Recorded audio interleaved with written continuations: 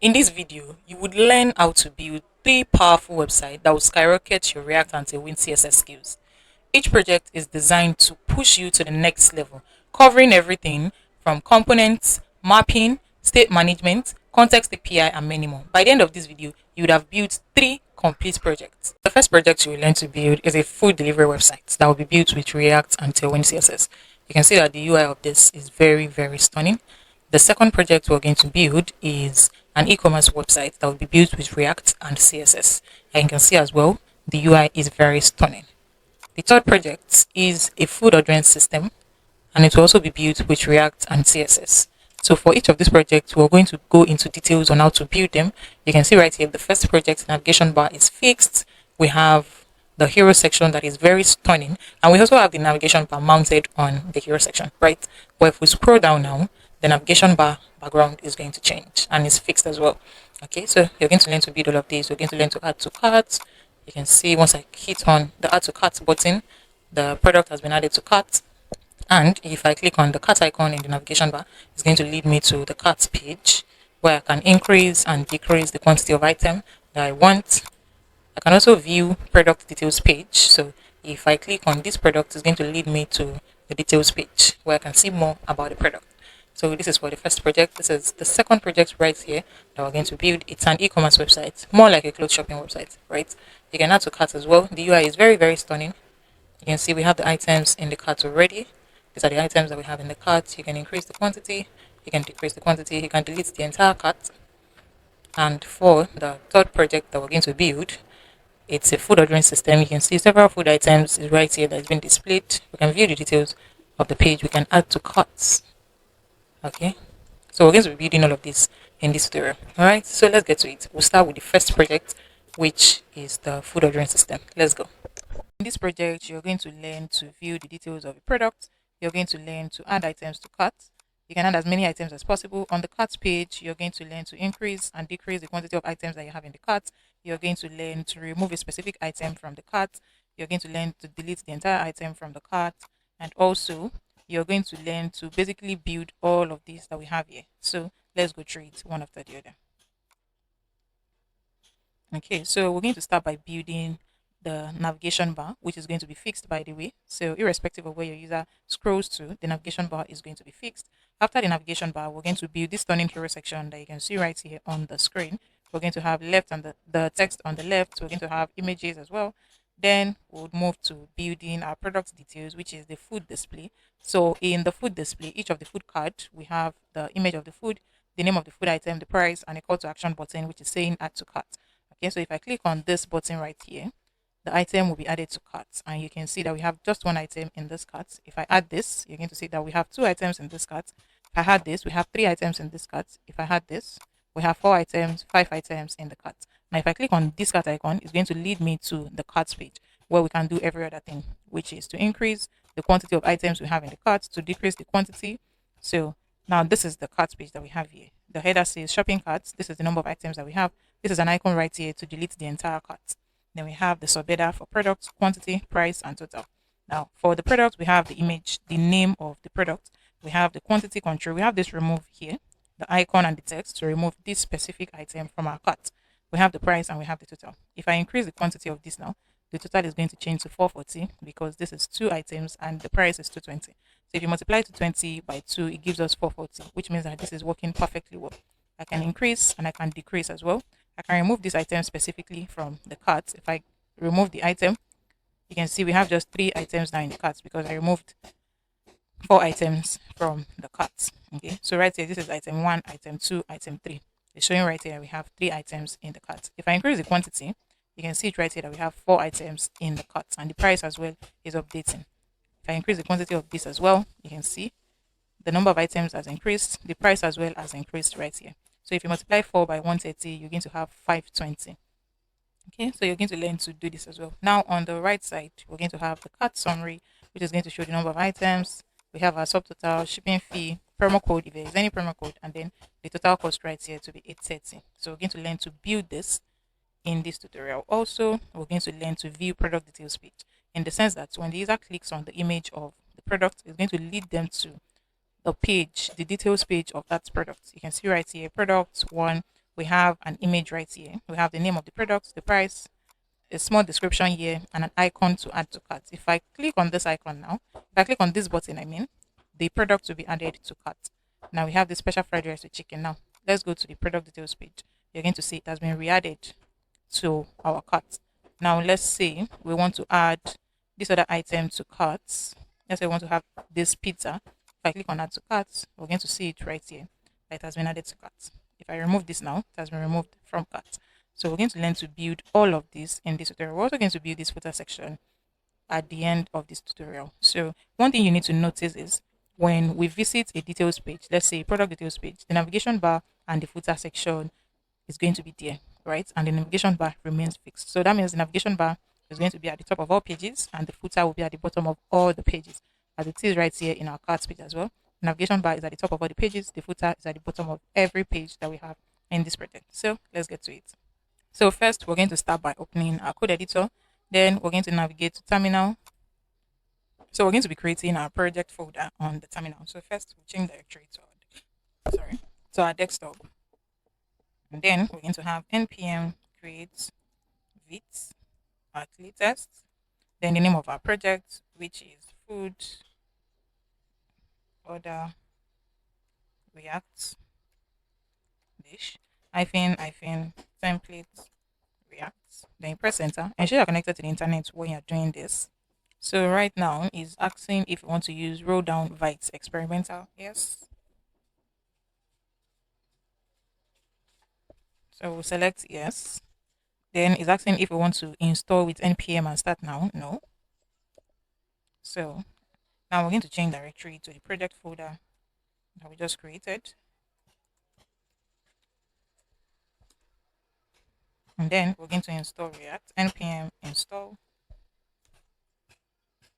Okay, so now that we've installed, we're going to type in code space, then press enter. This is going to open our project folder in a new window in VS Code.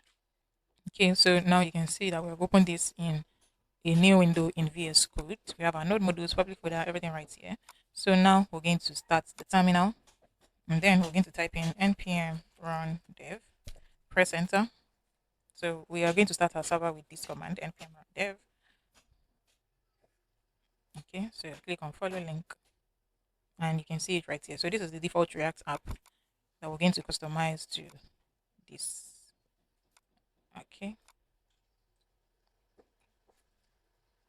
So now the next thing that we need to do is clean up. I'm going to delete app.css because we're not going to use it for this project. Then app.gsx as well. I'm going to clear up everything that we have here. Control A. I'll delete it all. Index.css as well. I'm going to delete everything that we have here. Now you need to install this extension for the next step. You need to have this extension, EX7 React native snippets. Install this extension. Once you have done that, you can close it. You can just come right here and search for it, ES7 plus React / Redux / React native. Once you have installed that, then you can now type in this RAFC. This is going to create React snippet for you. Once you type this and you can see this React arrow function export components, just click on it or you press enter and then it's going to create React snippet for you. So we're going to be using this more in this project. Okay, so the next step now is this is what we're building, right? And we're styling with a WinCSS, which means that we need to install a WinCSS first. We have icons right here. That means that we need to install React icons. We're able to visit another page like the cards page, product details page. That means we need to install React Router DOM so that we can navigate between pages. So those are the three things that we're going to install now. First is Tailwind CSS. Visit the official website, tailwindcss.com. Press enter. Then we'll open another tab. Then you're going to type in React icons. So npm js.com /package /react icons. Then for React Router DOM as well, we're going to install the npm package. Now we'll start with Tailwind CSS. Once you're on this official website, that you can see right here, click on docs, which is on the header. Once you click on documentation, it should lead you to this page. So once you're on this page, get started with Tailwind CSS. We're using Vite, okay? So we're going to follow these 6 steps to install Tailwind. So the first one is to create a project, which we've already done. Next step is to install Tailwind CSS. So you're going to copy this and paste it on your terminal. So this is running already. I'm going to open a new one because I do not want to stop my server from working. So I'm just going to open a new tab now, and I'm going to paste what I just copied now. So I've pasted that.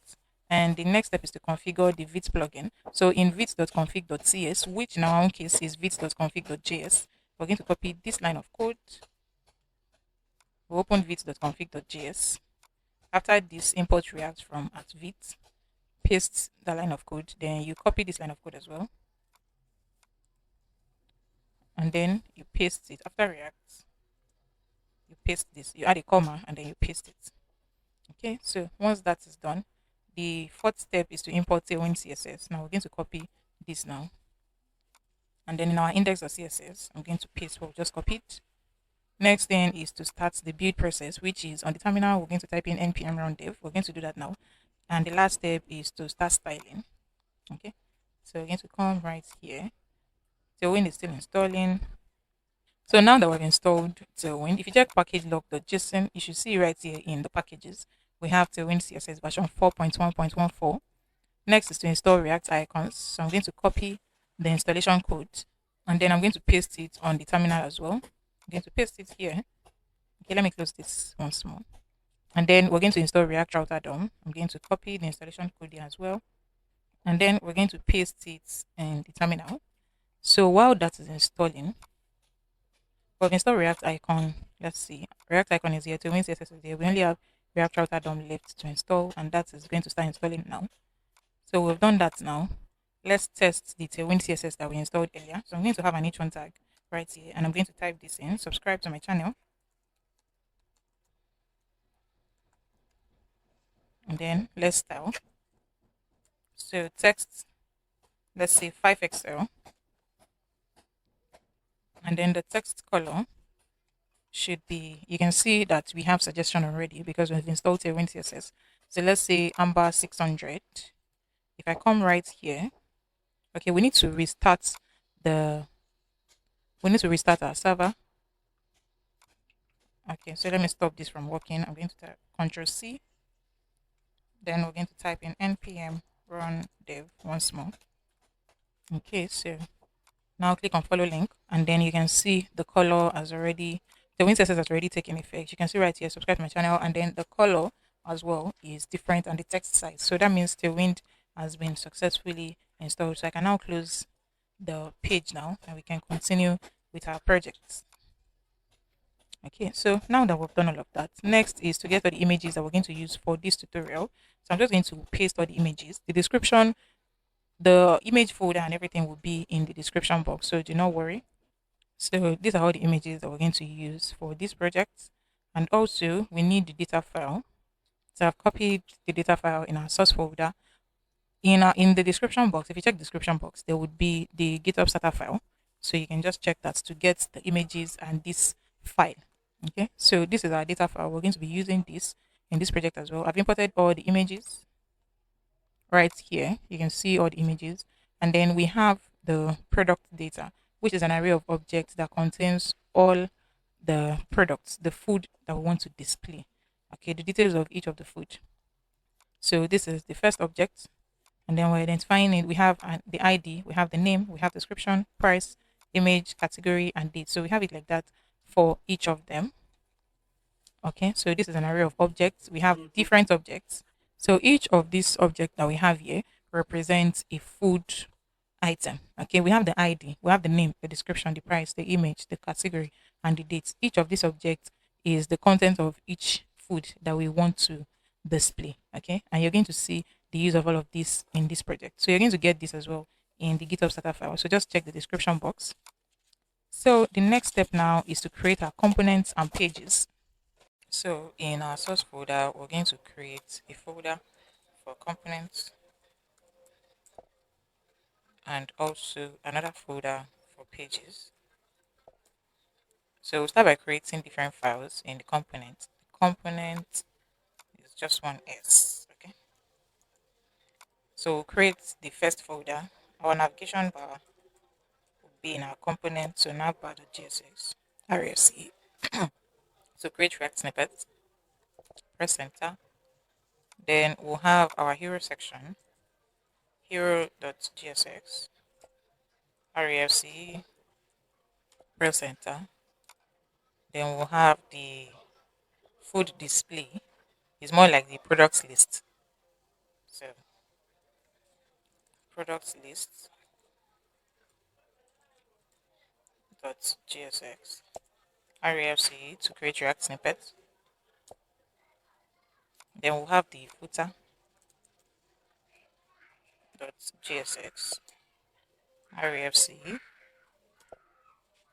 Then we'll have the cart dot gsx refc as well. Press enter, and we're going to have the shop context dot gsx. So we're just going to leave this at this now. It is going to be empty, and we're going to come back to it later. So I'm going to close everything. And then in the pages folder, we're going to have our home page dot gsx refc, and we'll have the product details dot gsx refc as well. So now that we've created the files in the component and pages folder, the next thing that we need to work on now is the app.gsx. And in here, we're going to set up our route. So as I said earlier, in the project that we're trying to build, the navigation bar is at the top of all pages and the hero section is at the bottom of all pages. So that means the navigation bar and the navigation bar will come before the home page and every other page, and the hero section will come after the home page and every other page that we have here. Okay, so that means that I need to first render the nav bar, so that it's going to be at the top of all the page, and then we'll have the footer that would be at the bottom of all pages. Do not forget to import it. So I'm going to import navbar from dot forward slash component slash navbar. I'll do the same for footer. Import footer from dot forward slash component slash footer. Okay, so the navbar will be at the top of all pages, footer will be at the bottom of all pages, then every other page, like the home page, cards page, product details page, will be in between these where we want to set up the route. And as you can see it right here, we have navigation bar and we have footer.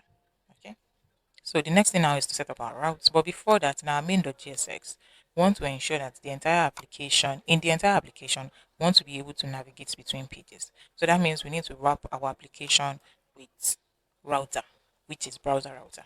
So first, I'm going to delete this strict mode, or better still, just turn it to a comment. Just click on it, then you press Ctrl forward slash, then it's going to turn it to a comment. So right here, we're going to have browser router from React Router DOM. Just select this so that it's going to import this. And then in between the browser router, you'll paste your application. So our entire application is wrapped with browser router so that we can navigate between pages. Our route, if we're setting up the route, is going to work now. So right here, in between our navigation bar, we're going to set up the routes for home page, we're going to set up the route for cart page, and we're also going to set up the route for product details page. So we'll start with routes with an S from React Router DOM.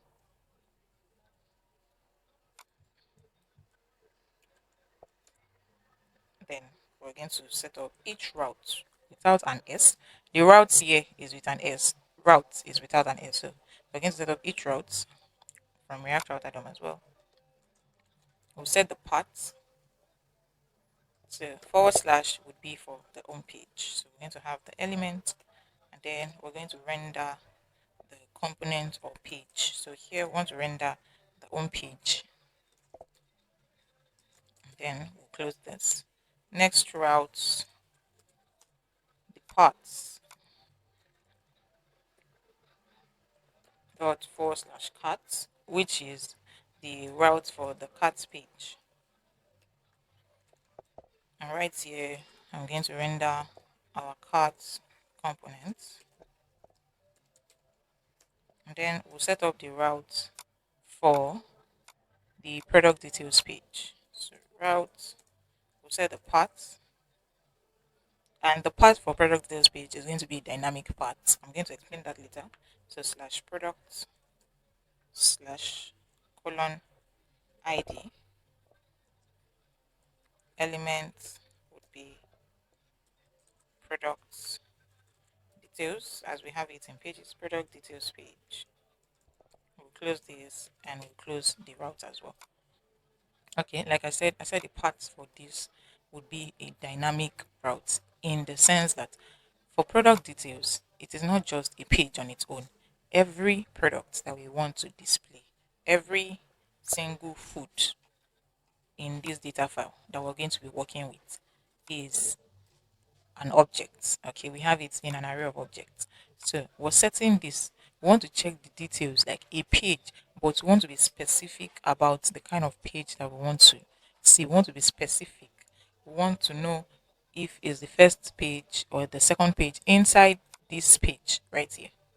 Okay, so for product details now, we want to check each product based on their ID. That is why we're using a dynamic route. If we just wanted to check the product details, we're just going to do slash product and that's all. But that is not going to lead us to a specific details.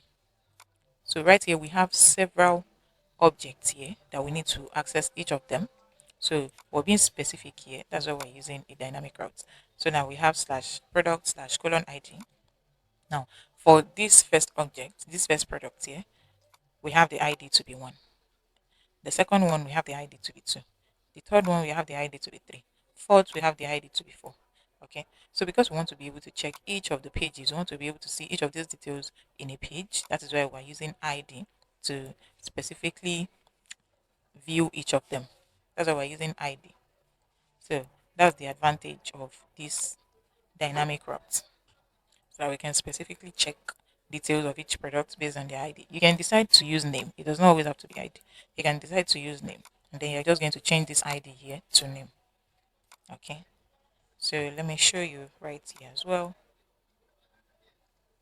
Okay, so this is what we're trying to build, right? I want to check the details of this product now. If I click on it, you're going to see that slash product slash 1. This is the first product that we're checking.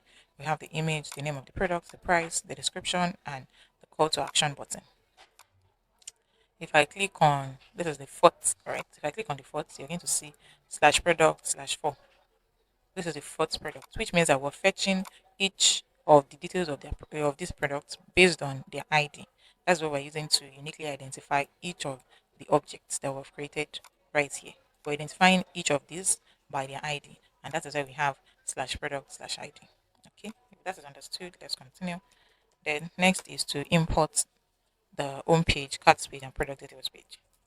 So we'll start with home page from dot forward slash pages slash home page. Then we have the product details, import product details from dot forward slash pages slash product details. Oh, come on. Slash product details. Then we have the cards component. So import cards from dot forward slash component slash cards.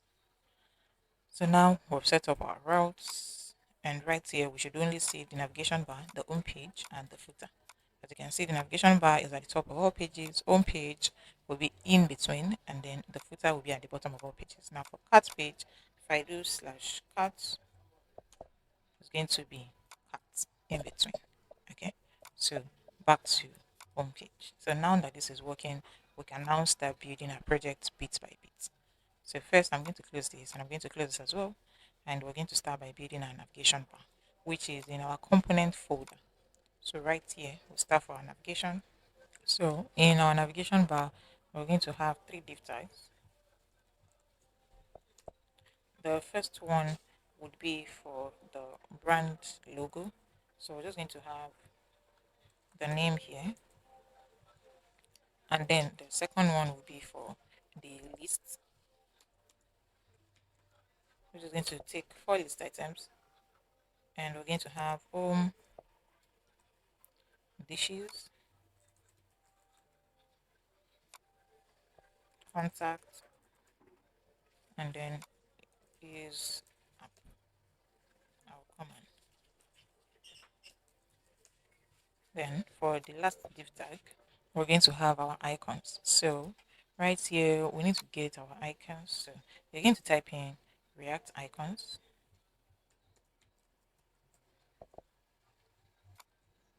So once you type that, you're going to see this website, react-icons.github.io. Just click on the website, and then we have several icons here that you can choose from. So the best thing is just type in the name of the icon that you want to use. We need the cat icon, so I'm just going to type in cat, and then you're going to see a list of icons that will match with the name cat, and you can just select any icon from these icons that is listed. Okay, so I'm going to be using this icon right here. So first you need to copy this. This is the code that we're going to use. You're going to copy this and then paste it immediately after import React. And then you will now copy the tag and paste it where you need the icon to be. So this is where we need the icon. Okay. Then next is the user icon. So I'm just going to type in user, and then we're going to use this icon. Let's see. We're going to use this by user icon. So we'll copy this and then we'll paste it here as well. Then we'll copy the tag and also paste it where we need it. Okay, so now if we check this now, you can see that we have all of this has replaced the navigation bar. So now we need to style so that our navigation bar is going to look like this. Before styling, there's something that we need to look at right here. Navigation bar here is fixed. Okay, so users can scroll and at the same time they're still going to see the navigation bar. So we need to ensure that our navigation bar that we're trying to build is fixed as well. And to do this, we're going to write this simple code. So first we need to create a state variable that is going to track if the user is scrolling, and a set function that is going to update the state when the user scrolls down the page. So we're going to have const. The state variable is, I'm going to name it is scrolled, and then we'll have our setter function set is scrolled, and by default we're going to set the state to false, which means that the user is not scrolling. Okay, this state variable here is to track if our user has scrolled down the page, and the setter function is to update this state if the user has scrolled, and by default we're setting this state here to false. Okay, next we're going to use effects here because this is an after effect. So we're going to use effects, and inside this is where we're going to have our function. So first we need to create a function to undo the scroll event. I'm going to name the function undo scroll, and by function I mean an arrow function. So undo scroll.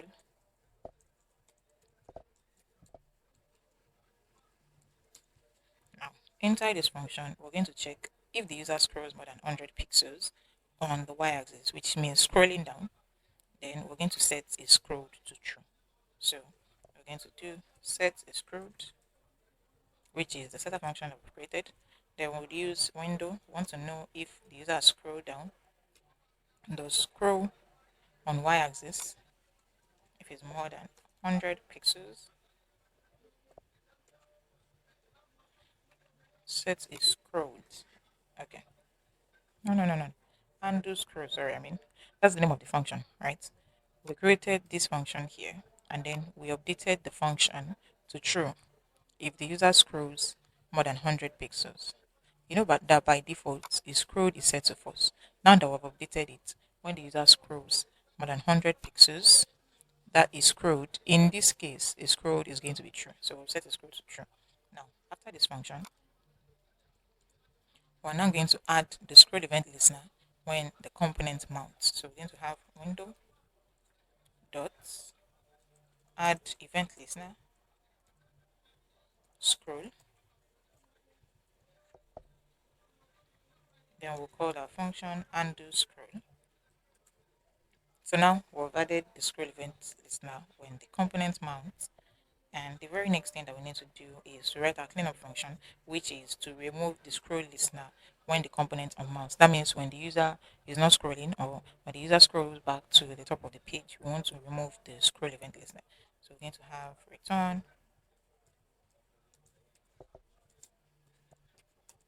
window dot remove event listener from scroll. Then we'll call the undo scroll function once more. And right here, we're going to pass an empty dependency array. Okay, so this is the function. This is the code that is going to undo scrolling and unscrolling.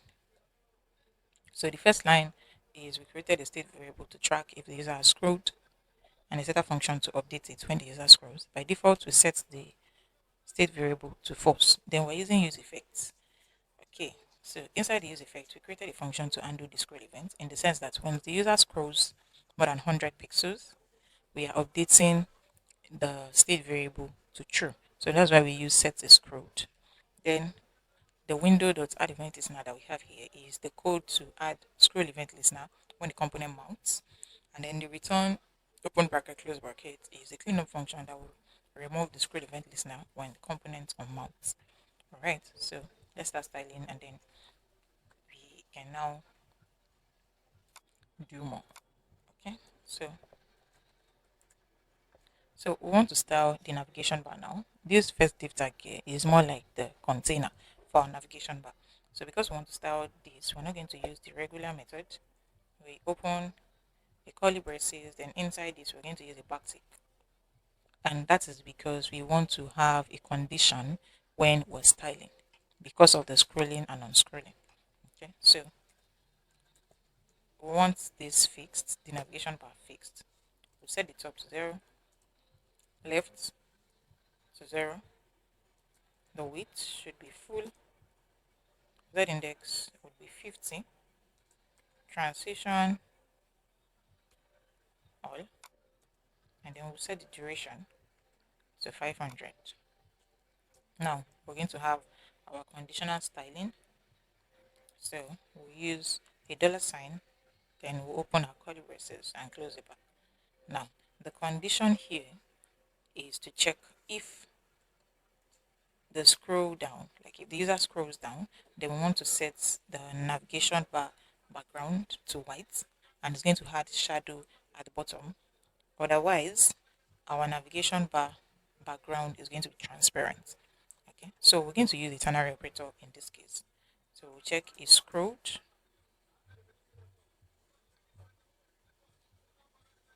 The scroll that we have here,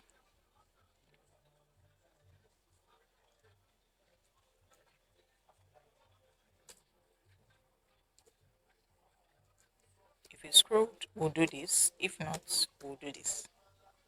Okay. Okay. Let's see. Okay. That's a typo error. Okay, so we're using a ternary operator here for the condition. We want to check if it's scrolled, then a we'll have a different property. If not, we'll have another different property, another different styling. So now right here, if it's scrolled is set to true, then we want to have the background color to be white. The text should be black. I mean text black. We want to have a shadow, and then we'll set the padding on y-axis to 4. And if not, then the background color should be transparent, and then we'll set the padding on y-axis to the 6. Okay, so after this now, after this conditional styling, after the curly braces, we can now continue our own styling. So we'll set the padding on x-axis to be 24. Display would be flex, justify between items center. So we're done with that. Next is this logo here. We'll set the text to 2XL. and the fonts should be set to bold.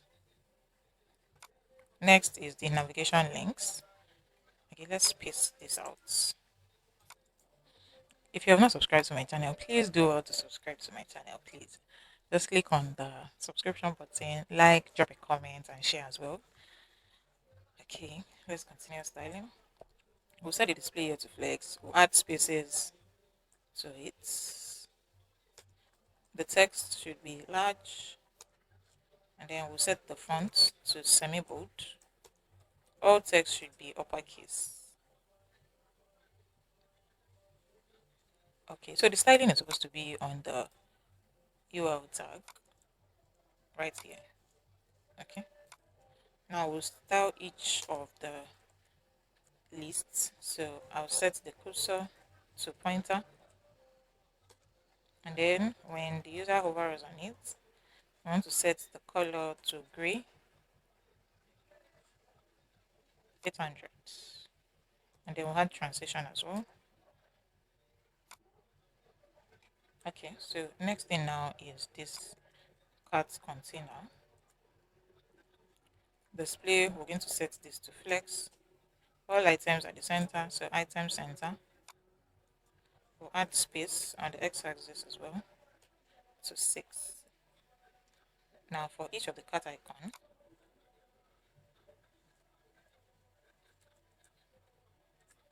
we're going to set the size to 3XL, and then we'll set cursor to pointer.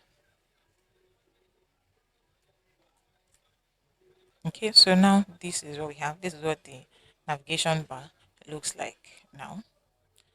So now we can now start working on the home page, and inside our home page is where we have our hero section, our product lists. So those are the two things that we're going to work on now. That's the next thing on the line. So let's work on our home page. I'm going to close this navigation bar, and then I'm going to open hero section. Okay, but first let's open the pages, home page, and I will mount the hero components in the home page. So we have hero here. I'll close the tag, and then I'm going to import hero from /component slash hero. Now let us open our hero section. So right here in the hero section, we'll have a div tag. Then inside this div tag, we're going to have two div tags. So the first one will be for the images. So we're going to have 3 image tags because we're using 3 images. But first we need to get all the images into this hero component here. We're using this image 1, 2, 3. The first one here, the second one, and then the third image. Okay, so we need to import the image. So we're going to import in this component. I'm going to name it hero image from /asset folder slash the name of the image here itself is hero.jpg. So hero.jpg. Then the second image, hero image 2 from /asset slash hero image hero 1 no hero 2 dot jpg. And last one, hero image 3 from /asset folder slash hero 3 dot jpg. So I'm going to close this now, and then return this to a curly braces hero image. So this is going to take hero image 1, and this will take hero image 2. Alright, so that should do it. Okay, the name here is hero image 2, and here is hero image 3. Okay, after that we'll now have this left content here. This is the right content right here, and this is the left content. So for the left content, we'll have an h1 tag with this text delicious mail, and then we'll have a p tag with this text. From everyday delicacies to delicious meals, redefine your taste with meals as bold and as unique as you are. Okay, so this is what we have in our hero section. Then if we check now, you can see that we have the images right here. This is the first image, this is the second image, and this is the third image. Are you hungry? Okay, so let's start now. So because we want to add background image, to want to have a background property, that is our background color, the way we have it here. This is a background, these are just images. This is a background here. So I'm going to name this hero so that we can style it later in our index.css. Now let's continue our styling. Height is screen size. We'll set the display to flex. Flex direction, colon. All items should be at the center. Now to the next div tag. Display will be flex as well. Justify content, space between. All items at the center as well. Item center. And then we'll set the cap of 4. The width should be full, and then max width will be screen. Margin top will be 16. I'm going to close this so that we can have a bigger screen. Now for the container wrapping all the images, we'll set the display to flex. Now we're going to style each of the images. We'll set the width of the first one to 630 pixels. We'll set the height to 580 pixels.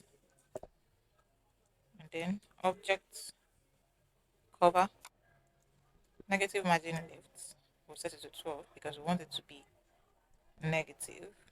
And then margin top, we'll set it to 8. Border radius will take 50%, so we'll have 50%. We want a border around it, so, and the border size should be 8. Then the border color will be white. Okay, now we're using almost the same styling for the 3 images, except that we need to edit the width and height and the margin left as well, and the margin top. So I'm just going to copy this styling, and then I'm going to paste it for the second image. Now the height of the second image is going to take 430 pixels, and then the width of the second image will take 430 pixels. The height as well will take 430. So the width and height of the second image will be the same thing. Object cover, negative margin left will be 8, and then the margin top here will take 46. Okay, now to the third image, the height, the width and height will take 320 pixels. 320. Object cover, margin left of this will take 8 as well, but the margin top will be 78. Okay, so this is what it should look like now. Okay, next is this div tag here. For the left content, we'll set the max width to half the size of the screen, and then we'll set margin top to 12. Now for this h1 tag, text will be 6XL, and then we'll set the font to bold. Text color will be white. Then the p tag, text size will be large, the font will be bold, and then margin top will take 4. Let's see. Okay, so the text is still here, so we need to lift the text. Okay, so we'll have negative margin top because we want it to go up of 80, and then leading tights. Let's see. Okay, so now we have our text at the top. Now we need to add the background color. Okay, so we're styling this hero that we have here. So I'm going to open index.css, which is our global CSS. And then for the hero section, we're going to use this styling. Do not worry, I'm going to drop, it's going to be in the link in the asset folder, in the GitHub asset folder in description box. So we're adding background image, linear gradient, 45 degrees. Everything is right here and you're going to see it. Okay, so now if we check this now, we should see that background image here.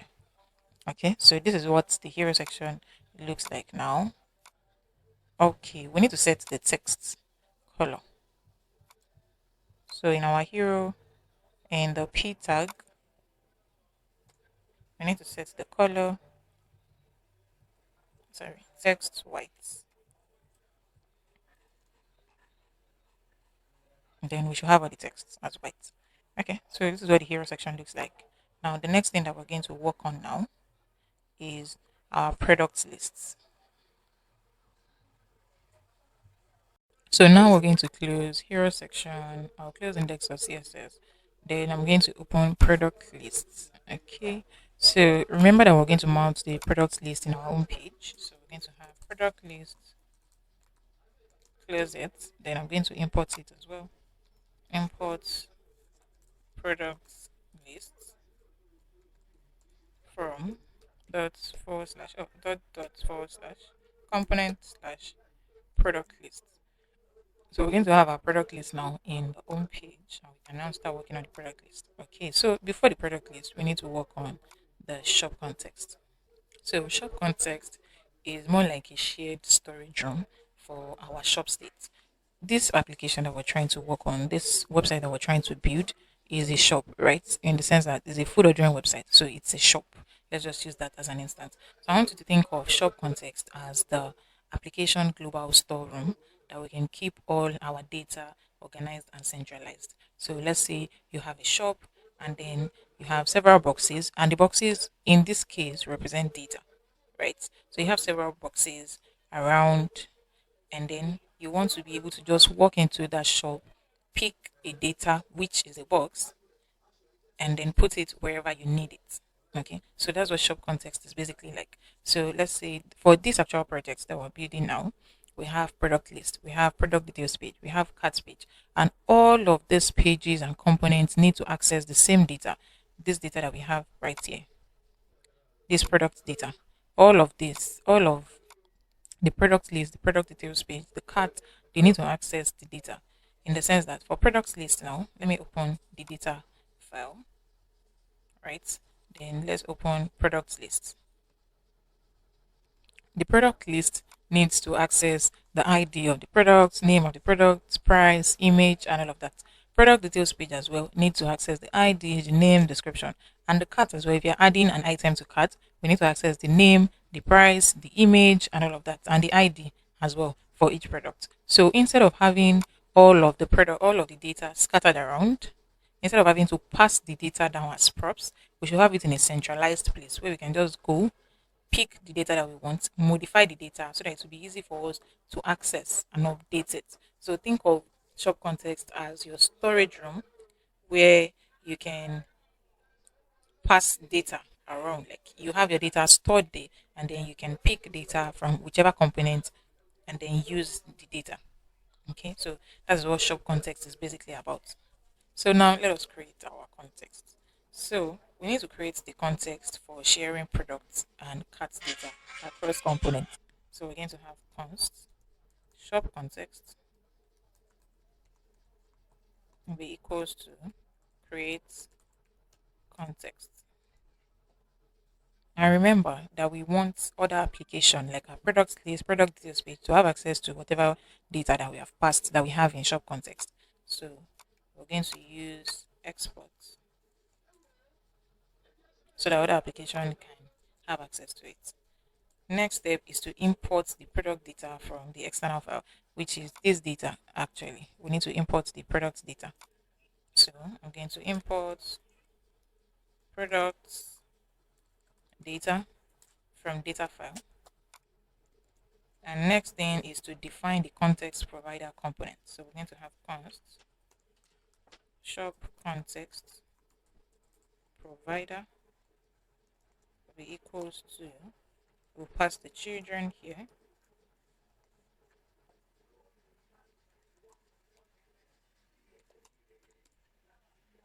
After this, we're now going to export the shop context provider component. Okay, so we're going to export default shop context provider. Once this is done now, the next thing is to provide the state and function as context value. In the shop context provider function here, we're going to have all the functions and the states.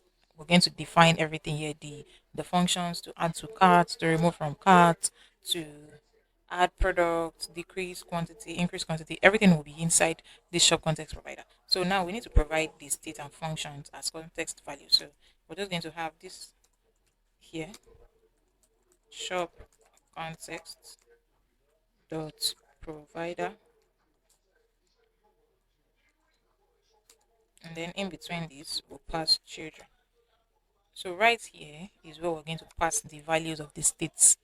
Okay, so the first thing we need to work on now is the product. So we need to declare a state variable to store all the available products, and then we're going to initialize it with this data that we have imported. Okay, so right here we'll create a state variable for products and a setter function set products to be equals to, by default, we're going to initialize it with products data. So now this product state has everything product data has. If you hover on this now, you're going to see ID, name, description, price, image, category, date. Okay, so that is for the product data. So instead of having to call data file in product list, we'll go to cart, we'll call data file. We'll go to product details, we'll call data file. We're just going to access it from our shop context. Okay, so now I'm going to pass the value. I need the product state. Okay, so now every other component can have access to this product. Okay, so next thing is to open our main.gsx, and what we're going to do here is to wrap our entire application with shop context provider so that all the components and pages in this application can have access to whatever function states that we have here, whatever function and whatever states that we have there. So we'll come here, we'll have shop context provider,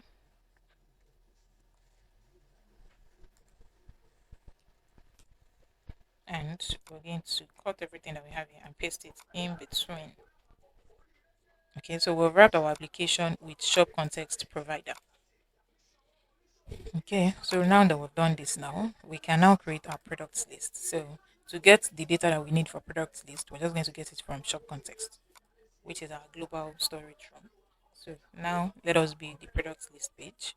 Oh, I mean components, not page.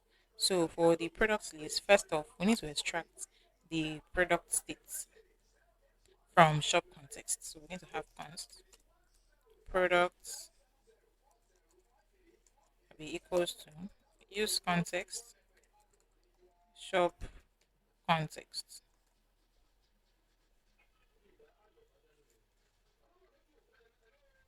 and then we're going to import shop context from our shop context file. Okay, so now that we have the products, we can now design our UI. So we'll start with the header, and it's going to take our awesome dishes. After this header, we're now going to create our products list container. So we'll have a div tag here. Inside this product list container, we're going to map over our products state to display each of the products as a card. So we map over products dot map, open bracket, to pass products.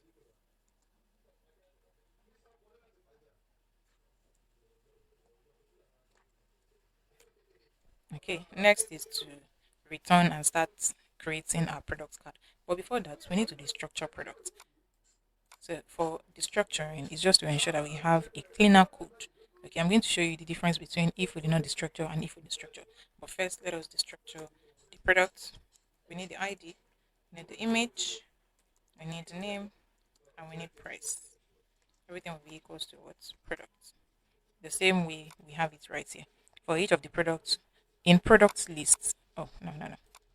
In product list, what we need is a card. What we want to create is a card, right? So we need the ID, we need the name, we need price, and we need image.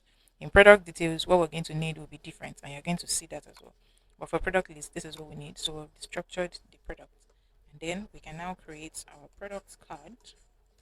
So return, we'll create a div tag. For this div tag, this is the card. Okay.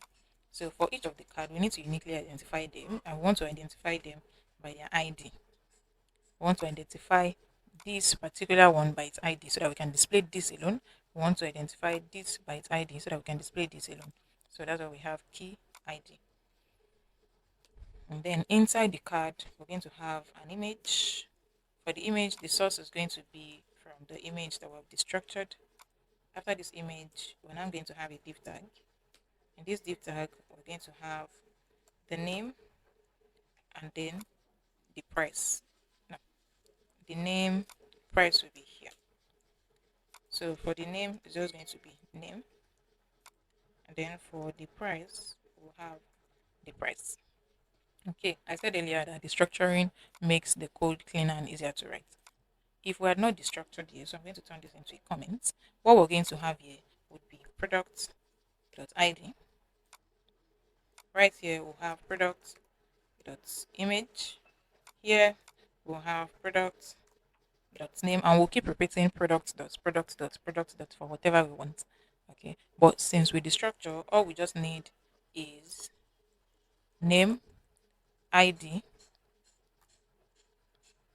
All we just need is ID, image, name, price, because we've destructured. So this code now looks cleaner and better. It's easy to read. So after this div tag now, we'll have our button, our call to action button that would say add to cart.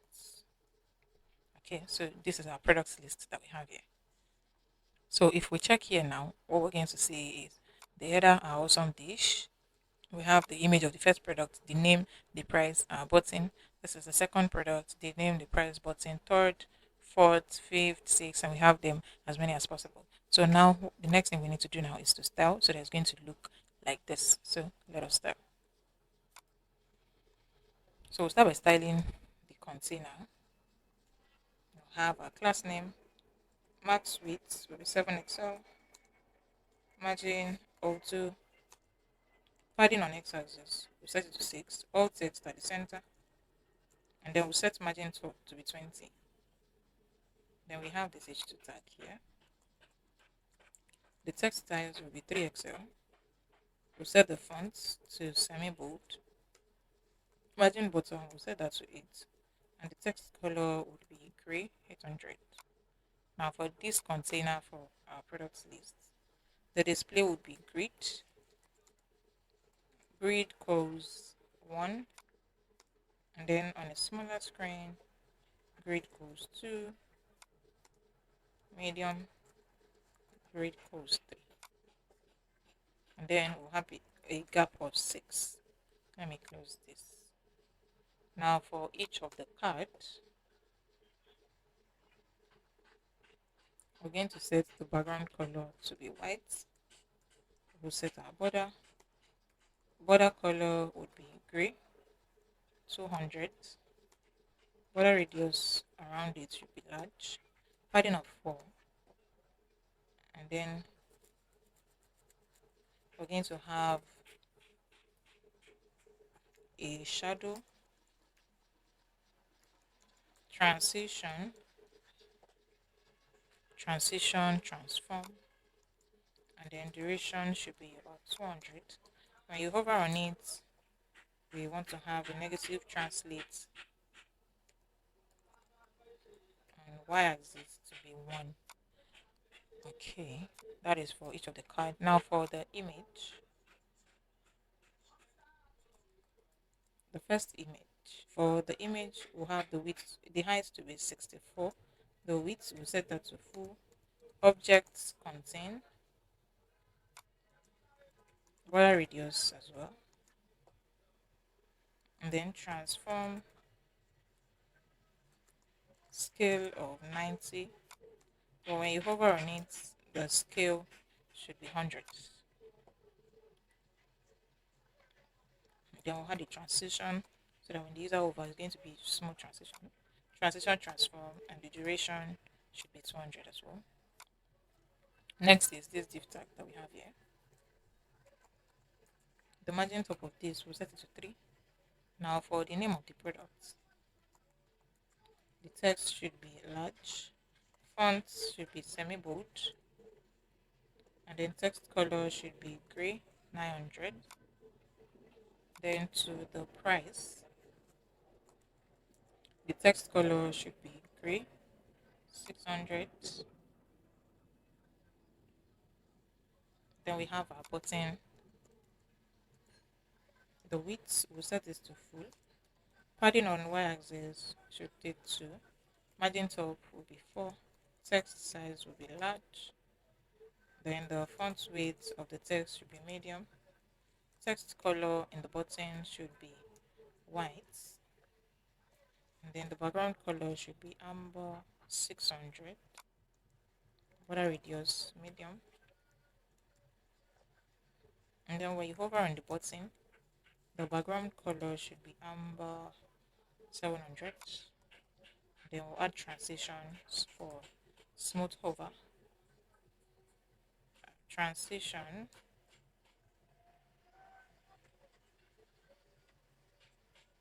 And then we'll set the duration to 300. Duration 300. So right now, this is what we have. Okay.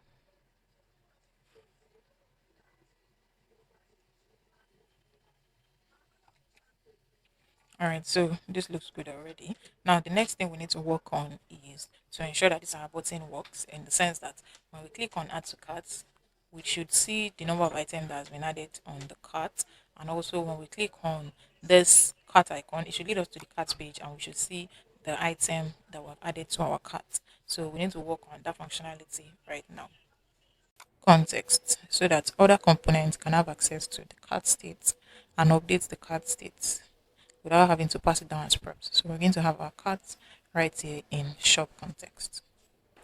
So first off, we need to create the state variable that is going to hold the cart data and then the setter function to update the cart when there is a change. And by default, we're going to initialize the cart data with an empty array. So we're going to have const cart setter function set cart be equals to use state. We're going to initialize it with an empty array. So now after this, we're now going to create another state variable and a setter function for quantity. So the state variable is going to store the quantity of items that we have in our cart and a setter function that is going to update the quantity if there is a change. And by default, we're going to initialize the quantity with 0. So I'm going to have const quantity setter function. Oh no, quantity. Yeah, comma setter function set quantity. Use state would be 0. Also, we'll create a state variable for the total price and the setter function to update the total price, and we're going to initialize that to 0 as well. So I'm going to have const total setter function, comma, set total,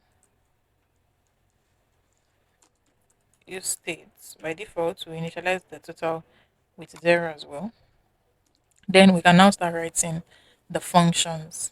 So the first function that we're going to write is to calculate the total price of items that we have in the cart. So we're going to be using use effect for this so that it can run an effect whenever the price change. So we're going to have use effect. Then we'll create this function right here. So the first is to use the reduce method to calculate the total price. So I'm going to have const. This variable here is going to store the total price. So total will be equals cut dot reduce, open our bracket. We're going to have our accumulator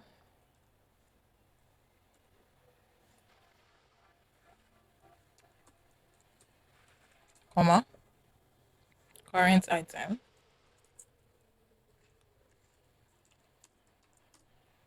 Okay, so let me close this so that we can have a larger screen. Now, we are now going to create a variable to convert the price to a number, and then we use an if statement to check for invalid prices. If the price is invalid, if the price is not invalid, then we'll return the accumulator. So let's do that. Let's convert first. And price as a number is going to store the conversion. So price as number will be equal to, we want to convert to a floating point number. We want to convert the current item price. So we're going to have current item dot price. Okay. Then skip invalid prices. If the price is not a number, so if price as a number is not a number, we're just going to return accumulator. But if it is, which is going to be after this if statement, we're going to add price times quantity to the accumulator. So we're going to return accumulator plus price as number multiplied by current item dot amount, the amount that we have for the current item. And I'm going to initialize the accumulator with 0. Okay. And so we're going to update the total state.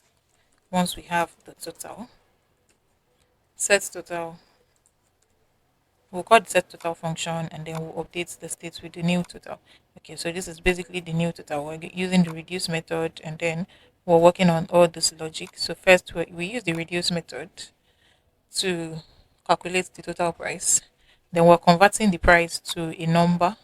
So the current item price, we're converting it to a number, and then we use an if statement to check if the number that we converted is not a number, then it should return accumulator. If it returns a string, if the price as number is not a number, it should return accumulator.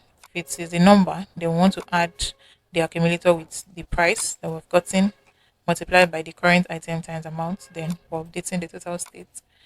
And then I'm going to add cart here as a dependency array to ensure that the use effect runs when the cards change. Okay, so that is for total price. Next thing we need to work on now is the quantity of items we have in the carts. So we'll use effects for this as well. First off, we need to check if the cart is not empty. So if cart exists, then we'll use the reduce method to sum up the quantity of all the items. So const amount would be equals to cart does reduce. We're going to have our accumulator and then current item as well.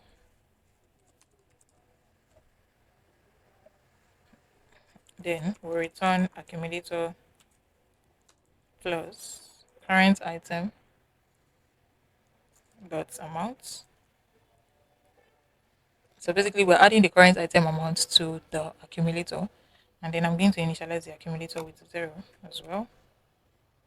Now we can now update the quantity. So we're going to have set quantity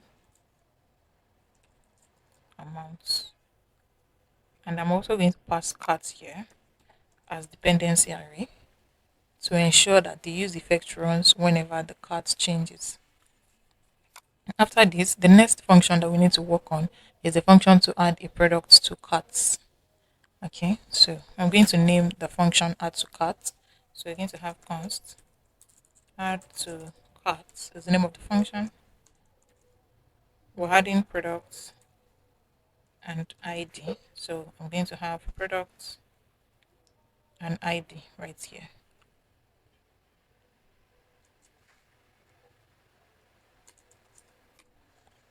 Okay, so first we need to create a new item with the initial quantity of 1. So I'm going to have const new item will be equal to spread the product, comma, we initialize the quantity with 1. Next step is to find if the product is already in the cart. So we're going to have const, and we'll save that in cart item in this variable. So we use find method cart.find item.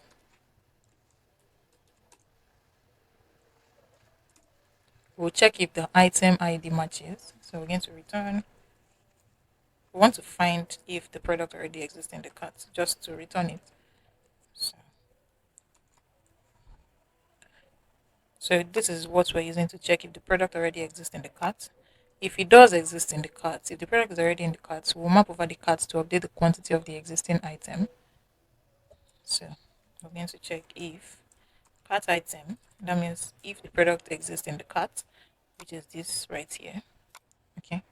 If the product exists in the cart, let's map over it. So const new cart would be, we'll spread the cart dot map pass item. Then we'll check if the current item ID matches the product ID, then increase the quantity. So if item dot ID equals ID,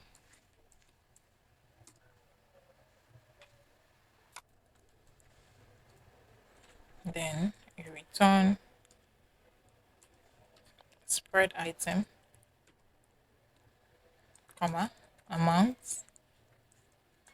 We'll update the amounts with cat item dot amounts. And if the product ID, if the item ID does not match with the product ID, we're just going to return the item. So I'm just going to use an else statement here. Else return item. Okay. Then we're now going to update the cart state with the updated quantity. So we're going to set cart with new carts. Okay, so basically what we did here, or better still, the first line of code here is to create a new item with the initial quantity of 1. Then for these 3 lines of code, we're checking if the product is already in the cart. We want to return the product that is already in the cart, the ID of the product that is already in the cart. Then for this line of code right here, we're using an if statement to check if product already exists in the cart, which is the first 3 line of code before this. If the product already exists in the cart, we're mapping over the cart to update the quantity of the existing item. Then we also want to use an if statement to check if the current item ID matches the products that already exist in the cart. Then increase the quantity to 1. That means we have the products in the carts before, but the user still wants to add the same product again to the carts. So we're checking what the user is adding now with what's already exists in the cart. If they match, then increase the quantity by 1 again. Otherwise, return the item as it is. That means add the product newly to the cart because it does not exist in the cart, right? And then if the two conditions are met, if either it exists in the cart, we re-add it to the cart. That means we increase the quantity by 1, or it does not exist in the cart, then we add it newly to the cart. We are updating the cart states with the new cart. Okay, so then we also need to check if the product is not in the cart at all. We want to add it newly to the cart. So we're going to use an else statement where this if ends. Set cart. We want to update our cart states with the new cart,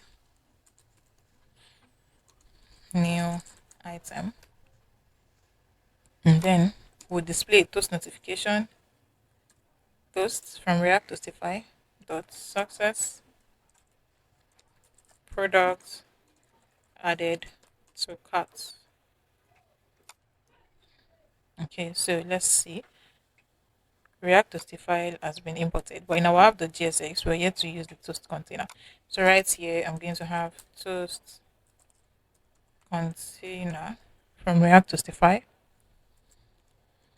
and I'm going to close this right here. Okay, so back to our code. I hope this line of code is understood. We're using an if else statement to check if the cart item exists. That means this part, if it exists, if any product is already added to carts. Okay, so if the cart item exists, we'll map over the cards to update the quantity of the existing item. And we're using an if statement to check if the current item ID matches the product ID, the existing products and the cart. If the new item that the user wants to add, if it matches, then we're increasing the quantity. If it doesn't, then we want to return the item as it is and update the new cart. And if the cart is not, if the item is not in the cart at all, then we are adding it newly to the cart. So this is our add to cart function. So the next function now, after this add to cart, is going to be the function to clear the entire cart items. So I'm going to name the function clear cart. So I'm going to have const clear cart. Okay, so to delete the entire cart, we just need to set the cart state to an empty array. So I'll use the set cart function. Then I'll set it to an empty array. And also I'll display toast notification, toast.success cart empty. Okay, then the next function now is to write a function to remove a specific product from the cart.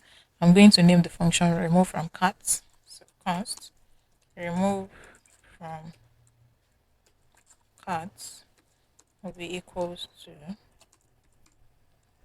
first we need to filter out the products with the specified ID. So we need to get the products. We need to get the ID of the products that we want to remove from our cart. So we're going to have const new cart will be equals to cart dot filter item.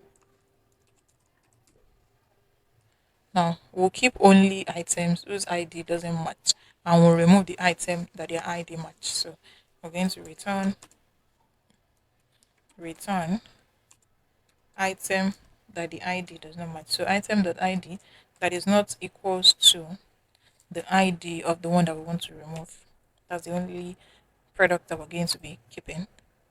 Then we're going to update the cart state. So set cart with the new carts in this function. Also, we'll display a toast notification. Okay, set carts set. We'll display a toast notification toast dot success products removed successfully. Okay, so this is a function to remove products from carts. Then the next function that we need to work on now is to increase the quantity of a specific product in the cart. So I'm going to name the function increase amount or increase products. So let's just name it increase quantity. And we're increasing specifically by ID. The first step here is to find the product in the cart by its ID. So we're going to have const cart item will be equals to cart dot find method. We want to find the item, so we're going to pass in item. We want to find the item dot ID that matches with the ID of the one that we want to increase. When we find it, we're now going to call the add to cart function and reuse the logic to increase the quantity. So we're just going to have add to cart. We'll call the cart item where we're storing the ID, and then we'll pass the ID as well. Okay, so this is the function to increase the quantity of a specific item in the cart. Now let's write a function to decrease the quantity of a specific item in the cart. I'm going to name the function decrease quantity. And we're decreasing specifically by ID, so I'm going to pass ID right there as well. So first off, we need to find the product in the cart by its ID. So we're going to do the same thing, const cart item is equal to cart dot find item. Then we return return item dot id that matches with the ID of the one we want to decrease in the cart. Then next is to check if the product exists in the cart. We'll map over the cart to update the quantity. That is to reduce it. So we're going to check if cart item const new cards be equals to cart.map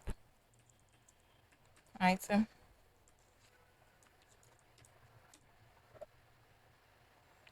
If the current item ID matches the product ID, then we'll decrease the quantity by one. So we'll do if item dot id equals id, then return item,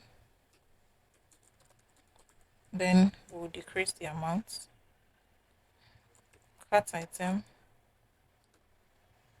dot amount, we'll decrease the amount by one.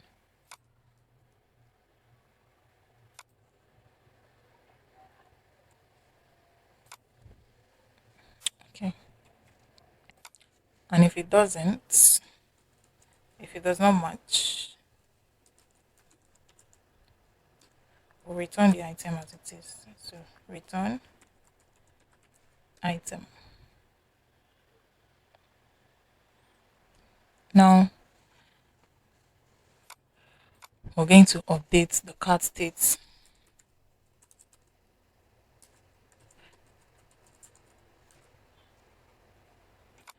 Okay, if the product quantity, so we use an else statement here, else. If the product quantity is less than two, we're just going to remove the product from the cart. So if cart item dot amount is less than one,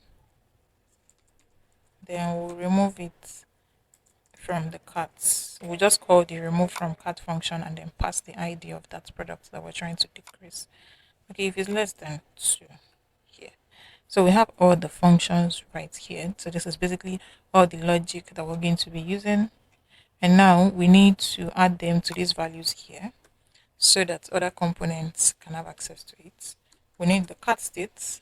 We need the add to cart function.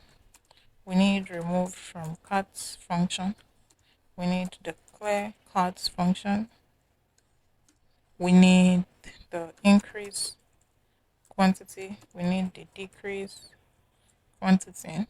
We need quantity itself. And also we need total states.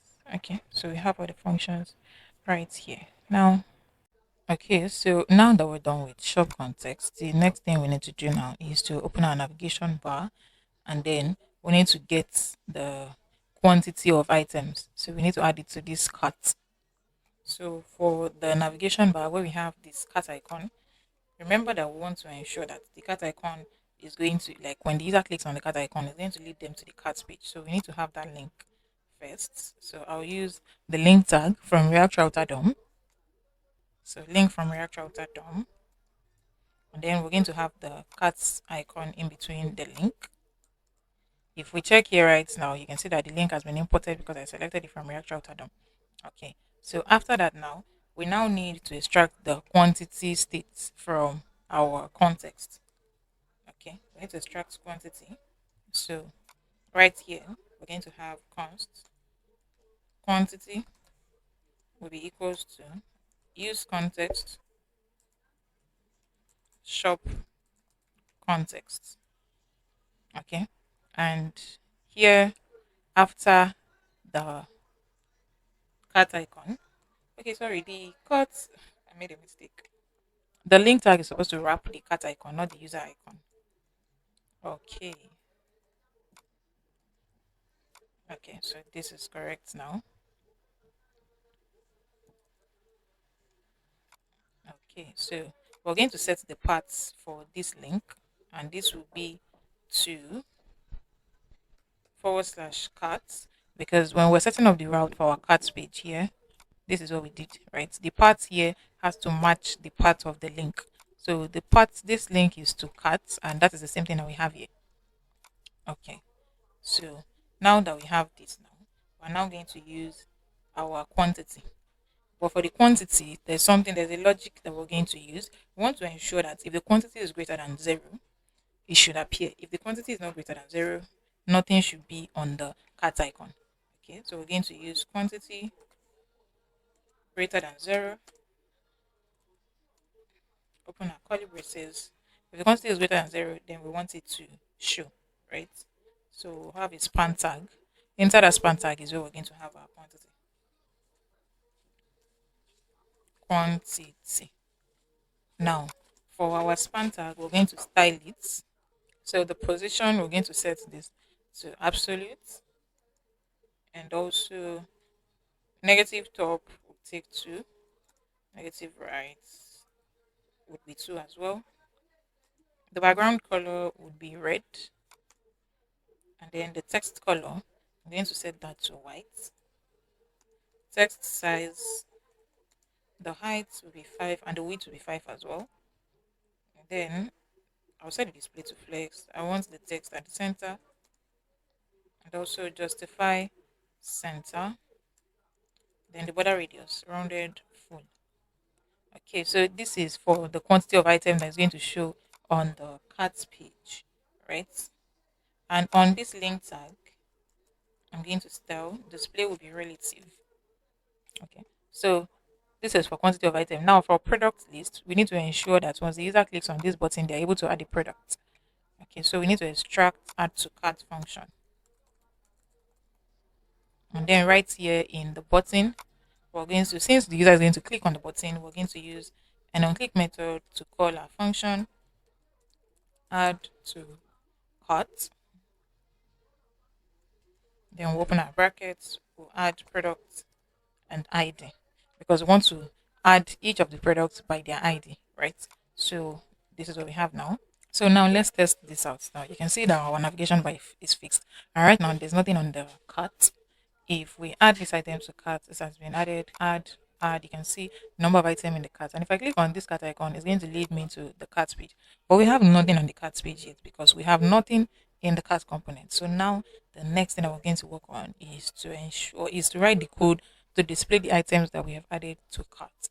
And on the cart page, right here, let me add items to carts.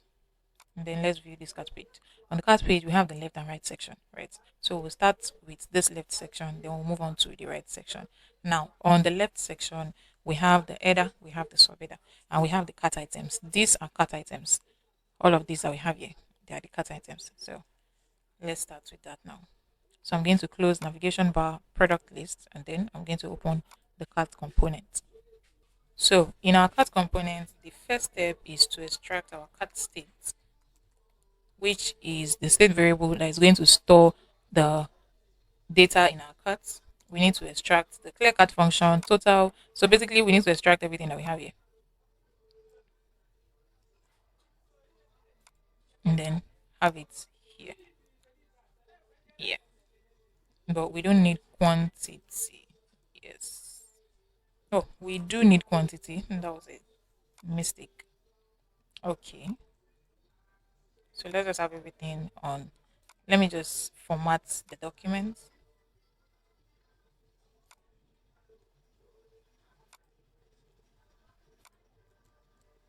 Okay, so let me manually do this.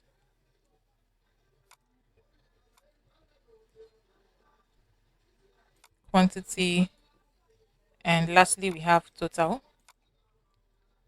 So we want to extract all of this from our shop context. So use context, shop context. Okay, so now that we have this, let me close this now. Now that we have the cut, the add to cart, remove from cart function, clear cart function, increase quantity, decrease quantity, quantity, and total, we can now start working on the UI for our cart page. Okay, so we're going to have the left and the right section. So we'll have two div tags.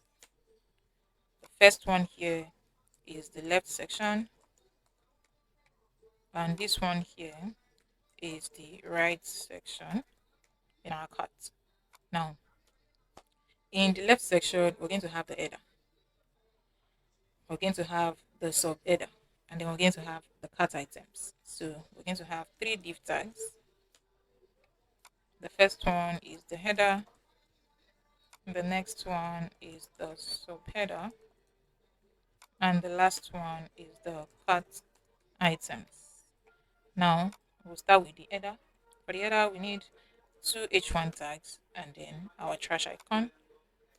So, when we added trash in our navigation bar, when we added an icon in our navigation bar, we went to the website and then we searched manually for the icon. But there's another way you can do it, which is to type the name of the icon, trash icon, whether it's trash, whether it's user icon, whether it's book icon, whether it's Facebook icon, whether it's Twitter X icon, and then because you have installed React icon, you're going to see a list of icons that's going to match that keyword. Okay, so this is trash, and then these are icons that I can just select from. So I'm going to use this icon right here, and you can see that it has imported as well. Okay, so for the H1 tag here, we're going to have shopping carts. The second one will be for the number of items. So we'll have items in brackets. And here we want to have the quantity. And it's supposed to be in curly braces. Okay. So this is for the quantity. That is the number of items that we have in the cart. Now for the subheader, we're going to have four span tags. Let me separate each of them. The first one will take products. The second one will take quantity. The third will take price. And the last one will take total.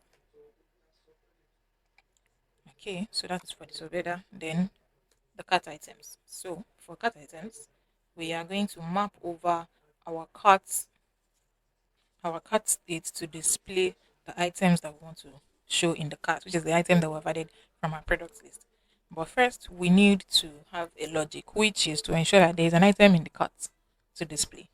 So we're first going to check the length of the cart, which is we want to ensure that if the number of items that we have in the cart is zero, then it should do this. It's greater than zero, it should do this. If not, it should do this. Okay. If the number of items in the cart is greater than zero, we're going to have a logic here, which is to display the cart items. If not, we just want to display that the cart is empty. So I'm just going to do that first. We'll have a p tag to display your cart is empty. That is if it's not greater than zero. Then if it is greater than zero, that is for this other bracket, we're going to map over the carts to display the item. We'll pass item here. And then we're now going to the structure item so that we can have a cleaner code. So we're going to have const. We'll have our ID. Then we'll have image, name, price of the item that we're adding to cart, and then amount. Everything will be equal to item. So of the structured item now, and we can now design the UI for. So we'll have return here, return for our cart item. Okay, so this div tag right here will be for each cart item. Then we'll pass a key to uniquely identify each of the cart item. We need the ID. Then we'll have another div tag, which is going to be for the image name of the image, the name of the item, and then the remove. And then we'll have another div tag, and that is going to be for quantity control. Then we'll have two p tags for the price and the total. Okay, so in the first div tag, we are going to need the image of the item in our cart, and that is going to take this image. After the image, we're now going to have a div tag, and in that div tag is going to take the name of the item we've added to cart, and also the button to remove item from cart. And we're going to be using the trash icon for that. So I'm just going to type in trash. And then because we've installed React icon, we're going to see list of icon that's going to match this keyword trash. As you can see it right here on the screen. So we're going to be using the which of the icon? Let's see. We're going to be using this icon right here. Then it will have remove right in front of it. Okay. So after this div tag, in the icon, this trash icon is to specifically remove an item from cart. So we're going to use an on-click method to call the remove from cart function. Remove from cart. Then we'll pass ID so that we can remove a specific item from the cart. If the ID of the item that we want to remove here matches the ID of this cart item, then it's going to be removed from cart, right? Okay, so now we've done that. And also to ensure that either we click on remove or the icon, we're able to remove, we should have this function in our button. Okay, so that's going to cover for both the icon and the remove. Okay, so now for the second div tag is going to be our quantity control. So we're going to have two buttons. In between the button is where we're going to have our amount, that is the quantity of item, either we increase or we decrease. So we use a span tag here. Now for the button, we are going to use the remove icon. The first button is the decrement button, that is to decrease the quantity of item in the cart, and the second button is the increment icon. So we want to use this remove icon. So I'm going to use this icon. Let's see. Yeah, I'm going to be using this icon.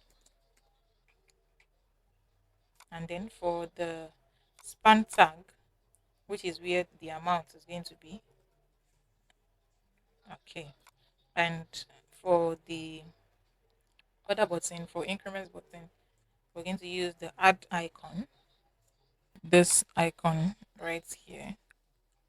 Okay. Now for each of the button, we're going to call the functions that will enable the button to work properly. Okay. So for the first button, we would use an on-click method to call the decrease quantity, decrease quantity function, and then we'll pass the ID to it. And then for the other button, would call the increase quantity function. Then we'll pass the ID to it as well. Okay, so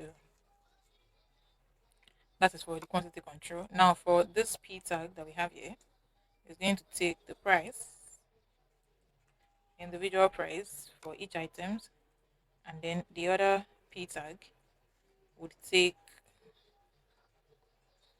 the total price, and then we'll get total by multiplying the price by the amount. Okay, price times amount, that is whatever amount of items that we've added here. If we have increased it or decreased it, we'll multiply it by the price, and that will give us the total. So this is for the left section. Now to the right section, which is the cart summary. We're going to have an h2 tag for the header. Cart summary. After the h2 tag, we are now going to have four div tags. After the four div tags, we're going to have a button, which is the checkout button. Now the first div tag right here would take two span tags. The first one will take items, showing the number of items. And then this one here would take the quantity. We want to display the quantity. Now, so the second div tag, we're going to have two span tags as well. The first one would be for subtotal.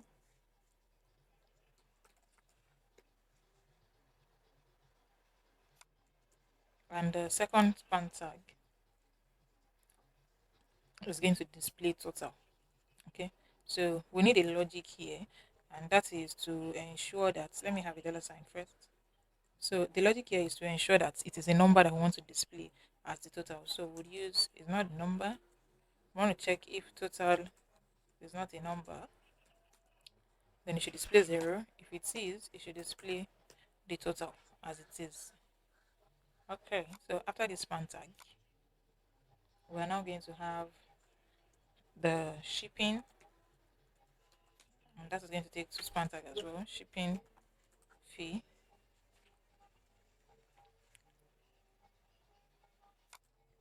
and then in this case, it's going to be free. Now for the last div tag, we're going to have two span tags as well for total cost,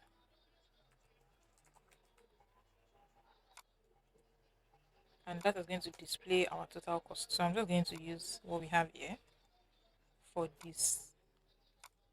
Okay, so now that we're done with this cart page, let's see what we have.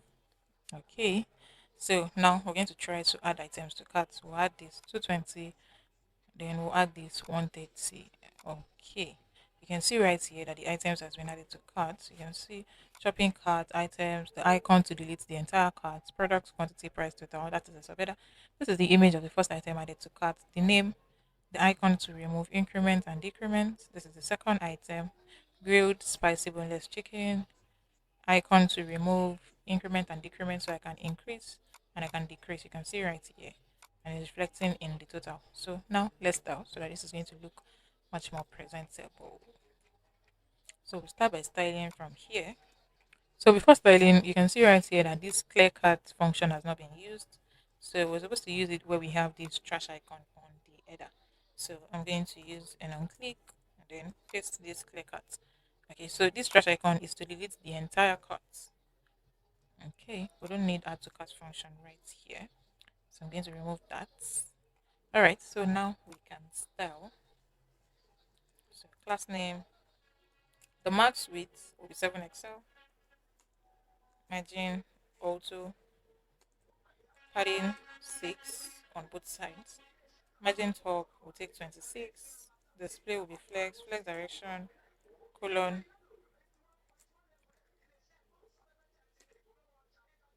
and then on large screen, flex direction, row, and then we'll set the gap to 8.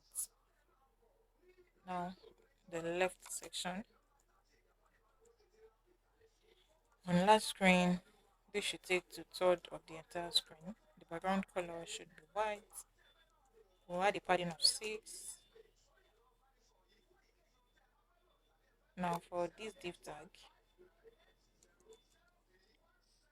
we'll set the display to flex. Justify between. We want all items at the center.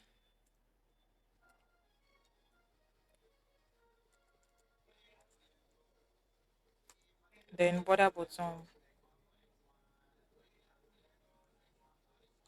padding bottom, we're going to set that to 4 as well. Okay, so for this H1 tag, text size should take 2XL and the font will be semi-bold. For this other H1 tag here, the text size should be large. Then the icon here, the color should be red. The size will be 2XL. Cursor pointer. Next is the subheader.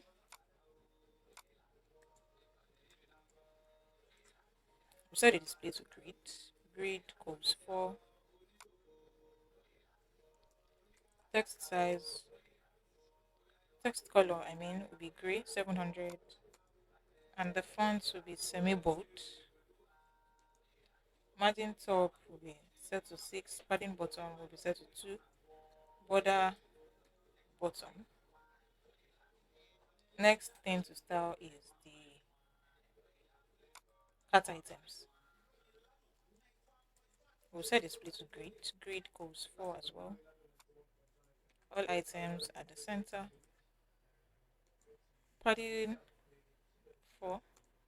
Then we'll set border bottom. Text color should be gray, 700 as well.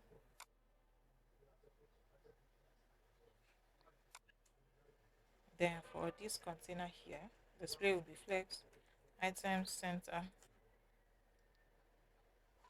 Then we'll add a space on X. Then for the image, we're going to set the width to 16. The height will be 16 as well. And then border radius, just medium. And objects cover. Then we have this right here. The fonts will be set to semi-bold.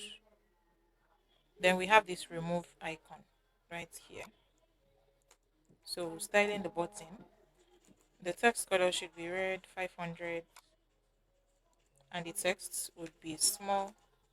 Display will be flex, items center. We'll add a gap of 1. Margin top, we're going to set this to 2. Okay, so next is the quantity control. So we need to style that. Display will be set to flex, items center. We'll add space. Now for each of the icon, I'm going to style the first one, and we're going to use the same styling for the second one. So the width is 8, the height is 8. Background color will be gray, 200. Border radius rounded full. We'll set display to flex, items center, justify center as well, and the text size will be XL. So we're going to use the same styling. So I'm just going to copy this, and then I'll paste it where we have the second icon. Now we have a span tag in between the icons, so the text size will be large. Now to the price,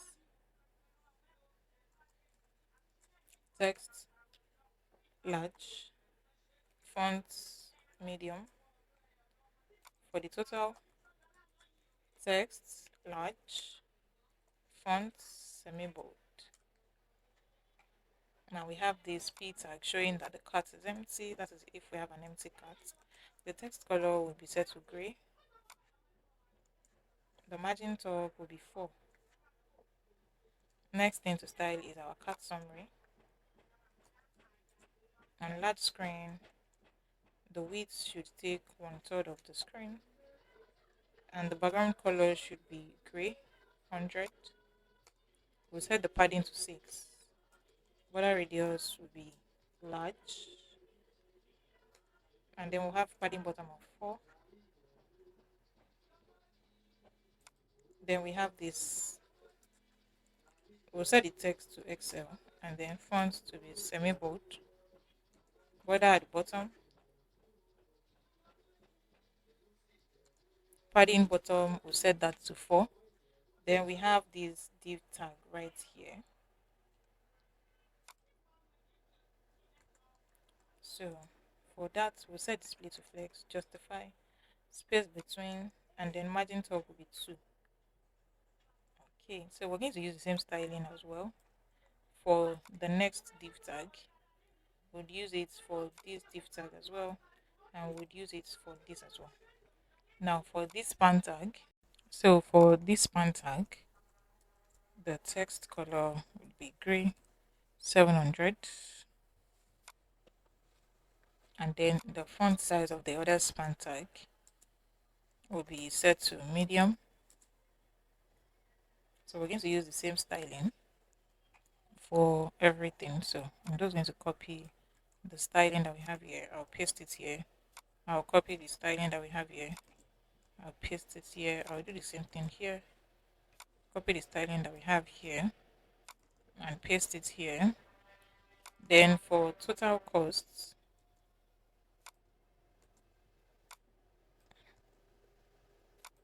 I'll do the same thing. Then we're going to style our button. The width, I'll set it to full. The background color would be green, 500. Text color would be white. Then we'll set the padding. Margin top is going to take 4. Border radius. Text size will be large. So now let's check what we have. And you can see now that it looks exactly like what we're trying to build. Okay, so now that we're able to do this, the next step now is the product details page. So we want to write the code to ensure that once the user clicks on the image of the product, it leads them to the page of the details of that particular product, that specific product. So I'm going to close everything relating to carts and shop context as well, even app.gsx, and we're going to open our product details page. Okay, so the only thing the first thing here is in our products list. That's the one to be able to click on the image, right? So we're going to use a link tag in products link from React Router DOM. We'll select this so that I can import, and then we'll paste our image in between the link. Control X, then we'll do Control V. So the image will be inside that link tag. So once the user clicks on the image, it leads them to the details of that product. Okay, so now if we test this now, if I click on these products that we can see right here on the screen, it will lead me to another page. Okay, right now it's not working because we're here to establish a link. We only use the link tag. Okay, so we're going to do that now. This is going to take slash products slash, then we'll pass the ID. So because it's a dynamic route, it's not just going to be slash like this. We're going to use a curly braces, a backtick, then we'll do slash product slash dollar sign ID. Okay, we want to be able to view individual products when we click on the image by their ID. So now if I click on this product, this is the first product. That means the ID is 1. It will lead me to the product details page. And if you check the URL right here, it's saying slash product slash 1 because the ID is 1. We're uniquely identifying each of the products by the ID. Let's say I want to open the 5th. You're going to see the product details and as well in the URL localhost port 5173 slash product slash ID. Okay, so let's work on the page itself, the product details page itself. So I'm going to close product list and now close components and open product details page. In our product details page, we're going to be working directly with the product data. So I'm going to import products data from our external data file dot data. And then the next step is to get the product ID from the URL parameter. That means the product I want to view the details, we want to get the ID of that product from the URL parameter.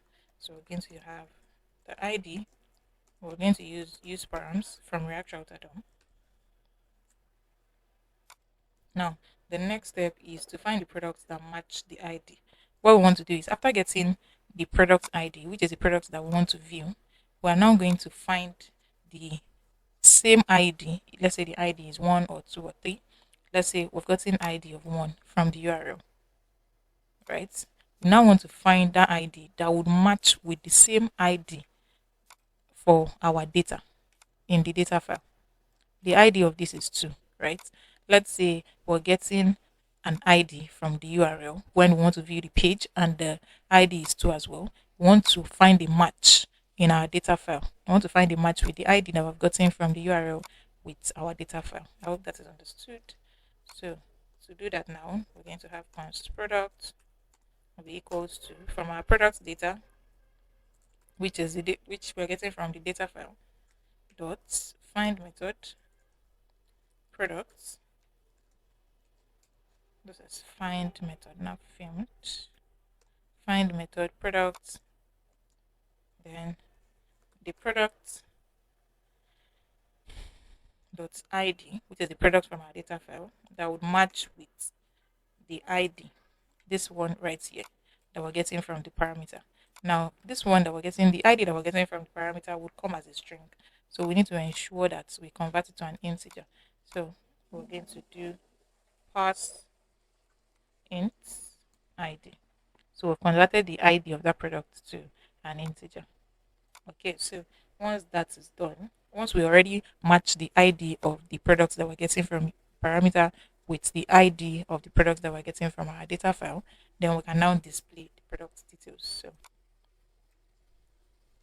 we're going to have two div for the left and right section. The left section will have an image, and for the image is going to be the image of the products that were matched, that the ID match, the ID that we're getting from the URL and the ID that we're getting from the product data. If they match, we're going to display the image. So it's going to be product.image. Then for the right section, which is the next div tag, we're going to have the name of the product dot name, then the price, product dot price, which is going to be in dollars. So we're going to add dollar sign. Then we have the description, product dot description. Then we have the button, add to carts. Okay, now for our button, we want to ensure that once the user clicks on the button, they're able to add that specific product to the cart. So we need to extract our add to cart function from shop context. So const add to cart will be equals to use context shop context. And we need to import shop context as well. Import shop context from dot forward slash dot forward slash component slash shop context. Okay, so our product details page now, add to cart. They see this in caps lock. Okay, now on the button, we'll use an on click method to call our add to cart function.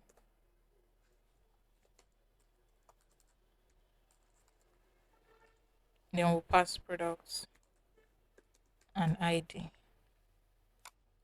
Okay. Okay, so there's something that we need to.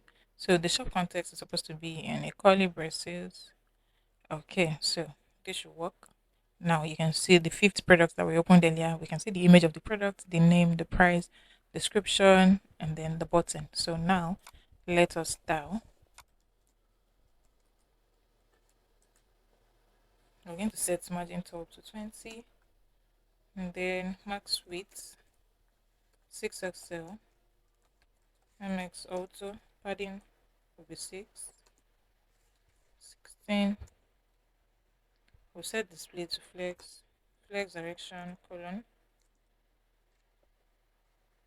and then on medium screen, flex direction row, we'll set a gap of 10.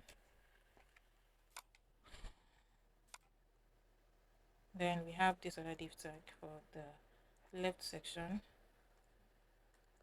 On medium screen, the width should take half. Display flex, justify center. Then for the image itself, we're going to set the width to 460 pixels. Next is this div tag for the right section. The width should take half of the screen. We'll set space on the y-axis.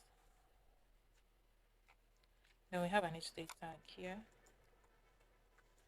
Text 3XL. Fonts, we'll set it to semi-bold.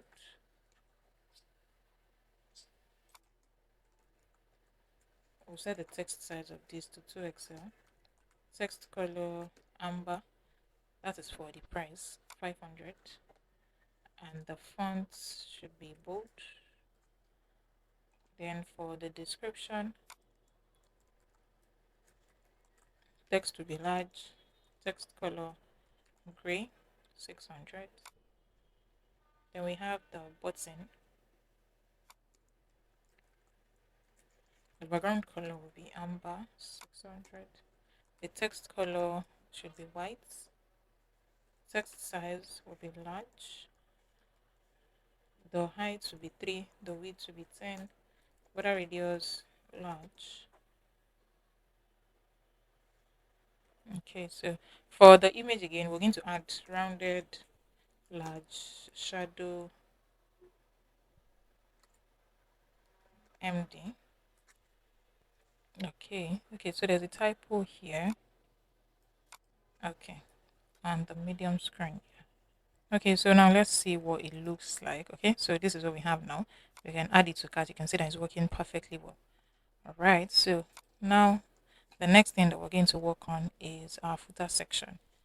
So I'm going to close everything that we have here and I'm going to open the footer. Okay, so for our footer, we're going to have two div tags. Okay, so we'll start with the first div tag. We'll have the brand name, and then we'll have a div tag for icons. So I'm just going to type in Facebook because we've installed React icon. It's just going to match this keyword with several icons, and then you get to choose. It might take a while, but it takes less than a minute. So I'm going to be using this icon. Then we'll use Instagram icon. I'm going to use the first icon, and then we'll use Twitter X icon. So we're going to be using this icon. Okay, then for the other div tag that we have here, we'll have this text. Okay, so our footer looks very simple. Now let us style the footer. So we'll start with this div tag. The background color would be black, text color white, padding bottom of 12, and then the next div tag, the display would be flex, justify, space between items at the center. We'll set padding of 8 on x-axis, padding of 6 on y-axis, border bottom, and then the color would be gray 600, flex, wrap. Then we have the name.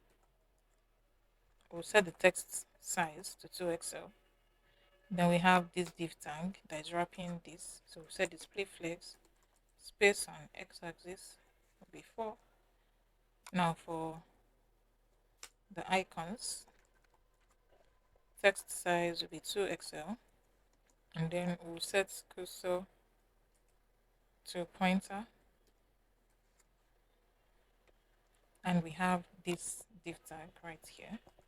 We're going to set the text at the center. Padding on y-axis will be 4. Now for the text itself, text color would be gray 400. Now this is what the footer should look like. Okay, so we've come to the end of this tutorial. If you found this tutorial helpful, please do not forget to subscribe, share, drop a comment, like, and I'm Zuli. See you on the next one. Thank you for watching. Bye. In this video, you're going to learn to build a stunning clothes shopping website. This is more like an e-commerce website, and you're going to learn to build this amazing website with React, and we're going to be styling with CSS so that beginners can learn as well.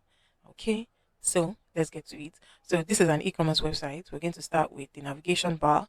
As you can see right here, we have a list, we have the logo, we have the icon and the quantity of items that will be in the icon. Next is this stunning hero section. You can see right here that we have a bold text at the center. We have the image of a model displaying, and also we have the stripes section that looks very, very amazing. Next thing is this unique collection, which is going to be a display of the products that I want to showcase in this video. So for each of the products card, we have an image, we have the name of the product, we have the price, and then we have the call to action button that is saying add to cart.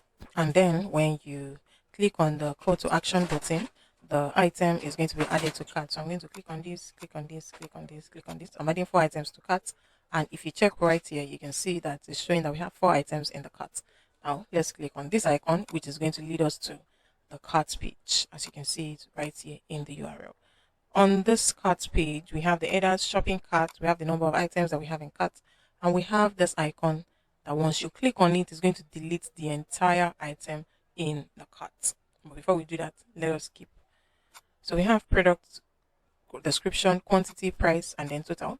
Now, for all the products that has been added to cart, you can see that it's been displayed. We have the image, the name, the quantity, control, the price, and the total. If I click on this now, it's going to increase the quantity of these specific items. The price remains the same, but the total is going to show.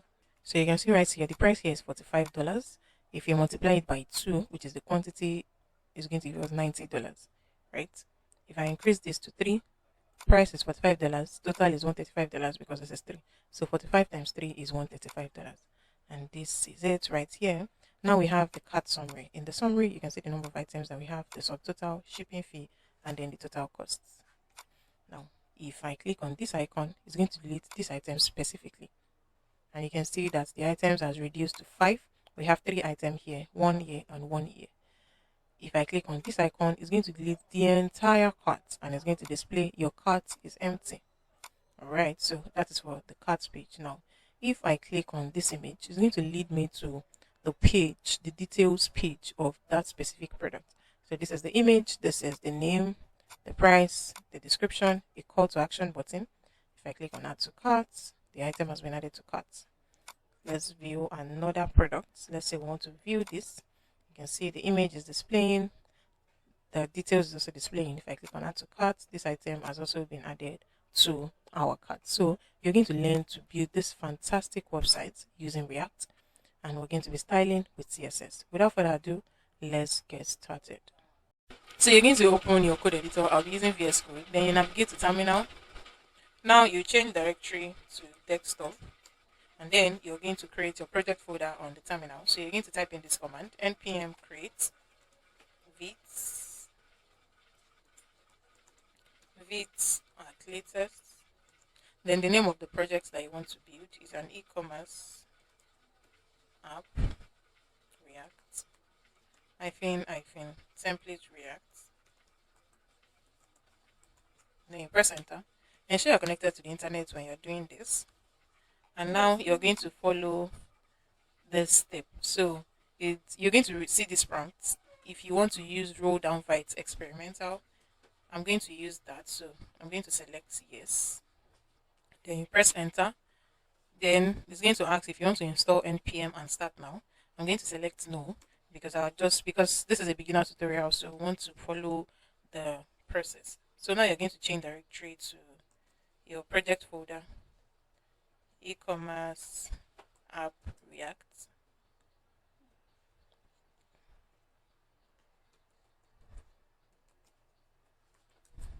And then you're going to type npm install, that is to install React dependencies.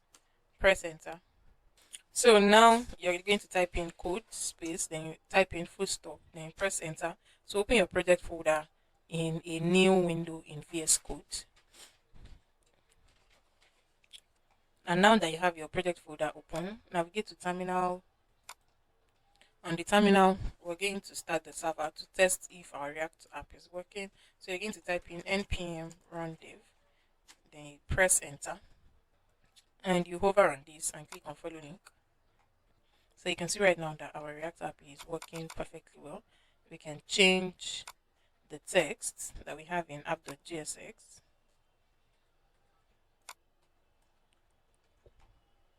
We can change what we have here. Let's see. So I'm going to type in subscribe to my channel. If you have not subscribed to my channel, this is a reminder for you to do that. And you would see right here that there's a change right here. Subscribe to my channel. Okay, so our React app is working. Now, the next step is to clean up the entire app so that we can use it. So you're going to type in this REFC to create React snippets. If that does not work, that means you do not have this extension. You do not have this extension ex7 react trader slash react native snippet extension. So ensure you install this extension for it to work. And then the app.css as well. We're going to delete the file because we're not going to be using it for this project. Then our index.css, we'll delete everything there. And then we'll set margin to 0 and padding to 0 as well. So after this now, the next thing we need to do is to get all the pictures that we're going to use for this project. I have that already, so I'm just going to copy it right here. And also the data file that we're going to be using. The link to this will be in the description, so do well to check the description. So I've copied the pictures and then the data file. So let's check out the data file because that's what we're going to be using for the entire project. First off, you need to import the images. I've done that already, and that is going to be the data file will be in the description link. So I've imported the images. Then I created an array of objects to contain all the products that we want to display. So the name of the array of objects is products data. And then we have each object, and each object represents a product. We have the ID of that product, we have the image, we have the name, we have the price, we have categories, and then description. This is the second object representing the second product. We have the ID, the image, the name, the price, category, and description as well. This is the third product right here. We have the ID, the name, the image, price, category, and all of that. So that is what we have in our data file. Now we're going to, in our source folder, we're going to create the component folder and the pages folder. In the component folder, we're going to create the navigation bar folder. We're going to create the hero folder. We'll create the product list folder. We'll create footer. And then we're going to create shop context. And then we'll create another folder for brand. And that is what we're going to have in the components. Now for the pages, we're going to have the home page folder. We'll have the cart page. And also we're going to have the product details page. So these are the three pages that we have. We have the cart page, the home page, and product details, which is the same way we have it right here. If you click on this icon, it will lead you to the cart page, right? This is the home page. And then if I click on the image of the product, it's going to lead me to the product details page. Okay, so those are the three pages that we have in this project. So we've created the pages and the components. So all of the components is going to be in the home page except the navigation bar and the footer. So now we need to set up our route. Before setting up the route, we need to install React Router DOM, and also we need to install React Icon because we're using icon right here. So we need to install React Router DOM, and also just type in React Icons. So this is for React Router DOM. If you're on this website, npmjs.com/package/react-router-dom, then you're on the right page. Just copy the installation code and then you paste it on the terminal. Our server is currently on and I do not want to stop the server, so I'm just going to open another terminal and I'm going to paste the code that I copied, the installation code for React Router DOM. I'm going to paste it right here. Now for React icons, you can see the first website is react-icon.github.io. Visit that website because we're going to be getting icons from that. This is where we're going to search all our icons from. Let's say you want to get user icon, just type in user, and then you're going to see list of icons that match that keyword that you can select from. You're going to see that in action when we start using it. And then the second website is npm package react icon, and that is what we want to install. So select this, then copy the installation code as well, and then you paste it on the terminal. So if you check package log.json in our dependencies, you can see that React Router DOM has been installed. Once React icons is installed as well, you're going to see it there. I'm going to show you that as well. So React icon has been installed as well, and you can see React icons version 5.5.0, and we have React Router DOM version 7.9.4. So We've installed that. Now let us set up our route. So in app.gsx, we're going to have the navigation bar.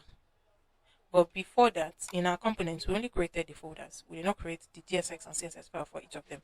So I'm going to create the GSX file for this, brands.gsx. I'm going to copy brands, press enter, type in REFC to create React snippet. Once it shows this, React arrow function export component, just select this, and then the snippet will be created. Then create the CSS file, brand.css. Okay, we'll close this now. I'll do the same for footer, hero, navbar, product list, but not for shop context. So I'm going to pause this video while I do all of that. So now that I have created the GSX and CSS file for each of these components and the pages, we can now start setting up our website.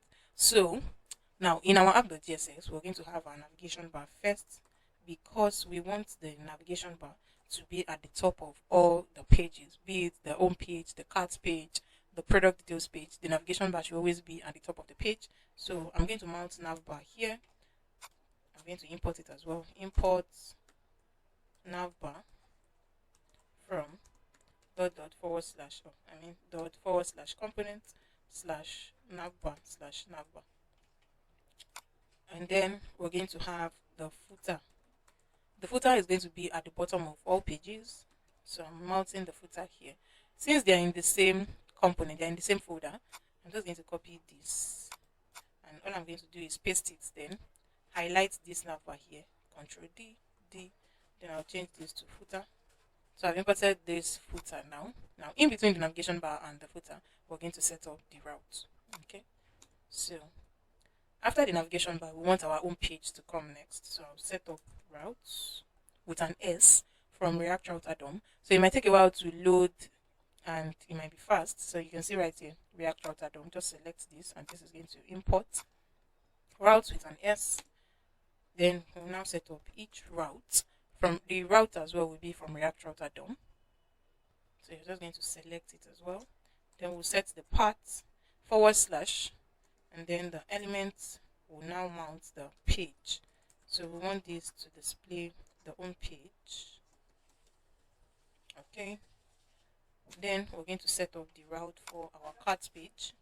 Then we'll set up the route for our cart page. We'll set the path to the / cart, and then we'll mount the page cart, and then I'll close this now. Then we're now going to set up the last page that we have is the product details page. So we'll set up the route for product details / product / ID. Okay, you can see that this is quite different from the way we set up route for carts and for home page, and I'm going to explain why. So let us mount the product details page itself. Close this and close this as well. Now for all these pages, we need to import them as well. So we're going to import home page from ./pages / carts / home page.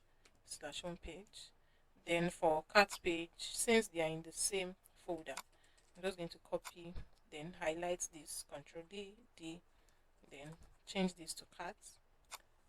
I'll do the same thing and change this, highlight this, then Control D. I'll change this to product details. Okay, now for the product details page, this part that we set up here is a dynamic part, because for product details, we want to view each of the products by their ID. When I showed you the asset folder earlier, each of these products in this array of objects has an ID, right? And that is what we're using to uniquely identify this object, this product object. This is a product data array, and each of this is a product object. And we want to identify each of these product objects by their ID. So we're using this ID. ID for this is 1, ID for this is 2, ID for this is 3, ID for this is 4, and so on and so forth. So to uniquely identify each of these, we're using ID, right? And now if you want to view the details of each of these products, we're going to use the ID. to uniquely identify them. And that is why we have a dynamic part here. So let me show you this as well. This is our products list, right? If we want to check this product, if I click on the image, it leads us to the product details page. Now, if you check the URL, you can see /product/1. The ID of this product is 1, and that is why we have /1. And that is what helps us to identify this product object, to display it from the list of this object. We have several product lists here, and then we can identify each of them by their ID. This is the 6th product. You can see it right here in the URL, and it's displaying just that product and no other product. Okay, so that is the job of a dynamic part. So now that we have this already, we're now going to open main.jsx to wrap our application with browser router so that we can navigate between pages. So I'm just going to turn this into a comment, control forward slash, control forward slash, control forward slash. And then where we have the app, I'm going to wrap it with browser router from React Router DOM. So once you type in browser router, you're going to see to select React Router DOM. Just select this. And then you're going to cut this browser router, Control X, and you put it after the application. So we've wrapped our entire application with browser router so that we can navigate between pages. Now, if we go and check our page, the first thing we're going to see is the navigation bar, then the home page, and then the footer. Now let's check. So we have the nav bar, home page, and the cart, right? If in the URL, if I navigate to the cart page, you'll see we have nav bar, cart page, and footer. Like I said before, the navigation bar is going to be at the top of all pages, footer will be at the bottom of all pages, and then every other page, be it the home page, the cart page, and the product details, will be in between the navigation and the footer. So if we head back to our home page, you would see right here, this is the home page. So now let's start building so that we can have a website like this. We're going to start with the navigation bar. But right here in our navigation bar, we have this font. And also we have the fonts in the hero section. So we need to search for the font first from Google Fonts. So I'm going to type in Google Fonts. So we'll visit the Google Fonts website, and now you're going to search for Antonio. We're going to be using this font right here. Just select the font, click on Get Fonts. And then I've selected different fonts, so that's why we have all of that displaying. And here you're just going to click on Get Embedded Code. So I want to get the embedded code for Antonio. We're using the import row since we're building a web app. If you're building an Android app, this is it, iOS, Flutter. We're building a web app, and then we're going to be using the import row. So the CSS for, you're going to copy the property, and in the index.css, we're just going to paste it as a comment. Okay, the weight is going to be 600. So we're going to be using these fonts, the optical sizing, the weight, and the style for this project. So we'll come back to that. So we have this now. I'm just going to cancel it, then we can start building the navigation bar. So I'm going to open the nav bar, and then we can start working on it. Also, we need to set the background color for the entire body. This is the background color that we're using. Then we can start working on our navigation bar. So for the nav bar, we're going to have a div tag. Inside this div tag, we'll have 3 div tags. So for the first div tag, we'll give it a class name of link. So in this div tag, we're going to have the links in form of lists. So we'll have 2 list items. The first one will take home, and the second one will take clothes. And for the second div tag, we're going to give it a class name of logo, and then it's going to take an h2 tag. So this is what we're using for the logo.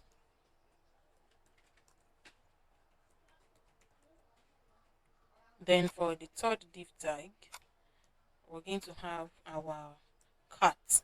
So we'll come here, type in cart,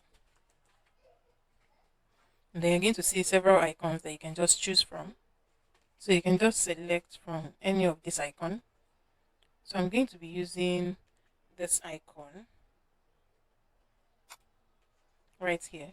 So I'm just going to copy, and then I'll paste it here.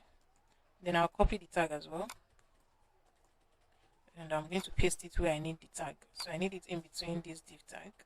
So I'm just going to paste it right here. So after this, we're going to have a p tag for the quantity of items that will be in the cart. So for now, I'm going to use 0, and later on, we're going to have the quantity value itself. For now, we're just going to use 0 as the placeholder. So this is what we should see in our project. You can see home, clothes, the logo, the cart, and the cart quantity. So we're going to style our navigation bar so it can look like this. So let's style. So I'm going to open my navbar.css file, and right here in navbar.gsx, I'm going to import my CSS file into my GSX file. So navbar.css, and I'll start styling. So I'll give this first div a class name of navbar, and I'll start with this navbar container. I'll set the padding to 30 pixels. I'll set padding inline to 80 pixels.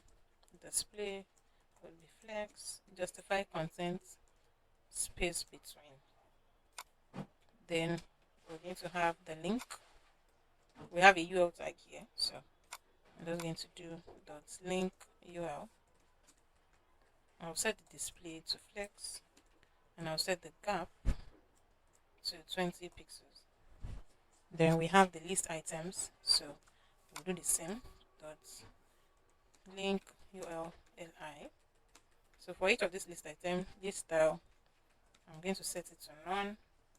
The font size would be 18 pixels. The font weight, 18 pixels. The font weight will be 600. Text transform, uppercase. Then we have the second div tag for the logo. And we have an h2 tag here. So .logo h2. We'll set the font size to 1.5 rem, and then the other properties will be from the font family that we got in Google Fonts. So I'm just going to paste it here. Okay, then we have the other div tag, which is the last div tag, and I'm going to give it a class name of nav icon wrapper.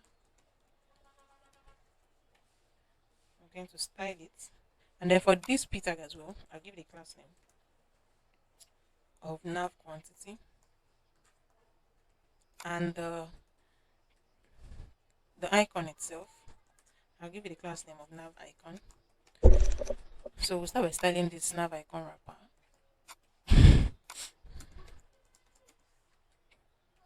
We'll set the display to flex. Position will be relative, and then cursor will be pointer. Then we have the nav icon itself. I'm going to set the font size to 34 pixels. Margin left will be 35 pixels. Then we have the nav quantity.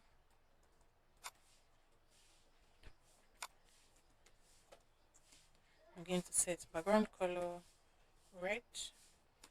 Position will be absolute. Right will be -9 pixels. We'll set the top to be -11 pixels. We'll set the font size to 12 pixels. The height and width would take 20 pixels. Then we'll set border radius to 50%. The text color would be white. I will set display to flex. Then justify content on the center. Align items at the center as well. Okay, so this is what we have, and the font is not applying, so we need to visit the website once more.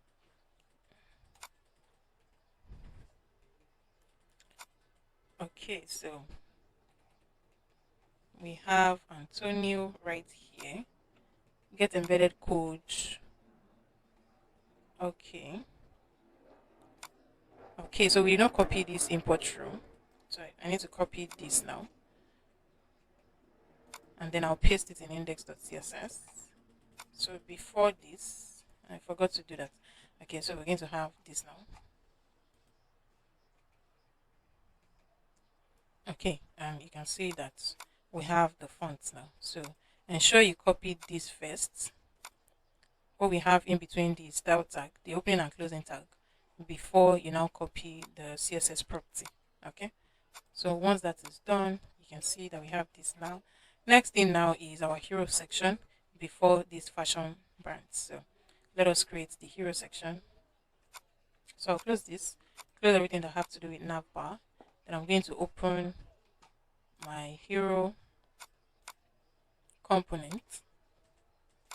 So for the hero section, we have an image that we're going to use, and the image is right here, hero.png. So first I need to import the image. Import hero image from dot forward slash dot forward slash dot forward slash asset slash the name of the image is hero.png. Okay, and we can now start with our hero section. The hero section is very simple. We'll have a div tag with a class name of hero container. Inside this container, we're going to have another div tag with a class name of hero content. And then we'll have an h1 tag with the name, with the title classic fashion. Then we'll have our image tag. And in the source, we're going to use a curly braces, and then we'll use the name that we gave the image. So the hero section is going to be in our home page. We're going to mount our hero section in the home page. So I'll come right here, and then I'm going to type in hero. So once you see from dot forward slash component, just select this, and then we should have our hero section right here. Okay, so we're going to style so that it's going to look like this as well. So I'm going to open hero.css, but before that, we need to import our CSS file into our JSX file. So we'll start by styling the hero container. I'm going to paste that here. The height will be 120 VH. I'll set display to grid. Place item at the center. Then we have hero content, text at the center. Then we have an h1 tag and also an image. So dot hero content h1. I'm going to set the font size to 12 rem, and the other property will be from index.jsx. We're going to be using this. I'm just going to paste it here. Okay. Then next thing to style is the image. So I'm going to give the image a class name of hero image. So I'm just going to copy this, and then hero content, no, hero content, hero image. We set the width to 1000 pixels. The height will take 840 pixels. Object width contain, and then we'll set margin top to minus 12 area. So this is what we have now. This is the hero section. Now for the brand stripe section, I'm going to close this, then open this brand section here. So for the brands, we're going to have two div tags. Two div tags. So the first div tag will take a class name of stripe top, and the second div tag will take class name of stripe bottom. So we'll have our another list, and then we're going to have 5 list items. We'll have hot fashion, unique designs.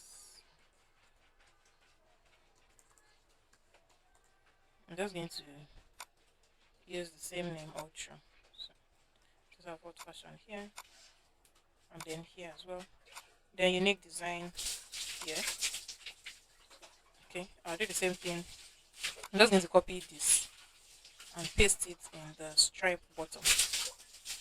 So I'll paste it for both. And beside each of these list items, we want to use a star logo, a star icon. So I'm just going to come here and type star, and I'm going to be using this icon. Let's see, not this. I'm going to be using, let me see, I want an icon that looks very unique.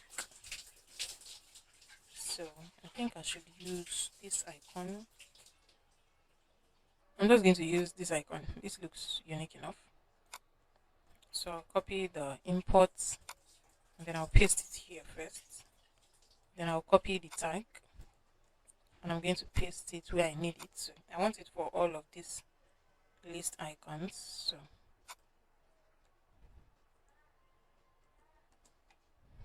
okay. So now I'm going to mount the brand in the home page immediately after hero section. So we'll have brands, and I'm just going to, either you can wait to select from the options so that you don't have to import, but if you do not want to, ensure that you import. Okay, so this is what we have now.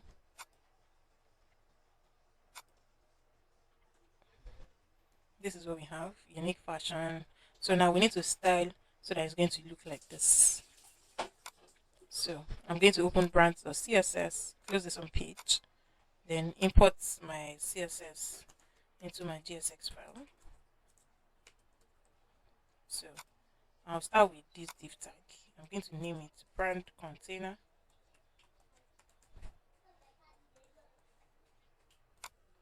So I'll copy this and then paste it here. Position will be relative. I'm going to set the width to 100%.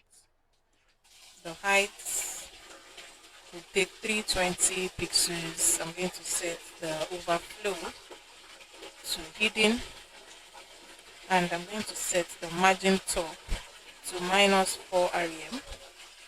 Then we have the top and the bottom, strip top and strip bottom. There should be an hyphen here. Okay, so for stripe top I mean, and stripe bottom, I want to use the same CSS property. So I'm going to set the position to absolute. I'm going to set left to -10%. I'm going to set the width to 180%. The height for each of them will be 70 pixels. The background color would be black. The text color would be white. I'll set display to flex. Align items at the center. Justify content center. Overflow here will be hidden as well. Then we're not going to style each of them. So for stripe top, I'll set the top to 15%. From the top, it should be 15%. Transform, it should rotate in -10 degrees. Then I'm going to set Ctrl Z. Okay, I'm going to set the Z index to 2. Now for stripe bottom, from the bottom, it should be 20%. Transform, rotate 10 degrees. Z index, I'm going to set that to 1. Then we have the lists. So I'm just going to copy this, paste it here, and then include this on other list tag. So I can style. I'll set the display of this to flex. We'll set gap of 250 pixels between each of the list items. I'll set the list style to none. I'll set the font size to 1.2 rem, and the font weight will take 600. Then we have the list items. So list items, list items for each of them. I'm going to set opacity to 0.95. I'm going to set letter spacing to 0.5 pixels. And now this is what we should have. Okay, so this is what the final look. This is the final result, and that is the same thing that we have here. Okay, so the next step now is the product list, which is to display all the products that we have, and that is where the data file will come in. So I'm going to close everything that has to do with brands, and I'm going to open the product list folder, open product list.gsx. But before that, we need to work on our shop context. So I'm just going to create shop context.gsx, and then we'll start working on this. But first, I need to explain why we're going to create our context before the product list. So I want you to think of shop context as your app global store that keeps your app organized and centralized. So in this project now that we're building, we have the products list, we have product details page, we have cart page, and all of these need to access the same data, which is this data that we have here in our data file. Right here, they need to access this product data, right? So we need to keep the data in a centralized place that would make it easier for every other component and pages, components like product list, pages like cart page, product details page, to have access to this data file and update it easily. So that is what the shop context is for, is the global store for our application. So this is where we're going to have our data file.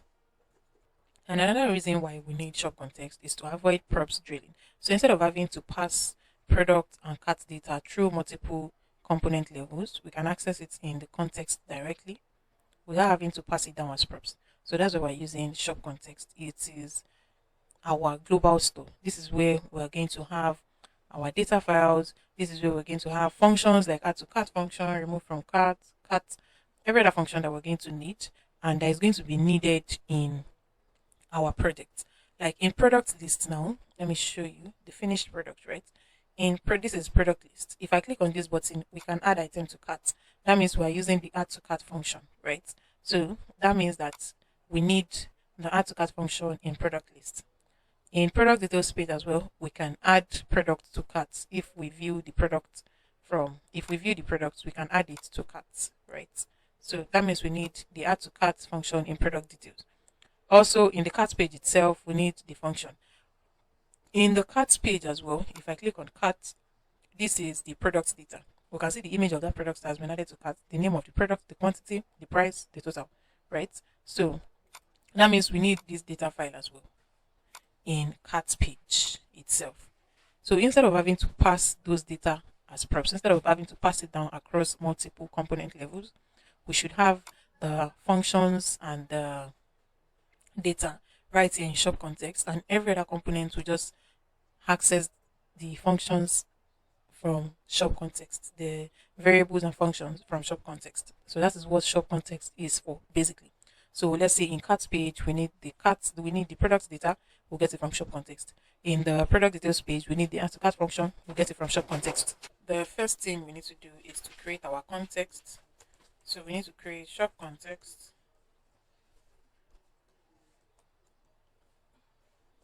I would use create context, because we're going to need the values that we'll have in shop context, the components, the values in other parts of our application. I'm going to add export so that we can have access to it. And then next thing is to import our data file. We need to import product data from data file. And next is to create the shop context provider component. So we'll create shop context provider.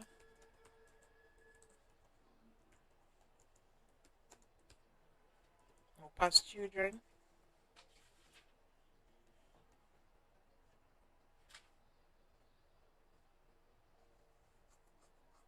This will be in a curly braces, not a square. Children.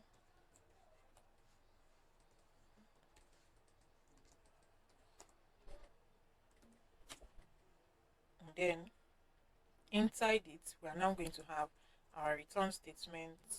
And this is where we're going to return all the values and functions that we're going to have in shop context provider. So we'll do shop context dot provider. In between it, we'll have children as well. And right here, we're going to have the values and functions. Okay, so I'm going to have value here. We're going to be having all the variables and functions. Next thing is to export our shop context provider. Export default shop context provider. Okay, so I've created our shop context now,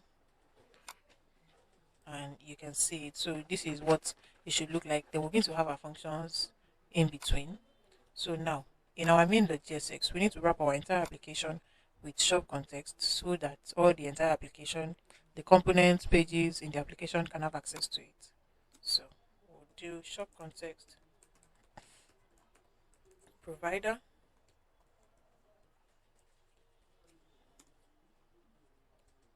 Shop context provider, then I'm going to add it here. So we're going to close main.jsx file, and now let us continue. So first step, since we want to work on product list now, we need to create our product states. So I'm going to create a state variable that is going to store the product data, the objects in the product data in the product state, and then a setter function to update it if there's a change. So we're going to have const products set products be equals to use state. By default, I'm going to store the product data in product. So I'm going to have product data. So this product variable here is holding. You can see if you overrun it, we have ID, image, name, price, category, and description. And that's the same thing that we have in our products data. Okay. So I'm going to add the product value here so that other components can have access to it. So we'll have product right here. Since we have this product state here in our shop context, we can use it in any component and any page. So we're going to use it here in product list. So to use it, we need to extract it from shop context.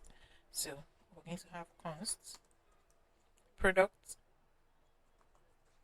will be equals to use context shop context.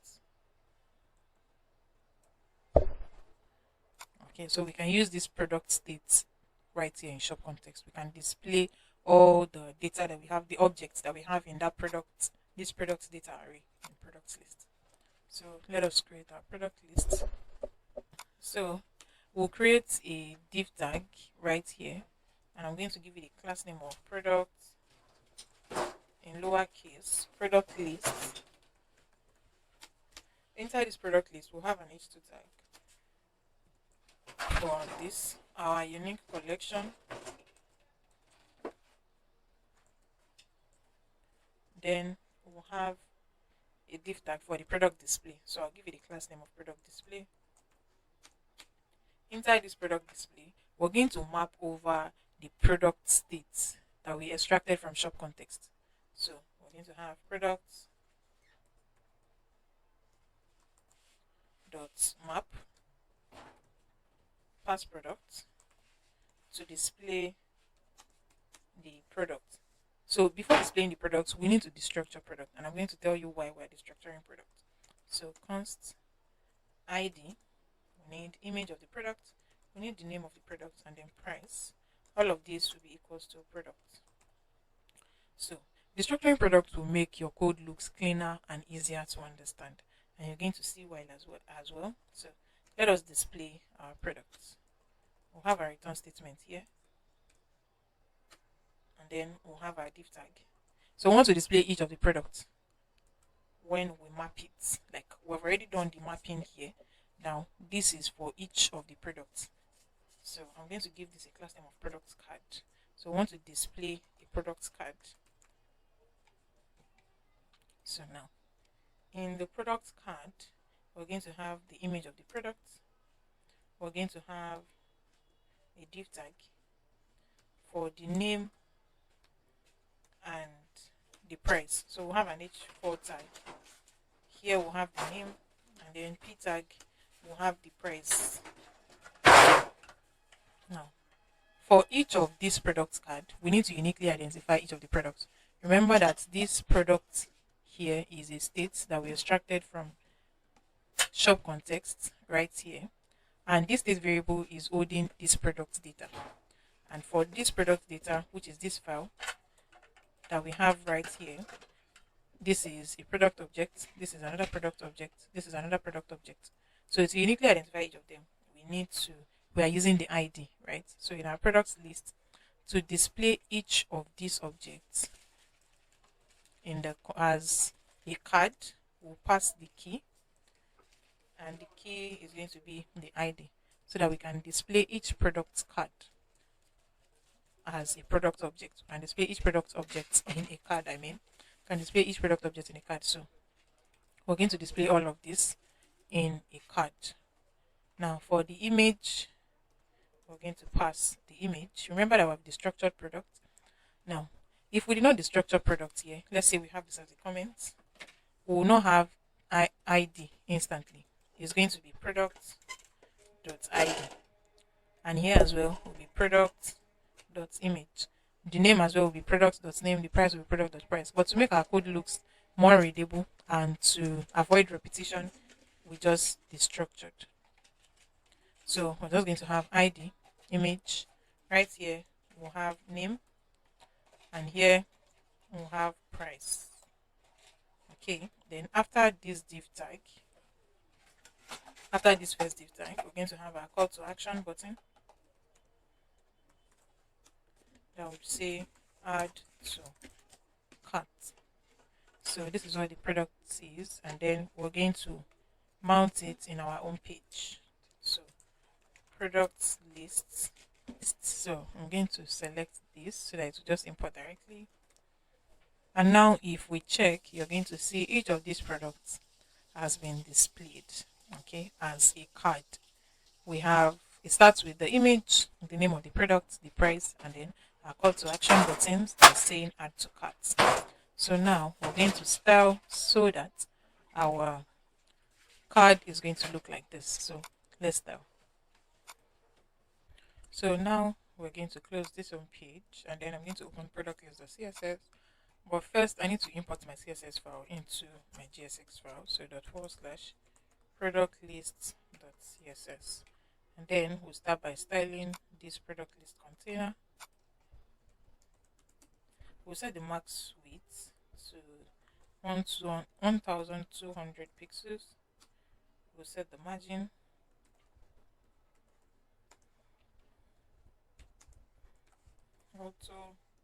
Then we'll set padding to 20 pixels. All text should be at the center. Then margin top should take -30 pixels so that it will move up well. Then we have an H2 tag right here, followed by the product display. So we'll start the H2 tag first, but I just want to copy this. So product list H2. So for the H2 tag, we'll set margin bottom to 20 pixels. Then the font size should take 3 area. The color should take this color code, and then the font family, we're going to get it from index.css. So I'm going to copy this and paste it right here. Next thing to style is the product display. So for product display, we're going to set the display to grid template columns repeat. We'll set it to autofill, Then the minimum and maximum value will take 250 pixels per card, and then we'll set the gap to 20 pixels. Next thing here is the product card.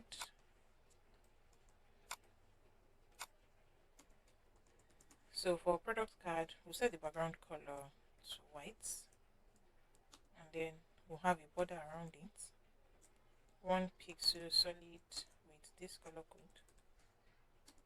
Border radius will be 8 pixels. Padding will take 15 pixels. Next is the image. I'll give it a class name of product image. So I'm going to style this product image. So for the product image, I'll set the max width to 100%. I'll set border radius to 8 pixels. I'll set margin bottom to 10 pixels. The height of the image will take 250 pixels. Transform scale of 0.9. We want to reduce it a bit. So when we hover, it's going to take the normal form. So transform 0.2 seconds, ease in out. That's for the transition. And then when the user hovers on the image, I want to set transform scale of 1. Okay. Next thing here is product info. We have an H4 tag and we have the price. So for product info H4, we're going to set the font size to 1.2 rem. We'll set the margin 10 pixels, 0, 5 pixels. Color, we'll take this color code. And then product info P tag, I'm going to set the font size to 1.5 rem, and the color will take this color code. Then we have our call to action button. So I'm just going to copy this CTA. So we'll set the width to 100%. We'll set margin top to 10 pixels. Display will be block. Background color, we'll take this color code.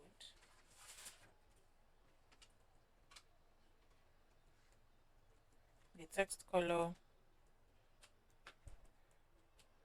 will be white, and then border will be set to none.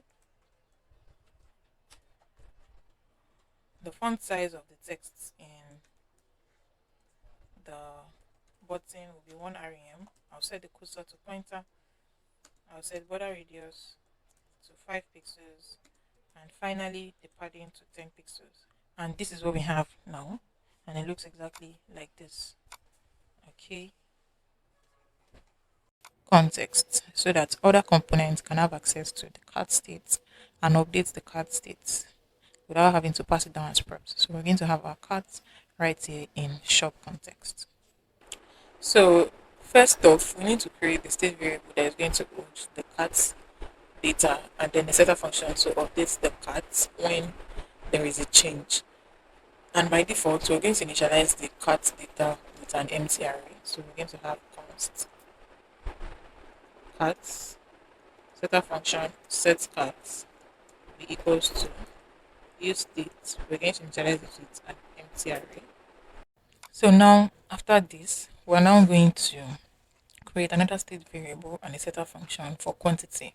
So the state variable is going to store the quantity of items that we have in our cart, and a setter function that is going to update the quantity if there is a change. And by default, we're going to initialize the quantity with 0. So I'm going to have const quantity setter function. Oh no, quantity. Yeah, comma setter function set quantity. Use state would be 0. Also, we'll create a state variable for the total price and the setter function to update the total price, and we're going to initialize that to 0 as well. So I'm going to have const total setter function, comma, set total use states. By default, we initialize the total with 0 as well. Then we can now start writing the functions. So the first function that we're going to write is to calculate the total price of items that we have in the cart. So we're going to be using use effects for this so that it can run an effect whenever the price change. So we're going to have use effects. Then we'll create this function right here. So the first is to use the reduce method to calculate the total price. So I'm going to have const. This variable here is going to store the total price. So total will be equals cut dot reduce, open our bracket.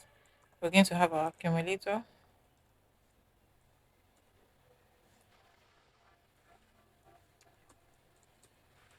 comma, current item.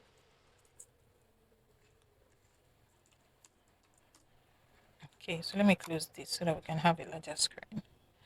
Now, we are now going to create a variable to convert the price to a number, and then we use an if statement to check for invalid prices. If the price is invalid, if the price is not invalid, then we'll return the accumulator. So let's do that. Let's convert first.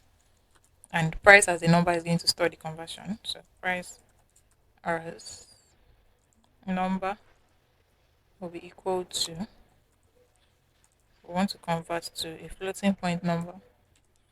We want to convert the current item price. So we're going to have current item dot price.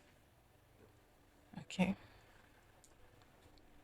Then skip invalid prices. If the price is not a number,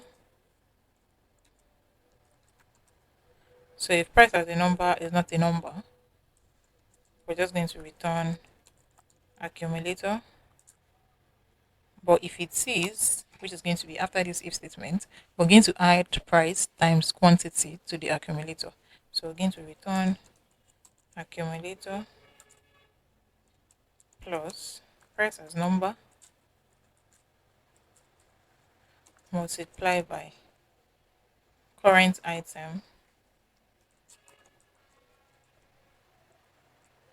dot amount, the amount that we have for the current item.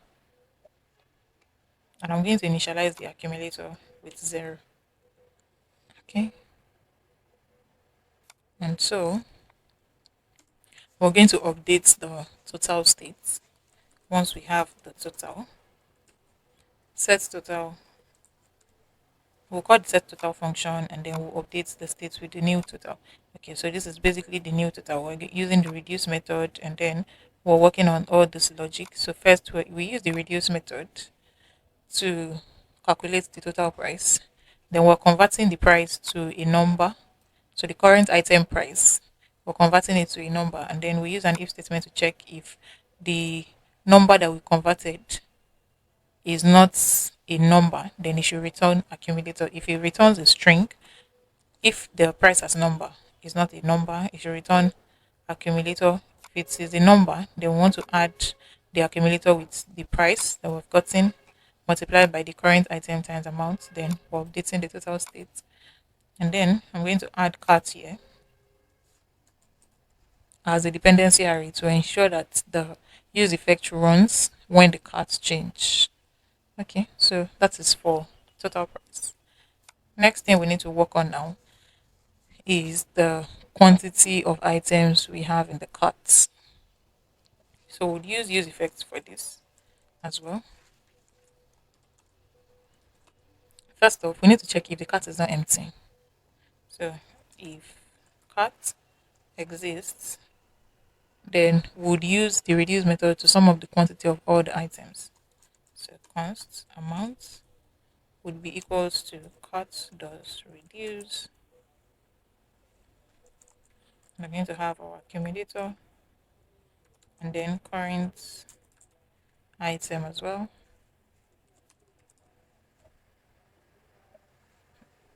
Then we'll return accumulator plus current item dot amount So basically, we're adding the current item amount to the accumulator, and then I'm going to initialize the accumulator with 0 as well. Now we can now update the quantity. So we're going to have set quantity amount, and I'm also going to pass cat here as dependency array to ensure that the use effect runs whenever the cat changes. After this, the next function that we need to work on is the function to add a product to carts. Okay, so I'm going to name the function add to cart. So we're going to have const add to cart is the name of the function. We're adding products and ID. So I'm going to have products and ID right here.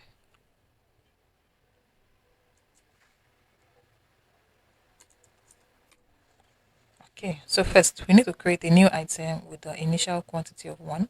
So I'm going to have const new item will be equal to spread the products, comma, we initialize the quantity with 1.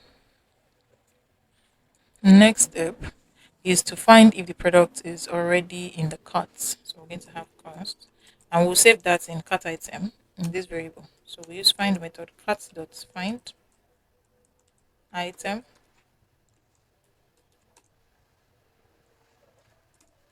We'll check if the item ID matches. So we're going to return. We want to find if the product already exists in the cart, just to return it. So this is what we're using to check if the product already exists in the cart. If it does exist in the cart, if the product is already in the cart, we'll map over the cart to update the quantity of the existing item. So we're going to check if cart item, that means if the product exists in the cart, which is this right here. Okay. If the product exists in the cart, let's map over it. So const new cart would be, we'll spread the cart dot map pass item. Then we check if the current item ID matches the product ID, then increase the quantity. So if item dot ID equals ID,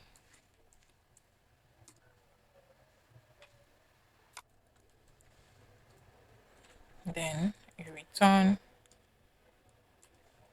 spread item, comma, amount. We'll update the amounts with cat item dot amount. And if the product ID, if the item ID does not match with the product ID, we're just going to return the item. So I'm just going to use an else statement here. Else return item. Okay. Then we're now going to update the cart state with the updated quantity. So we're going to set cart with new carts. Okay, so basically what we did here, or better still, the first line of code here is to create a new item with the initial quantity of 1. Then for these 3 lines of code, we're checking if the product is already in the cart. We want to return the product that is already in the cart, the ID of the product that is already in the cart. Then for this line of code right here, we're using an if statement to check if product already exists in the cart, which is the first 3 line of code before this. If the product already exists in the cart, we're mapping over the cart to update the quantity of the existing item.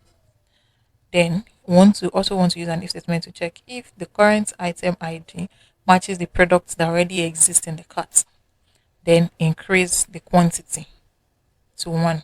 That means we have the product in the cart before, but the user still wants to add the same product again to the cart. So we're checking what the user is adding now with what already exists in the cart. If they match, then increase the quantity by 1 again. Otherwise, return the item as it is. That means add the product newly to the cart because it does not exist in the cart, right? And then if the two conditions are met, if either exists in the cart we re-add it to the cart. That means we increase the quantity by one, or it does not exist in the cart. Then we add it newly to the cart. We are updating the cart states with the new cart. Okay, so then we also need to check if the product is not in the cart at all. We want to add it newly to the cart. So we're going to use an else statement where this if ends. Set cart. We want to update our cart states with the new cart, new item, and then we'll display a toast notification. Toast from React Toastify dot success product added to cart. Okay, so let's see. React Toastify has been imported, but in our app.gsx, we're yet to use the toast container. So right here, I'm going to have toast container from React Toastify, and I'm going to close this right here. Okay, so back to our code. I hope this line of code is understood. We're using an if else statement to check if the cart item exists. That means this part, if it exists, if any product is already added to carts. Okay, so if the cart item exists, we'll map over the cart to update the quantity of the existing item. And we're using an if statement to check if the current item ID matches the product ID, the existing product and the cart. If the new item that the user wants to add, if it matches, then we're increasing the quantity. If it doesn't, then we want to return the item as it is and update the new cart. And if the cart is not, if the item is not in the cart at all, then we are adding it newly to the cart. So this is our add to cart function. So the next function now, after this add to cart, is going to be the function to clear the entire cart items. So I'm going to name the function clear cart. So I'm going to have const clear cart. Okay, so to delete the entire cart, we just need to set the cart state to an empty array. So I'll use the set cart function. Then I'll set it to an empty array. And also I'll display toast notification. Toast.success cart empty.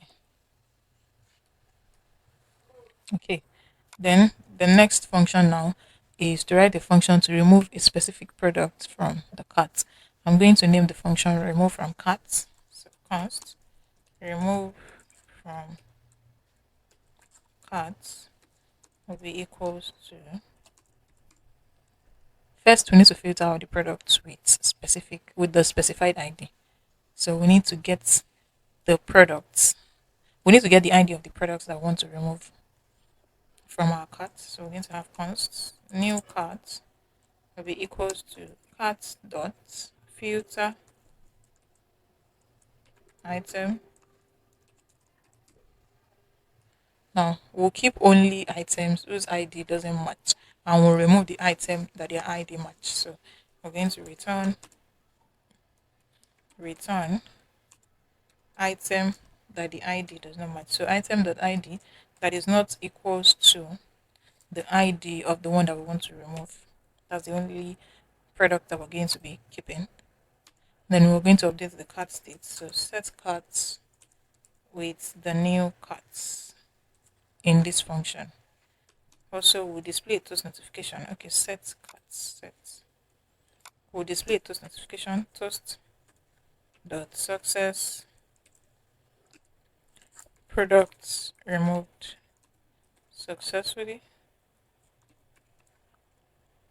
Okay, so this is a function to remove products from carts. Then the next function that we need to work on now is to increase the quantity of a specific product in the cart. So I'm going to name the function increase amounts or increase products. So let's just name it increase quantity. And we're increasing specifically by ID. The first step here is to find the product in the cart by its ID.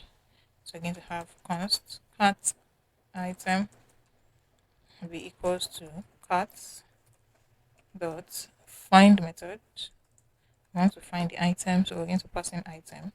We want to find the item dot id that matches with the id of the one that we want to increase. When we find it, we're now going to call the add to cart function and reuse the logic to increase the quantity. So we're just going to have add to cart. We'll call the cart item where we're storing the id, and then we'll pass the id as well. Okay, so this is the function to increase the quantity of a specific item in the cart. Now let's write the function to decrease the quantity of a specific item in the cart. I'm going to name the function decrease quantity. And we're decreasing specifically by id, so I'm going to pass id right there as well. So first off, we need to find the product in the cart by its id. So we're going to do the same thing, const cart item is equal to cart dot find item, then return item dot id that matches with the id of the one we want to decrease in the cart. Then next is to check if the product exists in the cart. We'll map over the cart to update the quantity. That is to reduce it. So we're going to check if cart item const new cart be equals to cart dot map item.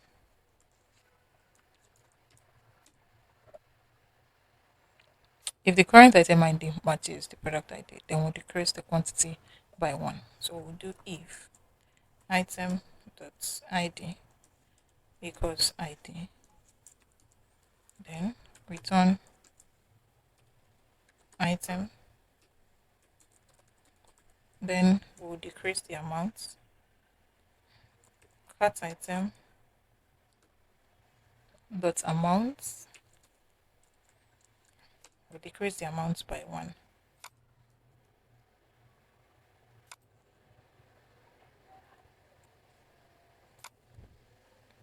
Okay, and if it does not match, we'll return the item as it is. So return item. Now we're going to update the cart state.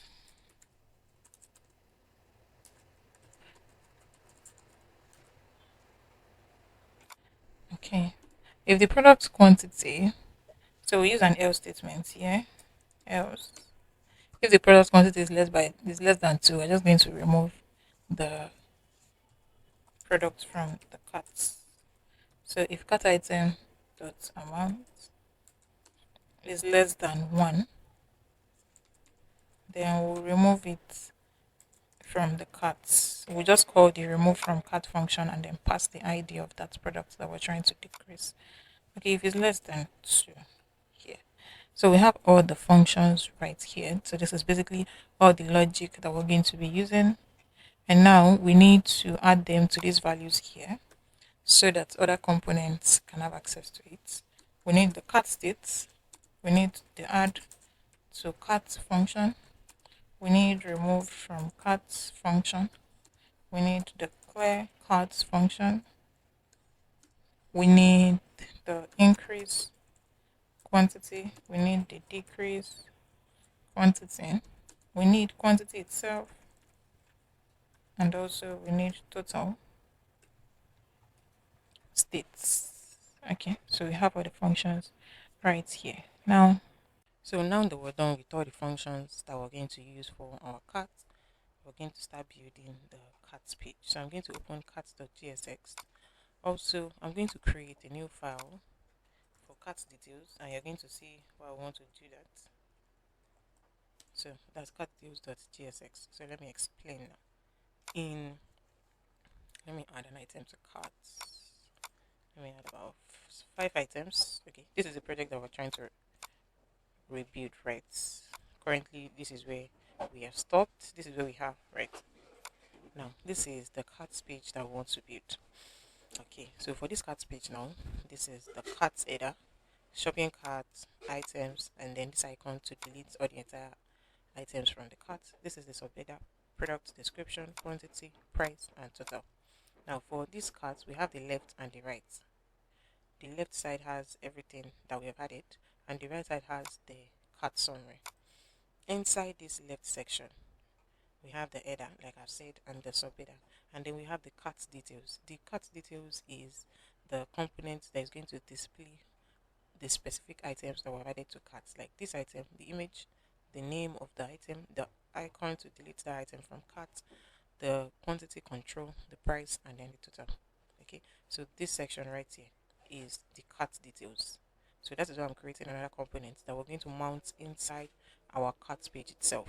So that's where we have this. So let's create the cart page first. So for our cart page, before we start building it, we need to extract some variables and functions that we're going to use on the cart page. So we need the cart itself, we need the clear cart function, we need total, we need quantity. So let me copy this. So right here I'm going to have const cart, we need total, so we use total, and then we need the clear cart function, clear cart, and also we need quantity. So we're going to have quantity here as well, and everything will be equals to use context, since we're extracting it from our shop context. Shop context.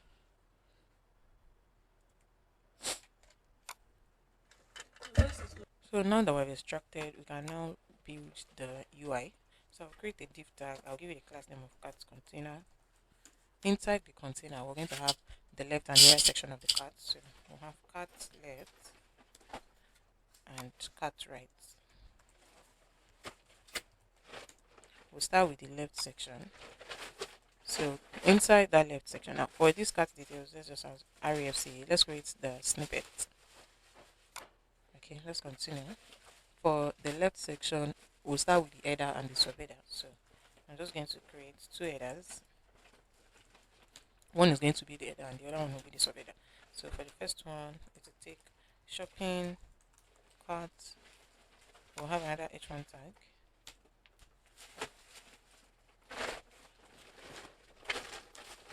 For items, and then the items is going to take the quantity. We want to display the number of items that we have in cart. Then the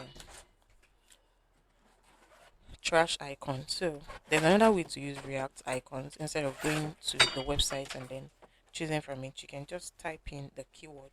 I'm just going to type in trash, and React is going to suggest a list of icons that will match the keyword. It might take a while depending on how fast your internet is.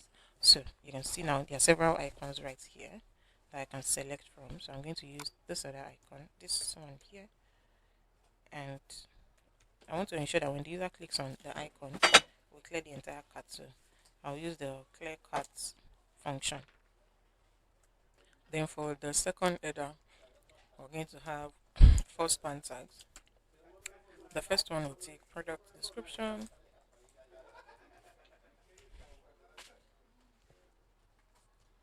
Then the second span tag will take quantity.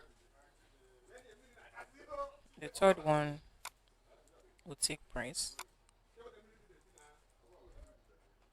And the last one will take total. So this is for the header. After this header, we're now going to have the cart details. So cart detail. Inside this cart detail is where we're going to display our carts, the items that will be in these cart details. So we need to map over it. So, but first we need to check if we have 0 items in the cart. We want to display that the cart is empty. If we have more than 0 item in the cart, then we should display the cart detail itself. So we're going to do cart dot length greater than 0. We'll use a ternary operator to check that. Then we'll do this. If not, we'll do this. Right? So if it is more than, if the number of items in the cart detail is in the cart is more than 0, we want to display our cart. We want to map over the cart item to display the cart details. So we'll map over the cart to display the item, then display the cart details. Cart details. Then I'll pass the item as props. Item will be equals to item, and then the key to identify each of the item. Then I'll close this. So if the cart length is more than 0, we want to display, we'll map over the cart to display the cart details. If it is less than 0, then we want to use a p tag to display a text saying that our cart is empty. So here we have it, your cart is empty. So we're done with the left section of the cart. Now for the right section of the cart, we'll have an h2 tag for the header that will say cart summary, and then we'll have 4 span tags, 4 container for summary item.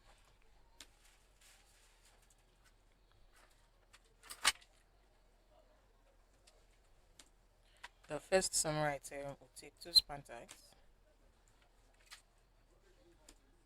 First item, number of items, and then the second span tag will take the quantity. The second summary item will take 2 span tags as well.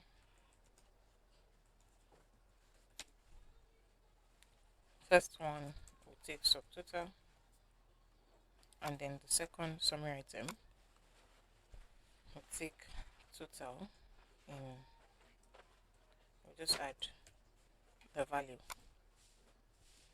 Then the third summary item, shipping fee,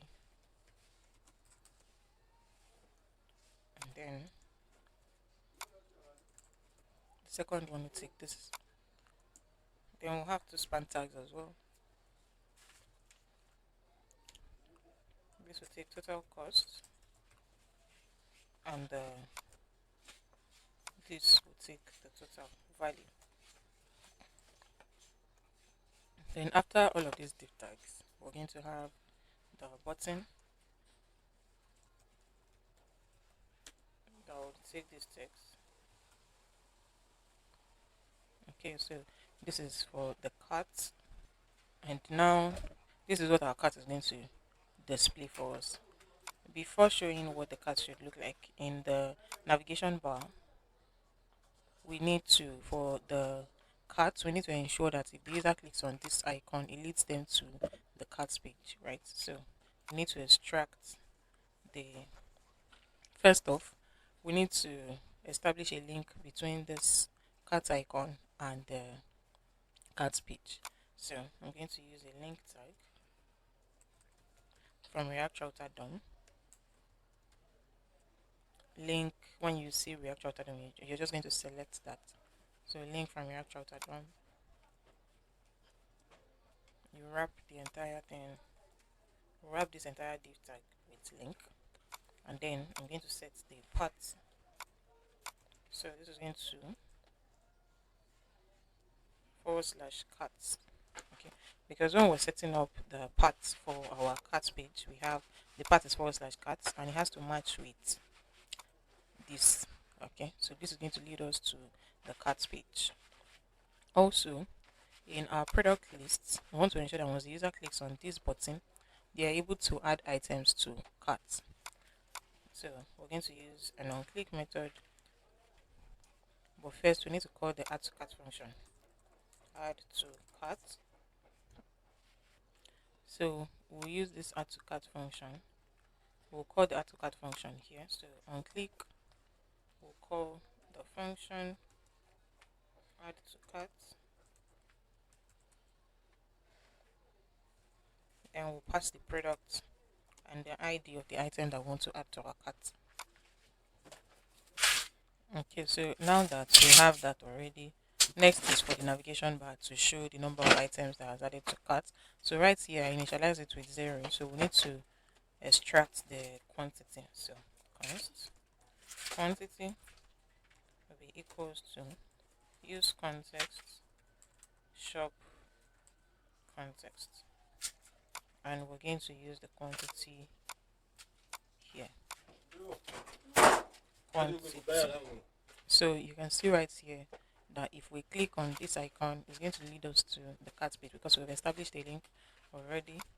And also, if I add this, let's say we add 2 items to cart, you can see the quantity of items that has been added to cart. If I click on this as well, you can see items is 2. The cart details is still empty because we're yet to work on that. So we're going to do that right now. So let's go. So we're going to close this. Then we can now work on our cart details page. So for the cart details page, we need to pass our item as a parameter and then extract the functions from shop context. So in our context, we need the remove from cart function. We need the increase quantity and decrease quantity function. So I'm going to add both. And also, that's what we need. And then let me close this so that we can have a larger screen. So we're extracting, so use context would be equals to shop context. Okay. Another thing we need to do is to destructure item. So for item, the name, the ID, the image of the item that is being added to cart, the price, and then the amount, everything will be equal to item. So now that we have done this, we can now create our UI. So we'll have a div tag for cart item. Inside this cart item is where we're going to have the cart details, quantity, price, and total. So that means we're going to have 4 div tags. The first one will take a class name of cart product details. Here we'll have the image, we'll have the product info and the trash icon. So let's just have product info as a div tag. So inside this is where we're going to have the name of the item that has been added to cart and then the trash icon. So I'm just going to type in trash like I said. You can just type in the keyword and React is going to suggest list of icons that will match it. So we're using this icon,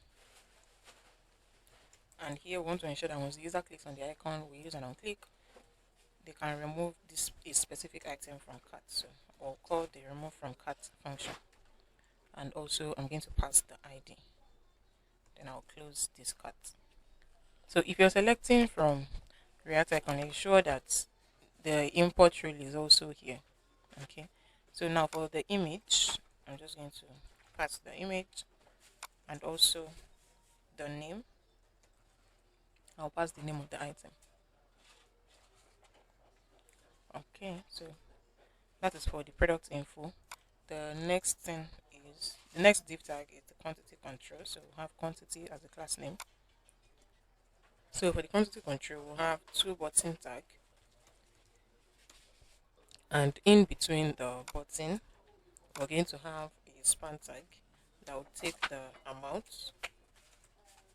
For each of the button, the first one is going to be the decrease button, that is the remove button. So I'm just going to type in remove to get the remove icon. So these are several icons that I can choose from. So I'm just going to use this one here. And then on the button itself, I'll use an on click method to call the decrease quantity function.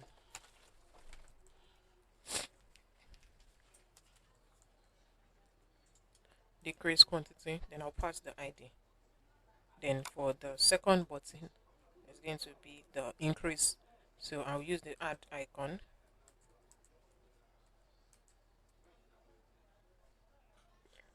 React is going to suggest list of icons that will match this. Okay, so we have several icons here that we can choose from. So I'm just going to use this one here. Let's see. The advantage of going to the website is you're going to see how the icon looks like.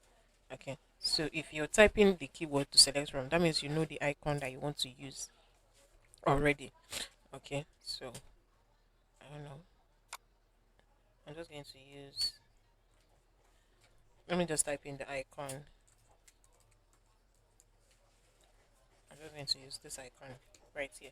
And on the button, we'll use an on-click method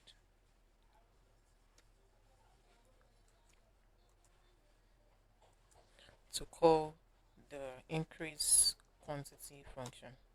So increase quantity, and then we'll pass ID. Okay. Now for this div tag, it's going to be for price.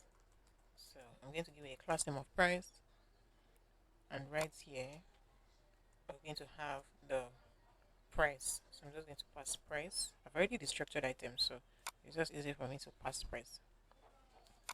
Then the last div tag is for the total, and we'll get the total by multiplying price times amount. This is the cart details. So now let us see this in action. I'm going to add these items to cart, two items. You can see right here showing that we have two items. Now you can see the items. This is the image, the name of the item, the icon, quantity control to increase and decrease. You can see that the price is changing as well. This is the second item, and this is the cart summary. So we're going to style it now, so it's going to look much more presentable. So let's style. I'm going to open cart.css, but first we need to import our CSS file into our GSX file. So I'm going to import dot forward slash cats.css, and then we'll start styling. We'll start with the cat container.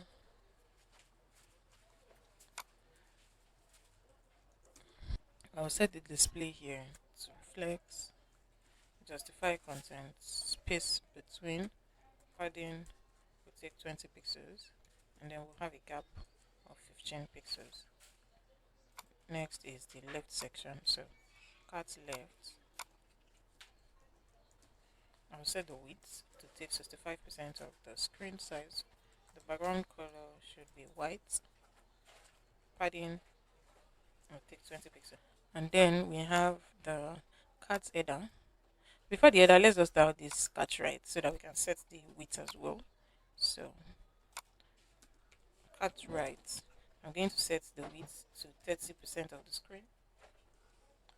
Then the background color should take this color code. Padding will be 20 pixels. Border radius should take 10 pixels. Okay, so we can continue with the cat header.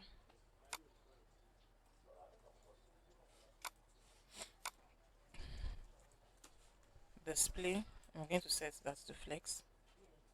Justify content, space between, margin top should take 20 pixels, and then the width should be bold. And then we have this icon here. I'm going to give it a class name so that I can style it. Delete cards. So for delete cards, I'm going to set the font size to 22 pixels.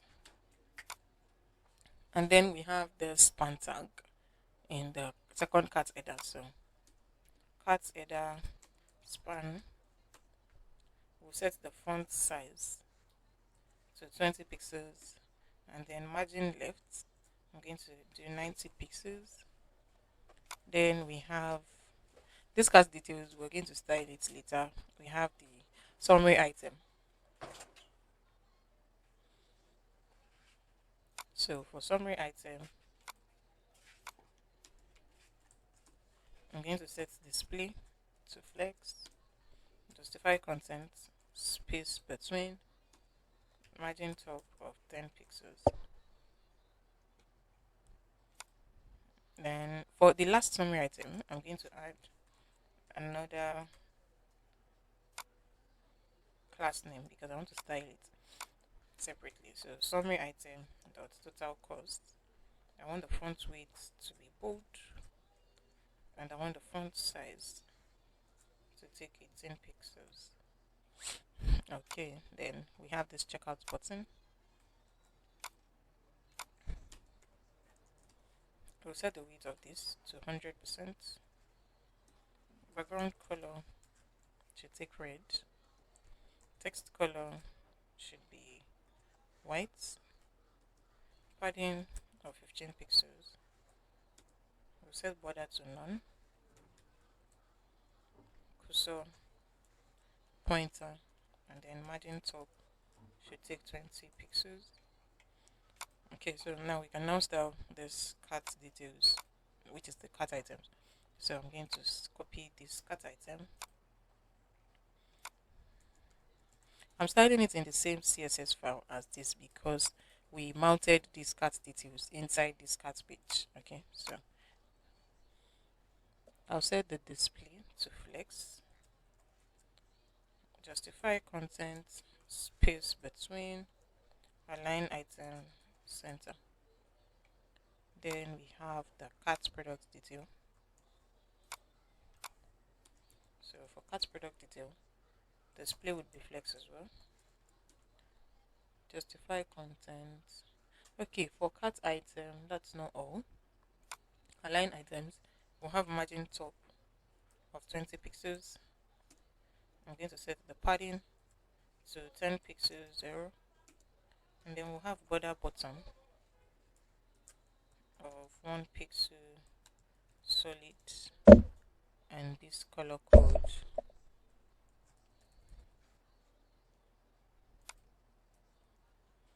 Okay, so we can continue with this. Display flex, justify content, space between, align items at the center, and then max width of 50%. We have an image, then we have the product info h3 and then the icon. So let's start the image first. Cart product details image. I'm going to set the width to 60 pixels and the height to 60 pixels as well. Margin right should take 20 pixels. Then product info h3.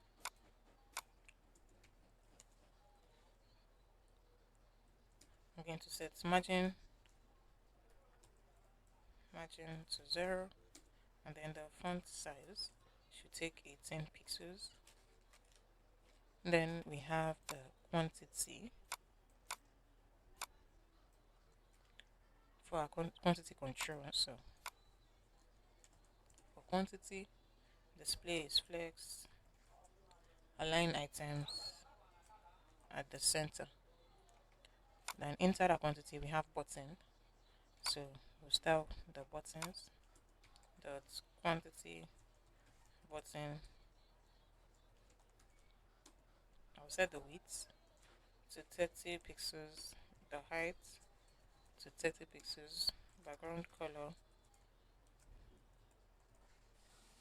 I'll set border to none. Cursor will be pointer, display will be flex, align items center, justify content center, and then we'll set the font size to 18 pixels. Then we have a span tag in between the two buttons. So dot quantity span tag. I'll set the margin to 0, 10 pixels. And lastly, we have the price and the total. So dot price command dot total. I'm going to style both. I'll set the font size to 16 pixels and then the color with this color code. So now this is what this looks like at the end of the day. Okay, so the next thing we need to work on now is the product details page. That means that if we click on the image of the product, it should lead us to the page displaying the details of that particular product that we click on the image. So guys, let's get to that. If you have not subscribed to my channel at this point, please do well to subscribe. Hit that subscribe button, and I promise you there would be more detailed tutorial. We're going to have full stack projects like e-commerce websites, e-learning websites, food ordering system, hotel booking system, restaurant reservation, travel tour website, and many more. So please do well to subscribe to my channel. Alright, so let's work on our product details page. So for our product details page, first we need to extract our add to cart function because we want to be able to add to cart on the page. So const add to cart would be equal to use context shop context. Oh, come on, shop context. So we need to import shop context, import shop context from dot forward slash dot forward slash components slash shop context. Okay. Also, for the product details page, we need to get our product data from our asset folder. So import product data from our data file. Okay, so the first thing we need to do is to get the ID of that product that we want to view its page from the URL. So we're going to have const ID will be equals to use params from React Router DOM. Once we have the ID of that product that we want to view the details of the page, we're now going to find the ID of that product that matches with the one that we have in our product data, this product data, to display the product. So I'm going to create a variable that's going to store that. So const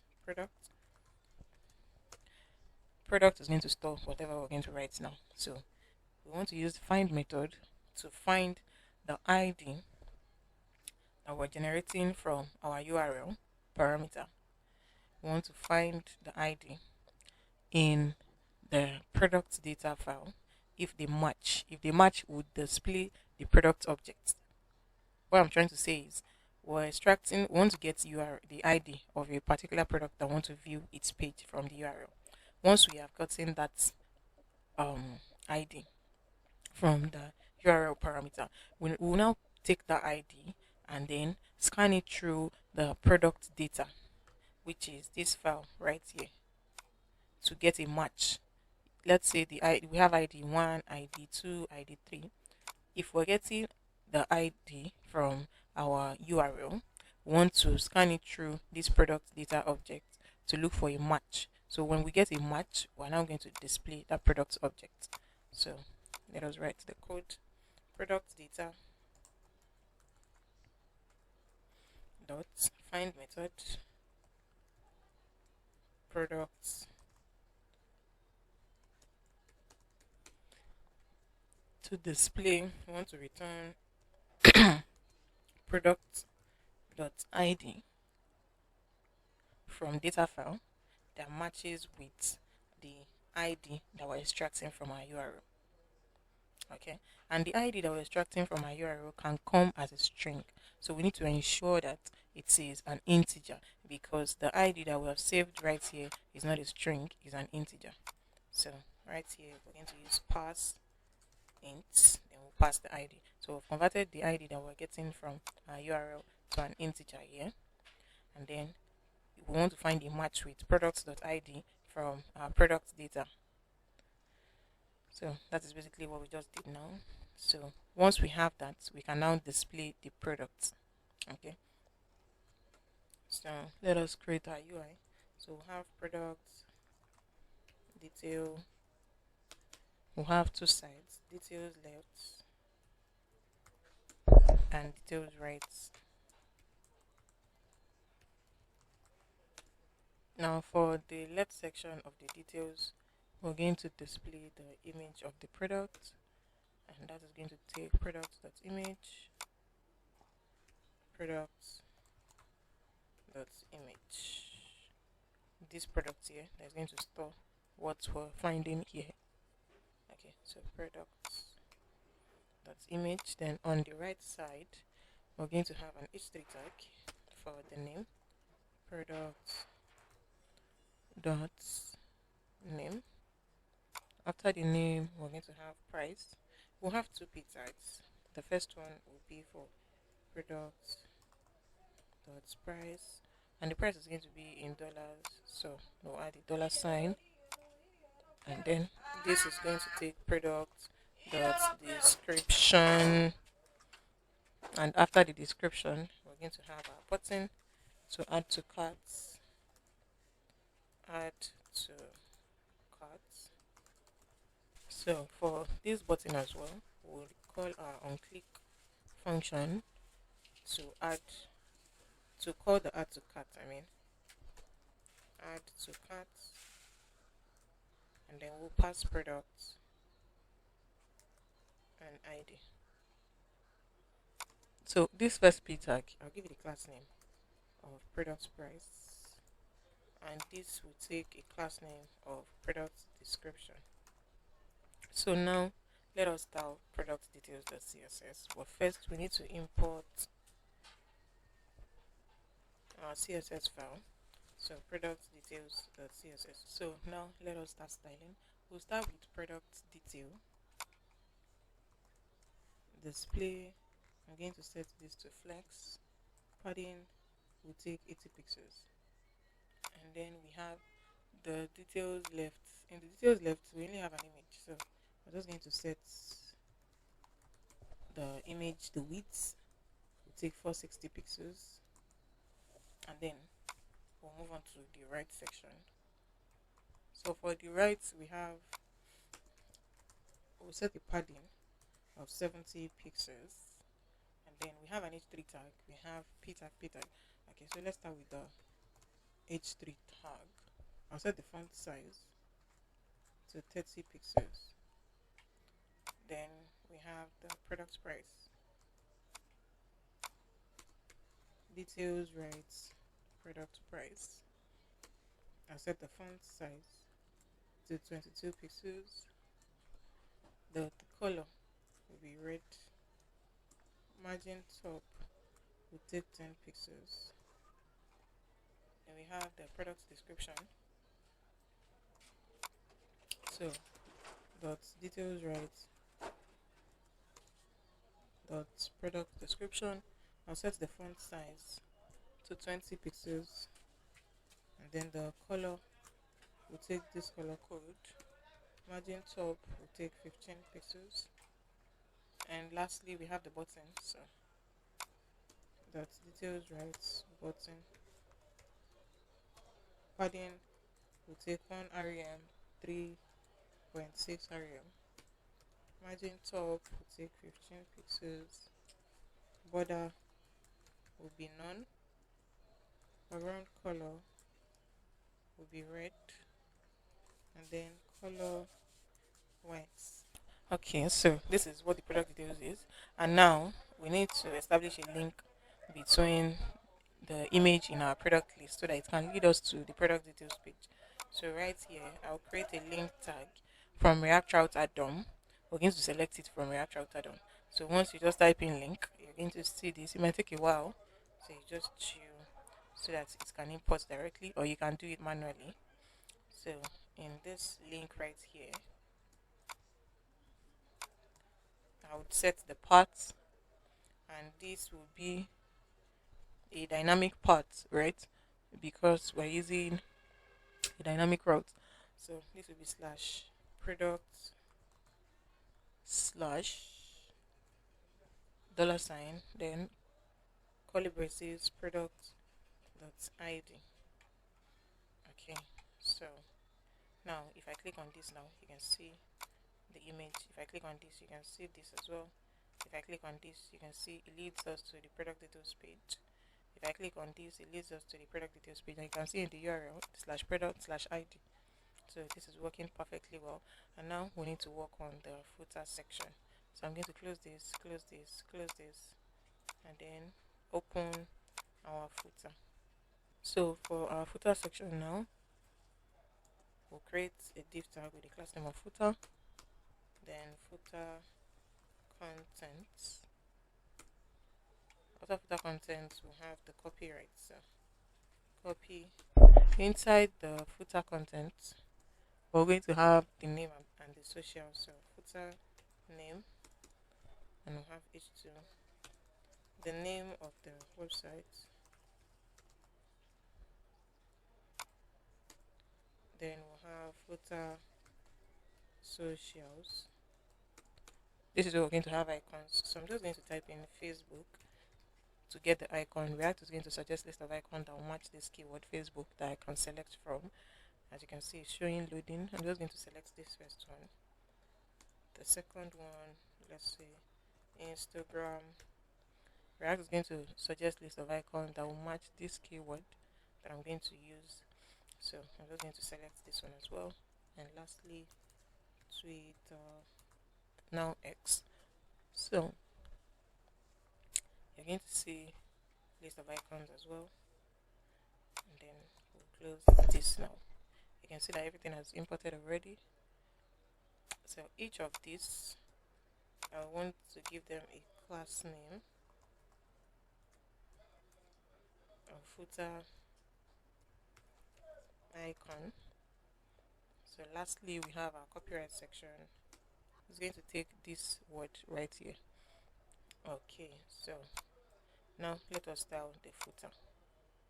So we're going to import the CSS file into the JSX file. So we'll start with footer itself.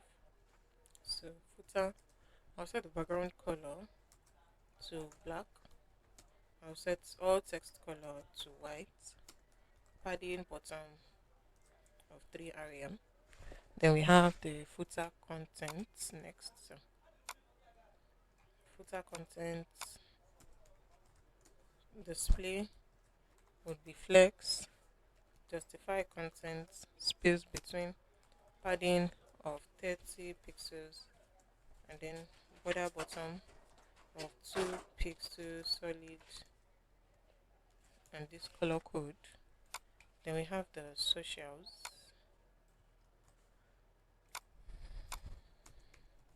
We'll set the display to flex, and we'll have a gap of 10 pixels.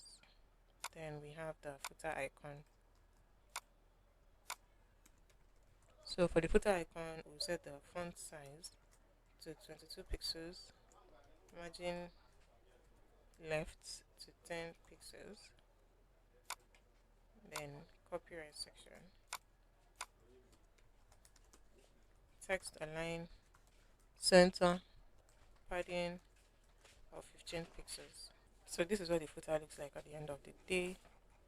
Okay, so this is what our website looks like now. Alright, so this is the end of this tutorial. Please do well to like, subscribe, share, drop a comment. See you on the next one. Bye. In this video, you would learn to build a simple functional e-commerce website using React and Tailwind CSS. You learn to build navigation bar, hero section. You would learn to build product list, product card. We're going to learn to add to carts. We're going to learn to build cart page. We're going to learn to increase and decrease the quantity of items that we have in the cart. We're going to learn to add more items to the cart. You're going to see all of the items in the cart page. Also, we're going to learn to build product details page. So when the user clicks on the image, it takes them to the product details page. You're going to learn to build all of this in this tutorial. So let's get to it. First, we'll start by building the navigation bar, which is going to be fixed, by the way. So irrespective of where the user scrolls to, the navigation bar will remain fixed. On the navigation bar, we have the title, we have links here, we have 2 icons for cards and then for the user's page. Then we'll build this hero section right here. For the hero section, at the top, we have a text on the left and then an image showing that this is a food website on the right. And also we have this section here, 15 years experience, 5 master chef, 200 plus daily visitors and 35 plus achievements. We have that here. Then we'll build the food display. So for the food display, we're going to have a food card. In each food card, we're going to have an image of the food, the name of the food, the price, and a call to action button here asking the user to add it to carts if they like what they see. Then we're going to build the footer section. Now, for the functionality, you will learn to build a cart system in the sense that when the user adds an item, it's going to show in the cart icon that we have in the navigation bar. So I'm going to add as many items as possible. If I reload now, you can see that we have nothing in the cart, right? If I add this item, we have one item in the cart. Add this item, we have two items in the cart. Add this item, we have three, four, five, six items in the cart. Now, if we click on this cart icon, it's going to lead us to the cart page as we have it here. And on the cart page, you're going to see the title, shopping cart. You're going to see the number of items that we have in the cart. And you're going to see this icon to delete the entire cart. Also, we have the subtitle for product, quantity, price, and the total. Right now, the first item here, we have the image, then we have the title, special fried rice with chicken. We have the icon to remove this specific item from the cart. Then we have this quantity control. So I can increase the quantity of this item, and you would see that the total is going to change. Okay, we have the price to be $100, and the total is 300 because the quantity is 3. So if I multiply the quantity by the price, it's going to give us the total.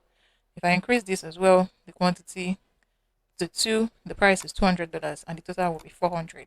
Okay, so we can increase and decrease the quantity of item that we have in our cart.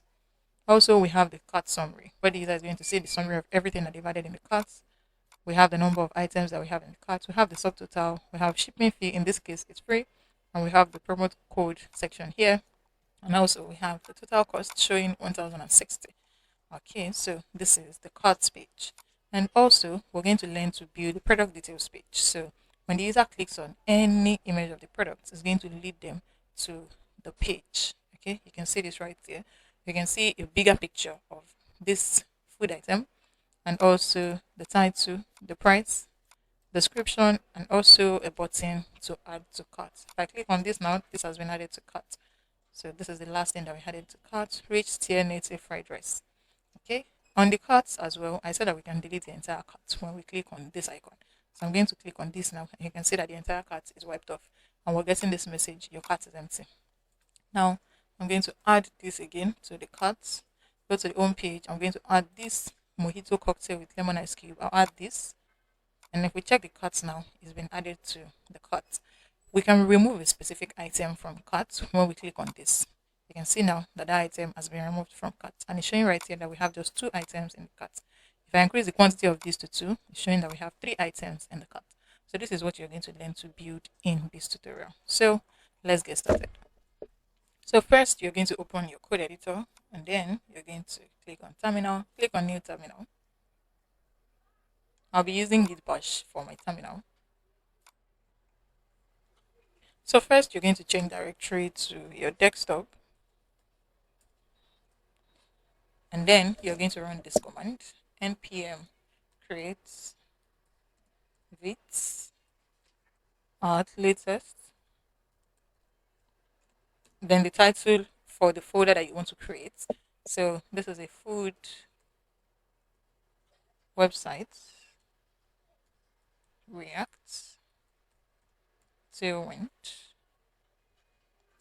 hyphen, hyphen, templates, React. Then you press enter. Ensure you're connected to the internet when you do this. So now it's asking use roll down Vite experimental. Yes. Install npm and start now. No. Okay, so we're going to change directory to food website React Tailwind.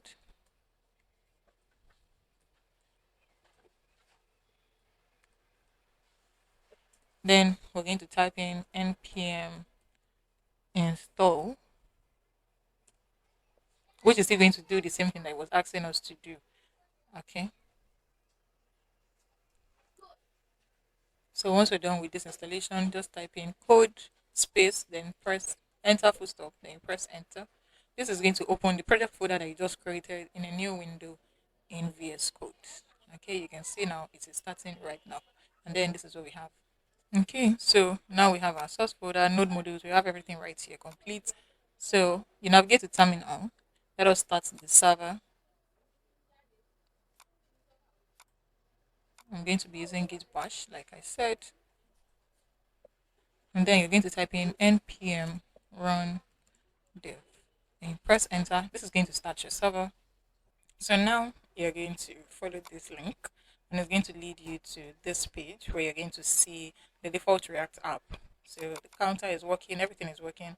So we need to do some cleanups before we start installing dependencies that we need. So first I'm going to delete app.css because I'm not going to use it for this project. Then everything in app.jsx, I'm going to delete it. So Control A, then backspace. Then I'm going to type in this keyword RAFCE.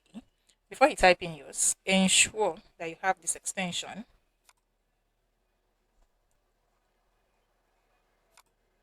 EX7 plus React slash Redux slash React Native Snippets.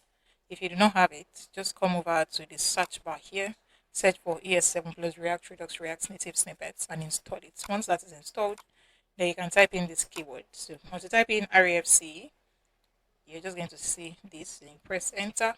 So it's going to create React snippet for you, and that makes your work faster. Then everything that we have in index.css, we're going to delete it all. So we're done with that. And now, next thing is to install some dependencies. So I'm going to open another terminal because our server is currently running. So let's use another terminal. So we're starting with Tailwind CSS. So we need to visit the official website, tailwindcss.com. Once you're on the official website, click on Docs, Documentation. We want to install Tailwind for Vite. So you're going to see the installation. So Vite has its own tab right here. So you're going to follow the 6 process to install Tailwind. So the first one is to create our project. We've done that already. We've changed directory to the project. Next is to install Tailwind CSS. So we're going to copy this code here and then paste it in our terminal. Ensure that you have internet connection. Then we'll configure the Vite plugin. That's the third step. So in this case, we have vite.config.cs. In our own case, we have vite.config.js because we're using JavaScript, right? So you're going to copy this line of code and then you come over to vite.config.js and then paste it under this import React from Vite plugin. Then you copy this as well. You paste it. After React, you add a comma, then you paste it. Okay. So once you're done with this, close it. Next is to import the Tailwind CSS. So in our global CSS, we're going to copy this code and paste it there. Now global CSS is our index.css, so I'm just going to paste this right here. Next is to start our build process. So on our terminal, we need to run npm run dev once more. So we're going to do that now. Tailwind has been installed. If we check package log.json, you can see in our packages we have Tailwind CSS, Tailwind for Vite. Okay. Then next is to run the build process, right? So we're going to do Control C, which is to stop our server, and then do npm run dev. But before that, let's style. So right here, I'm going to have an H1 tag that's going to say subscribe to my channel. If you have not subscribed to my channel, please do well to subscribe to my channel. And I'm going to style.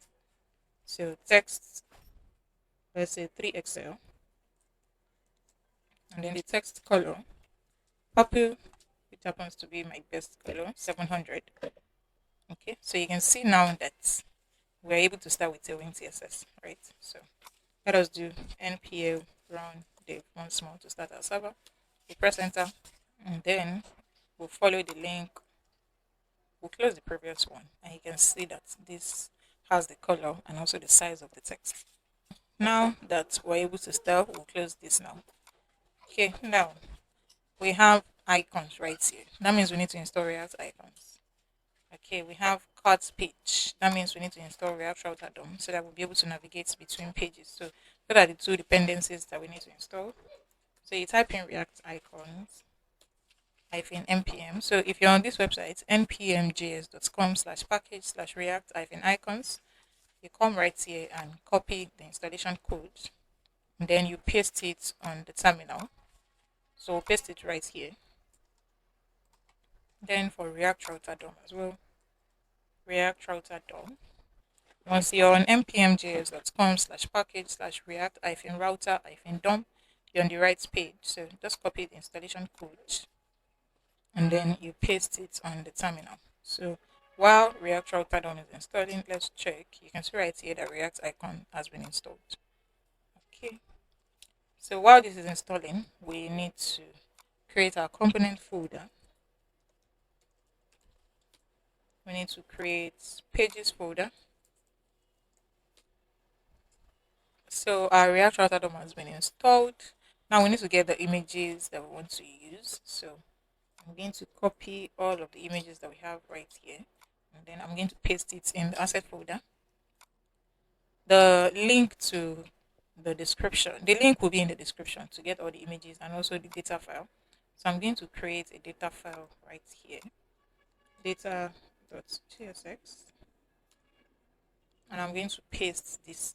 Okay, so I already prepared the data file that we're going to use for this project.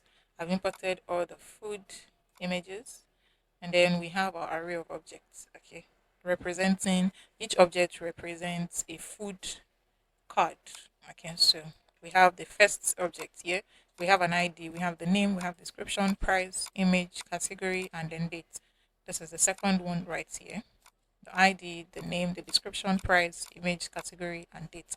So we have all of this. The link as well will be in the description to get this. So next thing now is to start building. So now we need to create our components. So we'll have our navbar.gsx refc to create React snippets. So once you see this, just press enter. Then we'll have our hero section in the component. So hero.gsx refc as well.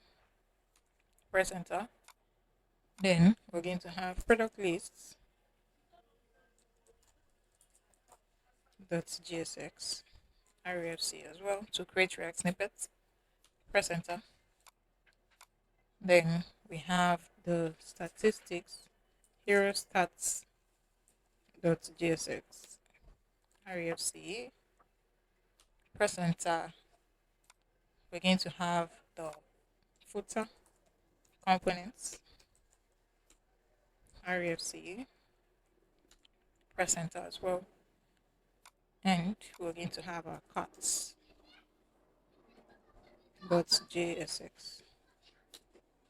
refc as well. Press enter. Okay, so now we're going to close all this now.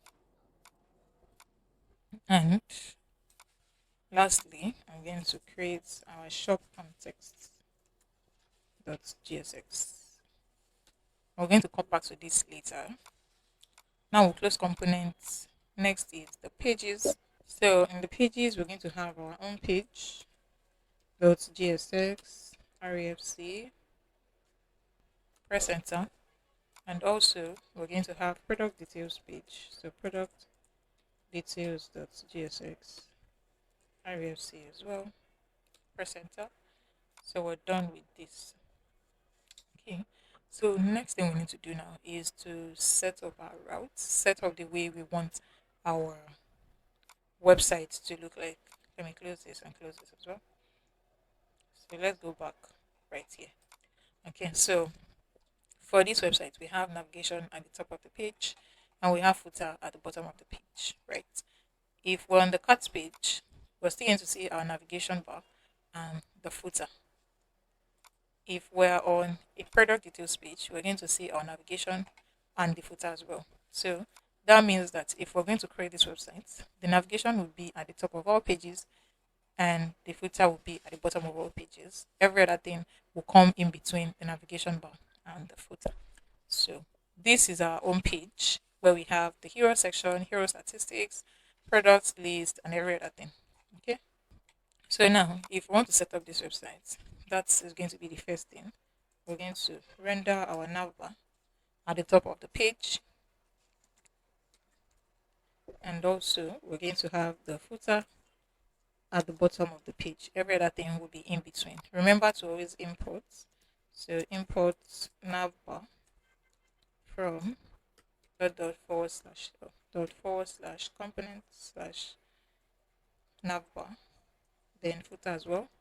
Import footer from dot component slash footer. Okay, so we have our navbar at the top of the page and the footer at the bottom of the page. Then we can now set up our routes in between this. Okay, so we're going to have routes from React Router DOM. Press tab once you see this, and then in between we're going to have each route. So the first route, the path will be for the home page. So forward slash for our home page. Then we'll have an element where we're going to render the home page. Okay. Then we'll add route here. So we've set up the route for our home page. Next thing is for the cart page. So we're going to set the route. The path to the cart page would be forward slash cart. Then element, we're going to render our cart components. Then we'll close this. So the path to the cart is this. Next is the product details page. So the product details page, the path is going to take a dynamic route because we want to see each product details by their ID. We want to be able to view the detail of a product by its ID. So we're going to do slash product slash colon ID. The colon is what makes it dynamic. And here we're going to render product details.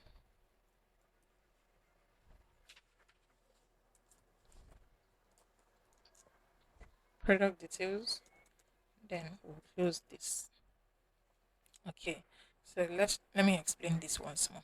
We have slash product slash colon ID for this website that we're trying to build, right? Each of these products are uniquely identified by their ID. Each of the objects that we have here, they are uniquely identified by the ID. So if I click on this now, on this product details page, you can see this right here in the URL slash product slash one. The one is the ID that we have here to uniquely identify the product objects. This food here, the details here, the entire thing that we have here is an object, and that is what we have in our data.jsx file. Each of this food card is an object, and we're uniquely identifying each of them by ID. If I click on this now, you can see slash product slash two. Two is the ID for this product. Okay, so we want to view each product that we have here, each food by its ID. If I click on this here, this is the 8 products that we have in our list. And that list is our data.gsx file that we already have here. Okay, you're going to be getting this in the products in the description. So you can see right here in our array of objects for our product data, we have an object. So the first object here, the ID is one. The name of the item is special fried rice with chicken. We have description, we have price, we have image, category, and then date. Remember, ID is one. The name is what? Special fried rice with chicken. Let's go back to this website and then see. You can see that for the first product, the name, special fried rice chicken, price 500, and the ID is what? 1. So this is how you uniquely identify each of the products. We're uniquely identifying each of them by their ID. You can decide to identify each by their name, by their price, but in this case, for this project, we're identifying each by their ID. So that is why we have colon ID. Okay, I hope that is understood. Now that we have this now, there's another thing that we need to do.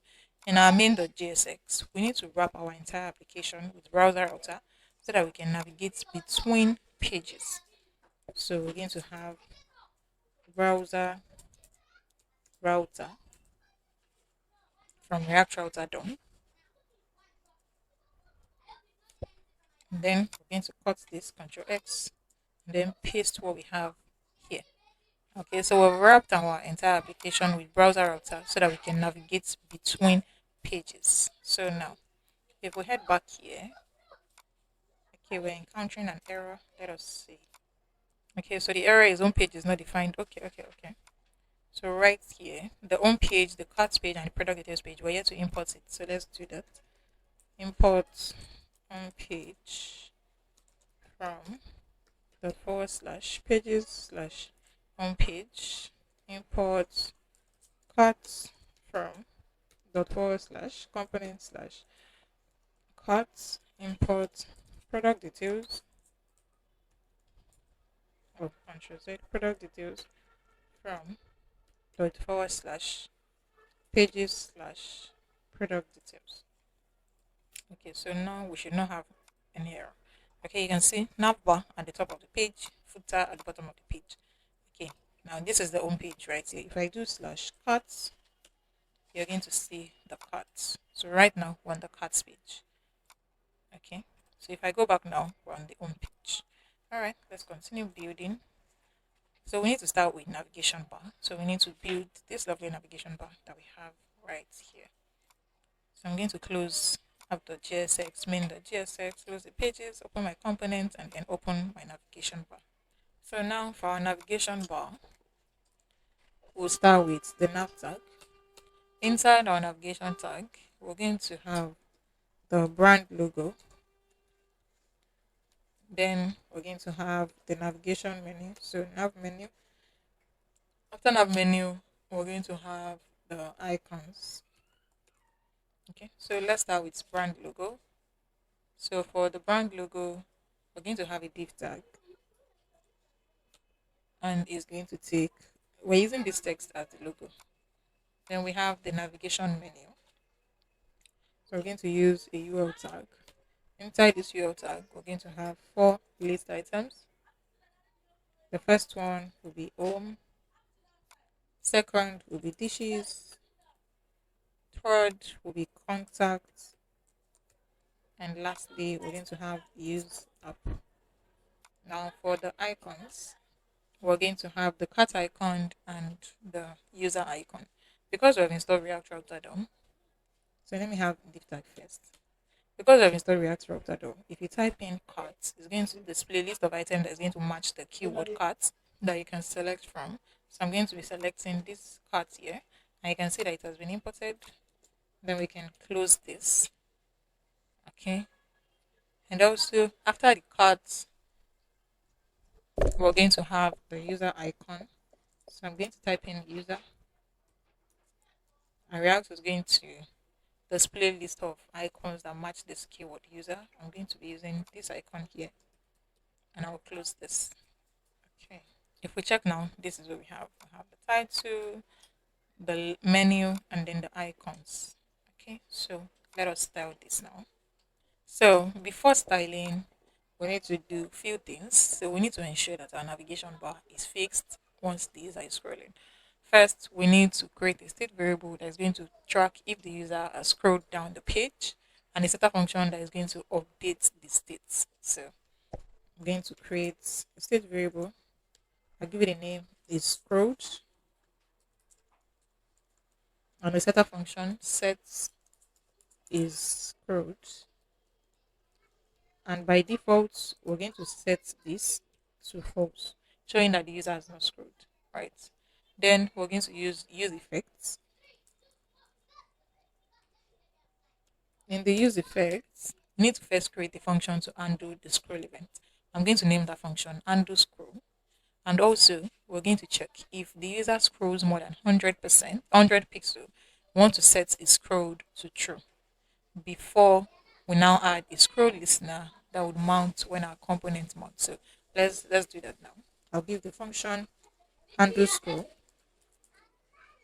undo scroll.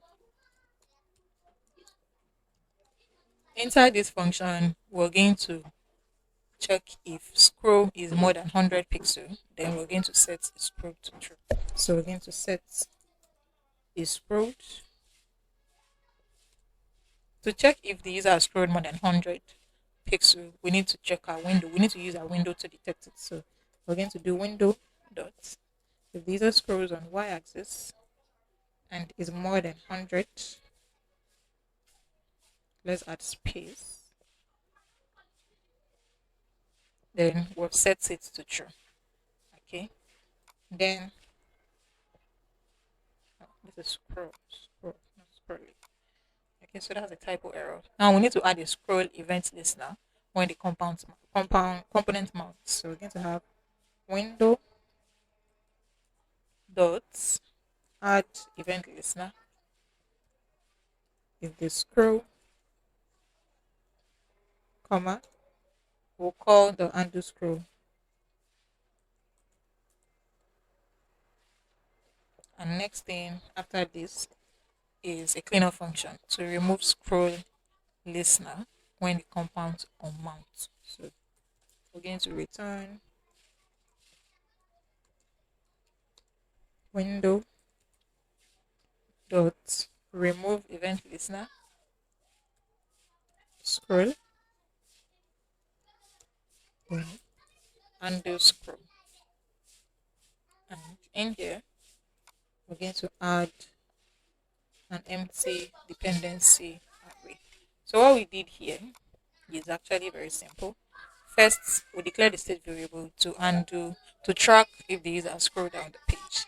So the name of that state variable is scrolled, and then we have a data function to update it when the user scrolled. By default, we set this is scrolled to false. Okay. Then we have this use effect right here. So inside the use effect, we created a function that is going to undo the scroll event. And then if the user scrolls down, that is on y-axis, and the user scrolls past 100 pixel, we want to detect it. I want to set it to true. So that means we're using set is scrolled when the user scrolls down on y-axis to 100 pixels. Then right here, we added a scroll event listener when the component mounts. And next is a cleanup function that will remove the scroll listener when the component unmounts. That means when the user scrolls down to 100 pixels. If they scroll down more than 100 pixels, this is going to work. This is going to tell us that the user has scrolled down more than 100 pixels. And if the user does not scroll more than 100 pixels, this is where this cleanup function is going to work. Okay, so when the component on mount, we're going to remove the scroll event listener. So now that we have that now, we can now continue. So let's start. In this case, we're going to be using curly braces to style because we're going to have some conditions while styling because of the fixed navigation bar. Okay, so we use a backtick. So nav bar, we'll set it to fixed. We'll set the top to 0, left 0. The width will be full. Z index will be 50. And then we'll add transition. Or we'll add duration of 500. Let me close this so that we can have a larger screen. Duration of 500. And now this is where we're going to have our condition. We'll have a dollar sign, then a curly braces. So first off, we need to check if the user scrolls down. If our scroll event detects scrolling, if the user scrolls down, the navigation background turns white with shadow. Otherwise, it's going to be transparent background. So we're going to do is scrolled. We're using a ternary operator for this. Then it should do this. If not, it should do this. Okay. So if it's scrolled, that means if this state variable is set to true, right now it's set to false, right? So if the user scrolls, that means it's going to be set to true. Then we want to have a styling for it. So the background color will be white. We'll have a shadow, which is going to be medium, and then we'll have a padding on y-axis to be 4. If not, which is this other one, we want the background to be transparent. So background transparent, and then padding should be 6. Then let us continue styling. We'll have padding. This is for the normal style, whether the user scrolls or not. Display will be flex, justify content, space between items at the center. Okay, so this is for the entire navigation bar. Now for the brand logo, the text size to Excel. We'll set the font to bold. Then in the UL tag, we're going to set display to flex. We'll add space to be 6. All the text will be set to large. The font will be semi bold. Then all the text should be uppercase. Now for each of these list items, I'm going to style everything at once. We're going to set cursor to pointer. Then when you hover on it, the text color should be gray, and also we'll add a transition. Okay, so we have the icon container. We're going to style this. Display will be flex, items at the center. We'll add space as well. And for each icon, for the first icon and the second icon, we're going to use the same styling. So the size will be 3XL. And we'll set the cursor to pointer. So this is what our navigation bar looks like now. We're not going to see the scroll event because we're yet to add more to the page for us to see what the scroll looks like. But as soon as we add more, we're going to see. But this is what the navigation bar is looking like now. So we're done with navigation bar. Next is the hero section. Our hero section is going to be in our home page. As it is here, the hero section is inside the home page. Navigation bar is on its own, the footer is on its own. So we're going to mount hero here. And now we're going to import it.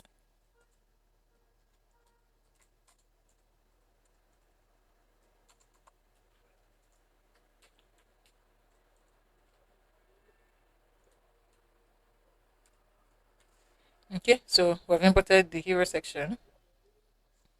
Then we can now start working on the hero. So I'm going to close this. Okay, I didn't do this correctly. It's supposed to be hero. Supposed to mount hero section. Then I'll close this. Okay, so right now we can now have our hero content. So let's do that now. So for our hero section, we're going to have a div tag here. Inside this div tag, we're going to have two more div tags for the left and right section. Oh, two. So the first one is going to be the left content, and the second div tag would be for the right content. Okay, so in the left content, we're going to have an H2 tag that will take a text. We're going to have an H1 tag, and also we're going to have a paragraph tag. So in the H2 tag, it will take this text. Then for the H1 tag, we'll have this text, and then for the P tag, we'll have this text. Okay, now for the right content, we're going to have an image, and the image would be from our assets. So we're going to be using this image, the second image that we have here, this image here. So I need to import the image. So import, I'm going to give the image hero image in this component. That will be the name of the image from dot forward slash asset folder slash, the name of the image is chicken 2 dot png. So we'll use this name here as the source. We'll have a curly braces, and then I'm going to paste it right here. So this is what we should have in the hero section, and that is the same thing that we have here. So now let's style. So it's going to look like this. So we'll start with this div tag. Class name, height will be screen size, display would be flex, flex direction will be colon,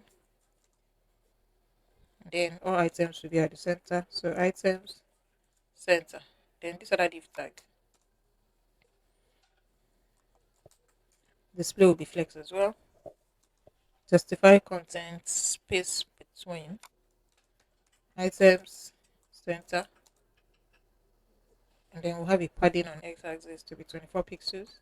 We'll add a gap of 4. The width to be full, and then the max width will be screen size XL. Then we'll have a margin top of 16. So I'm going to close this now so we can have a larger screen. Now for the left content class width, we'll have a max width of half. That's more like 50% of the entire screen. So we'll have margin top of 12. For the H2 tag, we'll have text size to be 3XL. The font should be semi-bold. Then we have an H1 tag. The text size will be 6. The font will be bold. Then we'll have a margin top of 3. Then we'll have leading tights. Then for the P tag,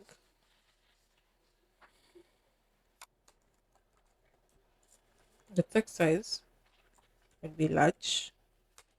Text color will be gray 600. And then we'll have margin top of 4. Next is the right. Inside the max width of this, so half as well. Then the image, we'll set the width to 1040 pixels. The height to 500 pixels. Objects contain with a margin top of 3. So this is what the hero section looks like now. Next is the statistics section that we need to work on. So right here for hero statistics, we have it here, hero stats.gsx. So for this hero statistics, we're going to create um an array of objects for the stats. Then in the object, we have the number, the label. So let's have this cons stats will be equal to an array of objects. So the first one will be number. So the first one will take 15 plus. Then we'll have a label with years experience.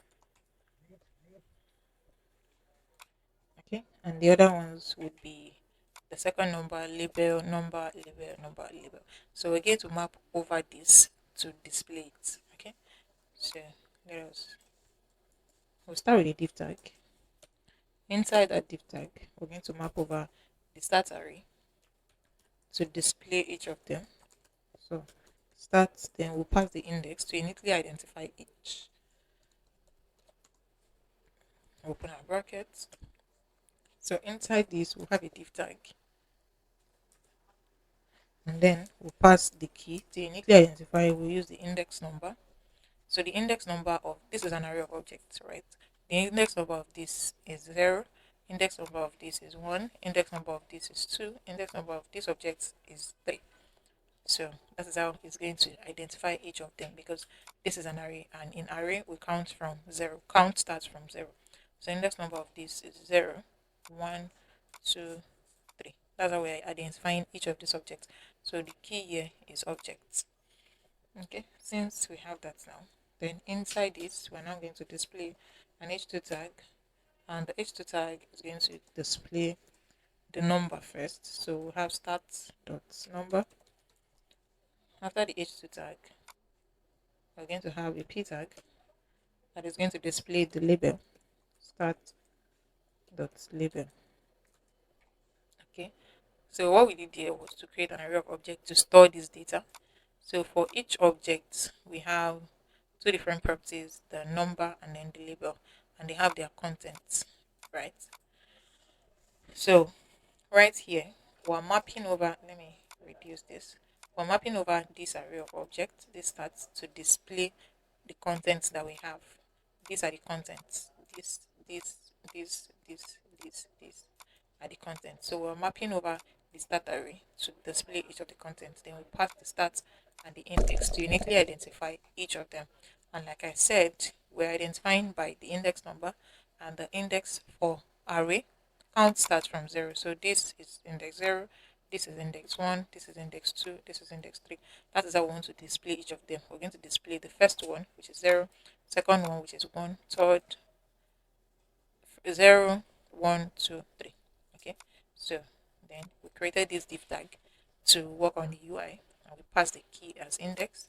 Then we have an h2 tag to display the number. We have a p tag to display the label. So the hero stats will also be in our home page. So I'm just going to mount it here. Hero stats.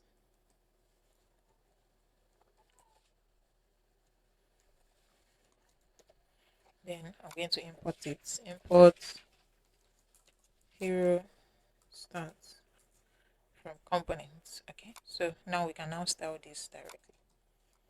We'll have our class name. Before styling, let us see. This is what this should look like. Okay, and now you can see what I was talking about earlier about the navigation bar. As soon as we scroll above 100 pixels, you can see that there's a shadow here. Okay, so let us style the hero stats. We'll set the background color to black. The text would be white. Padding, then we'll have a negative margin top of 14. Then for the second div tag, the max width will be 6 XL. Margin auto. Display would be grid. Then grid goes 2, so 2 per column.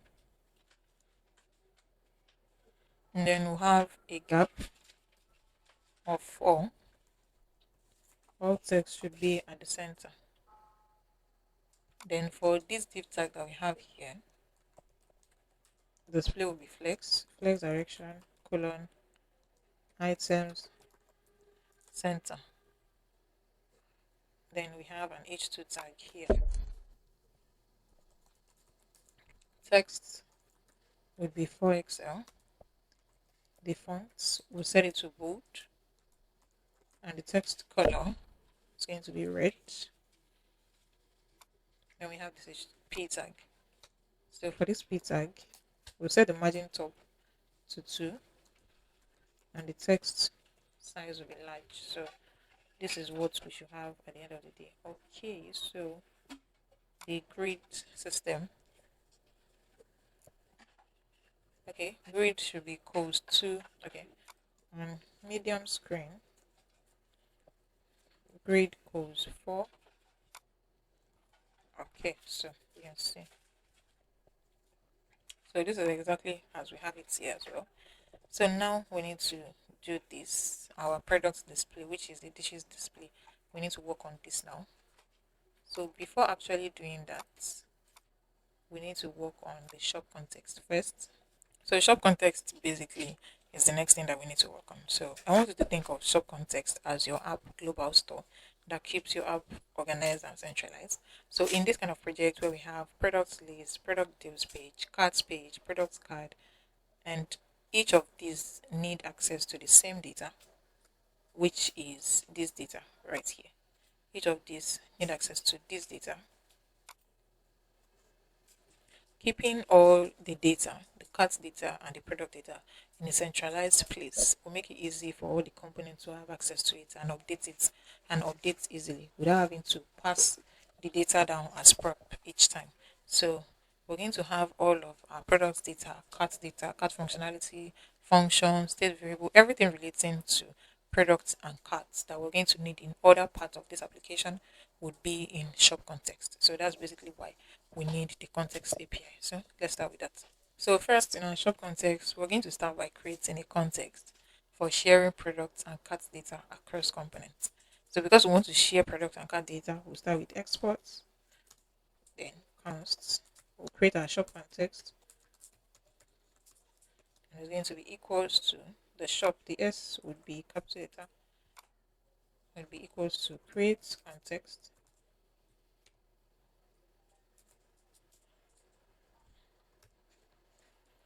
Then we're going to import the product data from this external file, this data.jsx. We want to import this product data. So we're going to import products data from our data file. Next step is to define the context provider component. So we're going to have const shop context provider, and we'll pass children.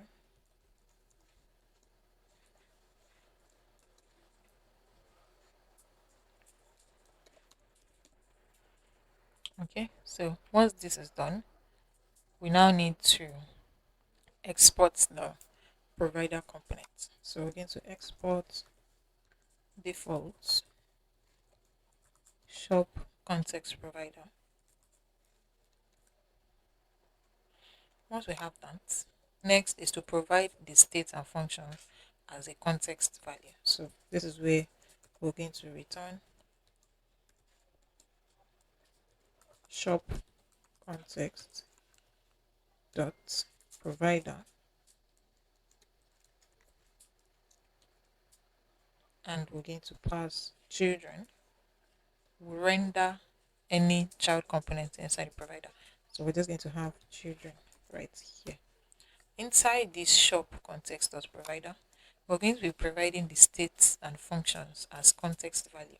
So we're going to pass value. So whatever state variable we have, whatever functions we have, this is where we're going to pass it so that we can have access to it in other parts of our application. You're going to see that in action soon enough. So let us start with our data. So first we need to store all the available products, initialize it with the imported data. So we'll create our product state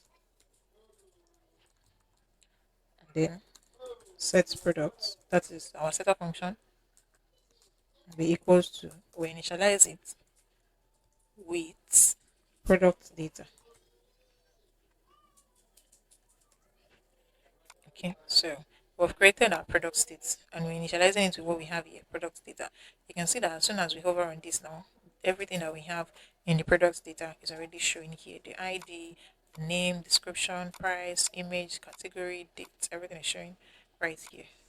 So now that we've done this, we're going to add this product value to the as a context value. We're adding it as context value. Okay, so this is done now. So let's go through this once more so that we can understand fully. So first off, we started by creating our context, the context for sharing product and cart data across components. Next, we imported the product data from our external file, which is data.gsx that we saved in our source folder. Next step was to define our context provider component and then we pass children in it. Next, right here, is to return values as context value, the states, the functions. So we did return shop context of provider, and then we have this value right here. Right here, we exported the shop context provider. And inside this here, we declare the state variable for product that is going to store all the products that we have and a setup function to update if there's any updates. And by default, we initialize it with our products data, which is what we imported from our external file. Okay, so now that that is done, the next thing we need to do is in the main.gsx, which is to wrap our entire application with shop context provider so that the entire application, components and pages can have access to the shop context provider value. So right here, we're going to have shop context provider.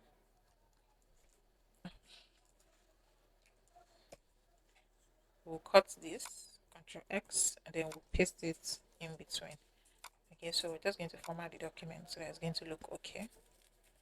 Okay, so now that we've done this, the entire application can have access to shop context provider. So I'll close this now. Then we can now create our product list since we already have our product data in shop context. So in the product list, the first thing we need to do is to extract our product data from shop context. So we're going to have const products will be equals to use context shop context. Okay, so once we have that now, we can now display the product list. We'll have an h2 tag first with this text,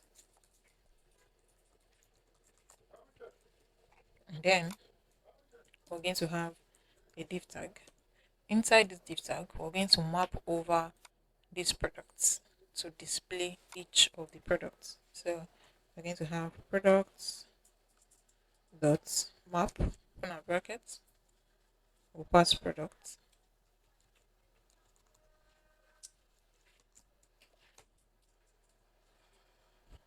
curly braces. Then we're going to destructure products. We're destructuring products because it makes our code looks more readable and easier to read. So let's just destructure ID, image, name, and price. You're going to see the reason for this later on. After this, we can now return and display what we want to show exactly. So we'll have a div tag, and in this div tag, we're going to have this div tag is our product container. Okay, so we'll pass a key, and it's going to be ID. We want to uniquely identify each of the products by their ID, right? So inside this div tag, we're going to have an image. For the image, it's going to take image. The structuring, like I said, is to make our code more readable. If I had not destructured this, let's say this was a comment, we would not have image or ID. It's going to be products.image, products.id. So with the structuring, you will be able to write a more easier, and your code will be more readable. So instead of repetition, product.image, product.id, product.name, product.price, you're just going to have ID, image, price, that's how it's going to be when you destructure. Okay, so back to what we're doing. So after the image, inside the products card, we're now going to have a div tag. Inside this div tag, we'll have an h4 tag, which is going to be for the name of the product. After the h4 tag, we'll have a p tag, which is going to be for the price. After this, we're now going to have the button, the add to cart button.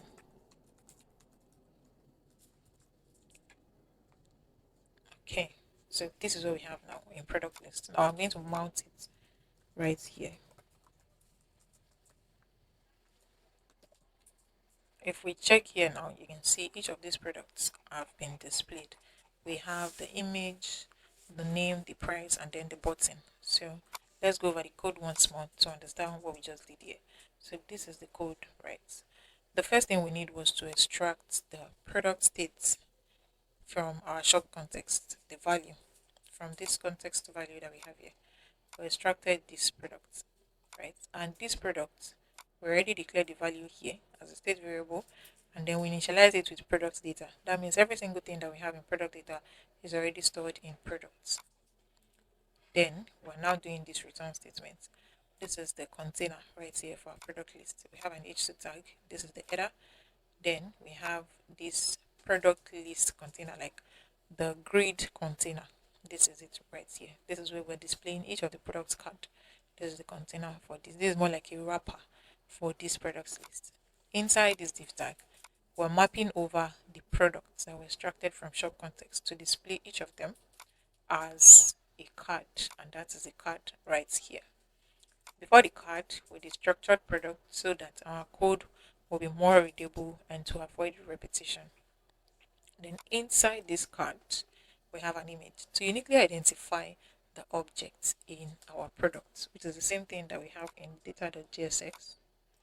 Each of these products right here, to uniquely identify them, we pass ID as the key so that we can uniquely identify each of these, right? This product data is an array of objects. These are objects. To uniquely identify each object that we've already saved in shop contexts, right? We're using ID. And inside the products card, we have an image, then we have a div tag here, we have the name, the price, and the button as well. Okay, so that's just what we did. Now now. Let's style. So we'll start by styling this. Max width will be 7XL. We'll set the margin. We'll set padding on x-axis to 6. All text should be at the center. Then we'll set margin top to 20. Then for the H2 tag, we'll set the text size to 3XL. The font will be semi-bold. Margin bottom will be 8. And the text color would be set to gray. Then for this display container, this grid container, we'll set the display to grid. Grid codes 1 and small screen. Grid codes 2. I'm there. Grid codes 3. Then we'll add a gap of 6. Then for the card, we'll set the background color to white. We'll add a border.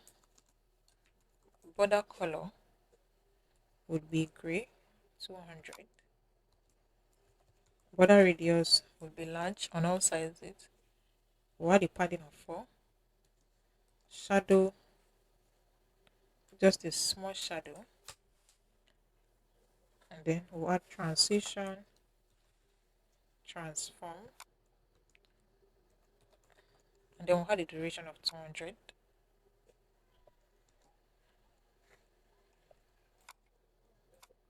Next is the image that will be inside the card. So for the image, I'm going to set the width to full. Height would be 64. Object cover. Border radius large. Then transform. Scale of 90. When the user hover on it, scale should be 100. Okay, so that's for the image. Then this div tag that we have here, we'll set the margin top to 4. The H4 tag that we have right here, the text size should be large. Font size should be semi-bold. And then text color should be gray, 900. Then we have the price. For the price, the text should be gray, 600. Then we have the button. The width will be full. We'll set the padding on y-axis. Margin top, the text size, and then the font should be medium.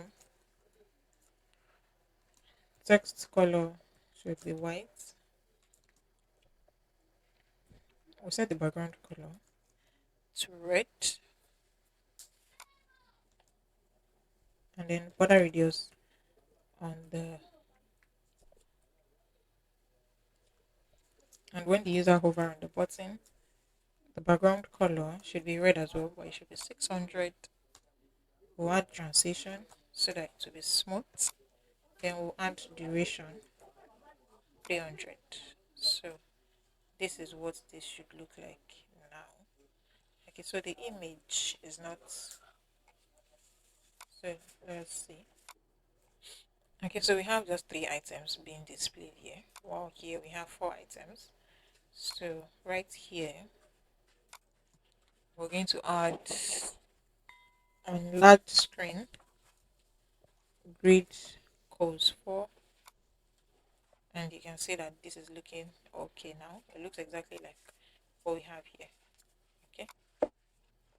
So this is for the product display.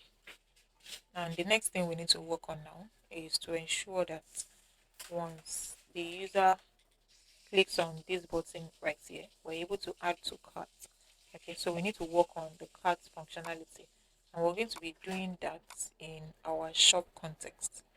Okay, the add we're going to have our cart state here, the add to cart function, remove from cart, every other thing is going to be right here. So let's do that now.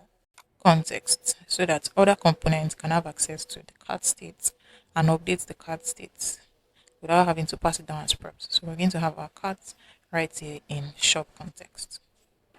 So first off, we need to create the state variable that is going to hold the cart data and then a setter function to update the cart when there is a change.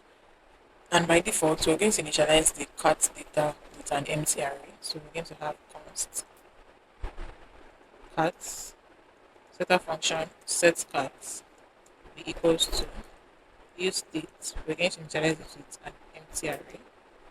So now after this, we're now going to create another state variable and a setter function for quantity. So the state variable is going to store the quantity of items that we have in our cart and a setter function that is going to update the quantity if there is a change. And by default, we're going to initialize the quantity with 0. So I'm going to have const quantity setter function. Oh no, quantity. Yeah, comma setter function set quantity. Use state would be 0. Also, we'll create a state variable for the total price and the setter function to update the total price, and we're going to initialize that to 0 as well. So I'm going to have const total setter function, comma, set total, use state. By default, we initialize the total with 0 as well. Then we can now start writing the functions. So the first function that we're going to write is to calculate the total price of items that we have in the cart. So we're going to be using use effect for this so that it can run an effect whenever the price change. So we're going to have use effect. Then we'll create this function right here. So the first is to use the reduce method to calculate the total price. So I'm going to have const. This variable here is going to store the total price. So total will be equals cut dot reduce, open our bracket. We're going to have our accumulator,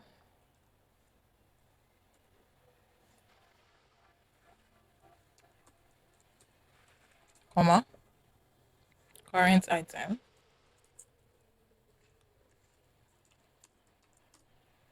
Okay, so let me close this so that we can have a larger screen. Now, we are now going to create a variable to convert the price to a number, and then we use an if statement to check for invalid prices. If the price is invalid, if the price is not invalid, then we'll return the accumulator. So let's do that. Let's convert first.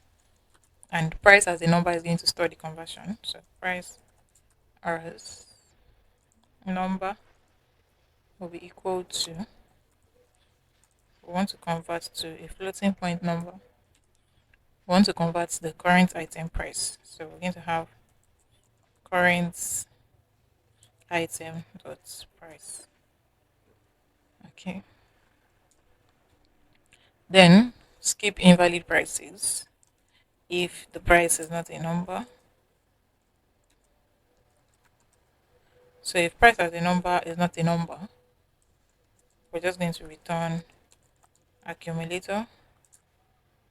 But if it is, which is going to be after this if statement, we're going to add price times quantity to the accumulator. So we're going to return accumulator plus price as number multiplied by current item dot amount, the amount that we have for the current item. And I'm going to initialize the accumulator with 0. Okay. And so we're going to update the total state once we have the total. Set total, we'll call the set total function and then we'll update the state with the new total. Okay, so this is basically the new total. We're using the reduce method and then we're working on all this logic. So first we use the reduce method to calculate the total price. Then we're converting the price to a number, so the current item price. We're converting it to a number, and then we use an if statement to check if the number that we converted is not a number, then it should return accumulator. If it returns a string, if the price as number is not a number, it should return accumulator. If it is a number, then we want to add the accumulator with the price that we've gotten multiplied by the current item times amount. Then we're updating the total state. And then I'm going to add cart here as a dependency array to ensure that the use effect runs when the cards change. Okay, so that is for total price. Next thing we need to work on now is the quantity of items we have in the cart. So we'll use effects for this as well. First off, we need to check if the cart is not empty. So if cart exists, then we'll use the reduce method to sum up the quantity of all the items. So const amount would be equals to cart does reduce. We're going to have our accumulator and then current item as well.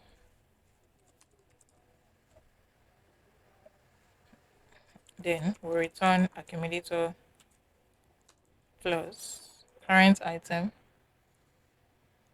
dot amount. So basically we're adding the current item amount to the accumulator, and then I'm going to initialize the accumulator with 0 as well. Now we can now update the quantity. So we're going to have set quantity amount. And I'm also going to pass cart here as dependency array to ensure that the use effect runs whenever the cart changes. After this, the next function that we need to work on is the function to add a product to carts. Okay, so I'm going to name the function add to cart. So we're going to have const add to cart is the name of the function. We're adding products and ID. So I'm going to have products and ID right here.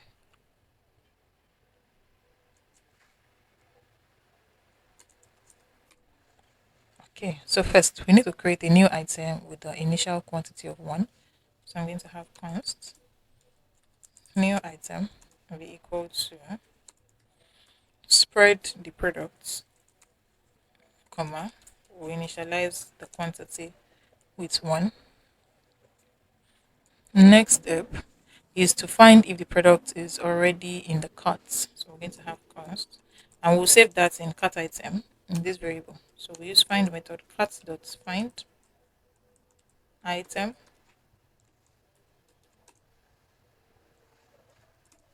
We'll check if the item ID matches. So we're going to return.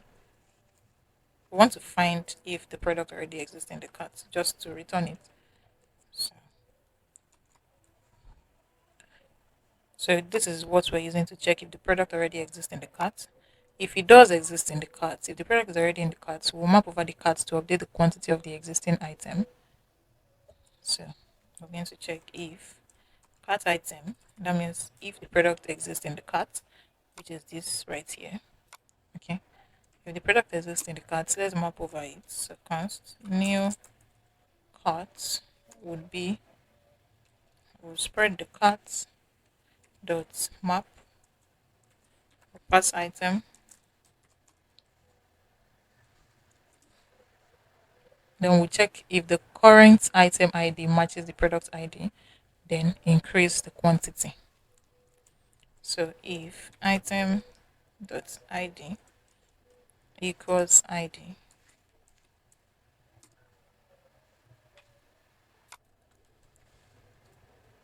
then you return spread item,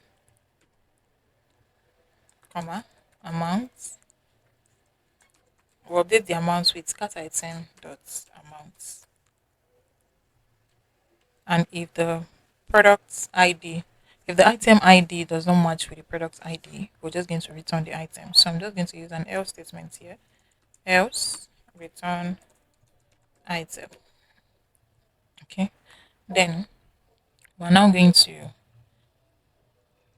update the cart state with the updated quantity. So we're going to set cart with new carts.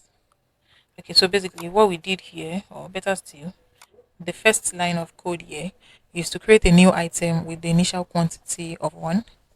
Then for these 3 lines of code, we're checking if the product is already in the cart. We want to return the product that is already in the cart, the ID of the product that is already in the cart. Then for this line of code right here, we're using an if statement to check if product already exists in the cart, which is the first 3 line of code before this. If the product already exists in the cart, we're mapping over the cart to update the quantity of the existing item. Then we also want to use an if statement to check if the current item ID matches the products that already exist in the cart. Then increase the quantity to 1. That means we have the products in the carts before, but the user still wants to add the same product again to the carts. So we're checking what the user is adding now with what's already exists in the cart. If they match, then increase the quantity by 1 again.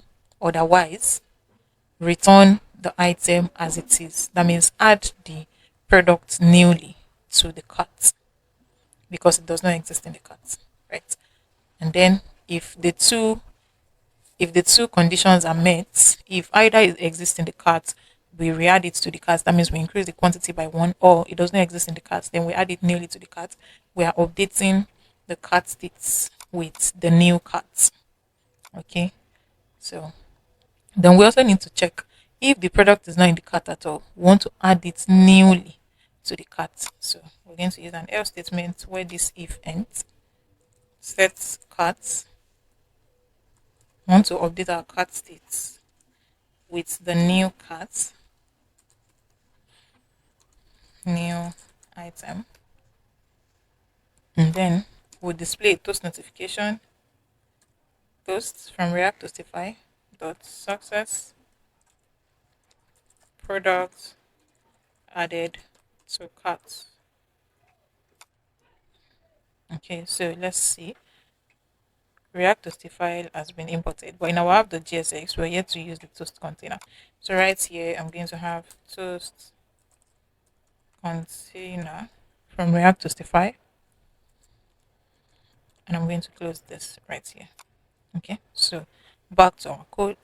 I hope this line of code is understood. We're using an if else statement to check if the cart item exists. That means this part, if it exists, if any product is already added to carts. Okay, so if the cart item exists, we'll map over the carts to update the quantity of the existing item.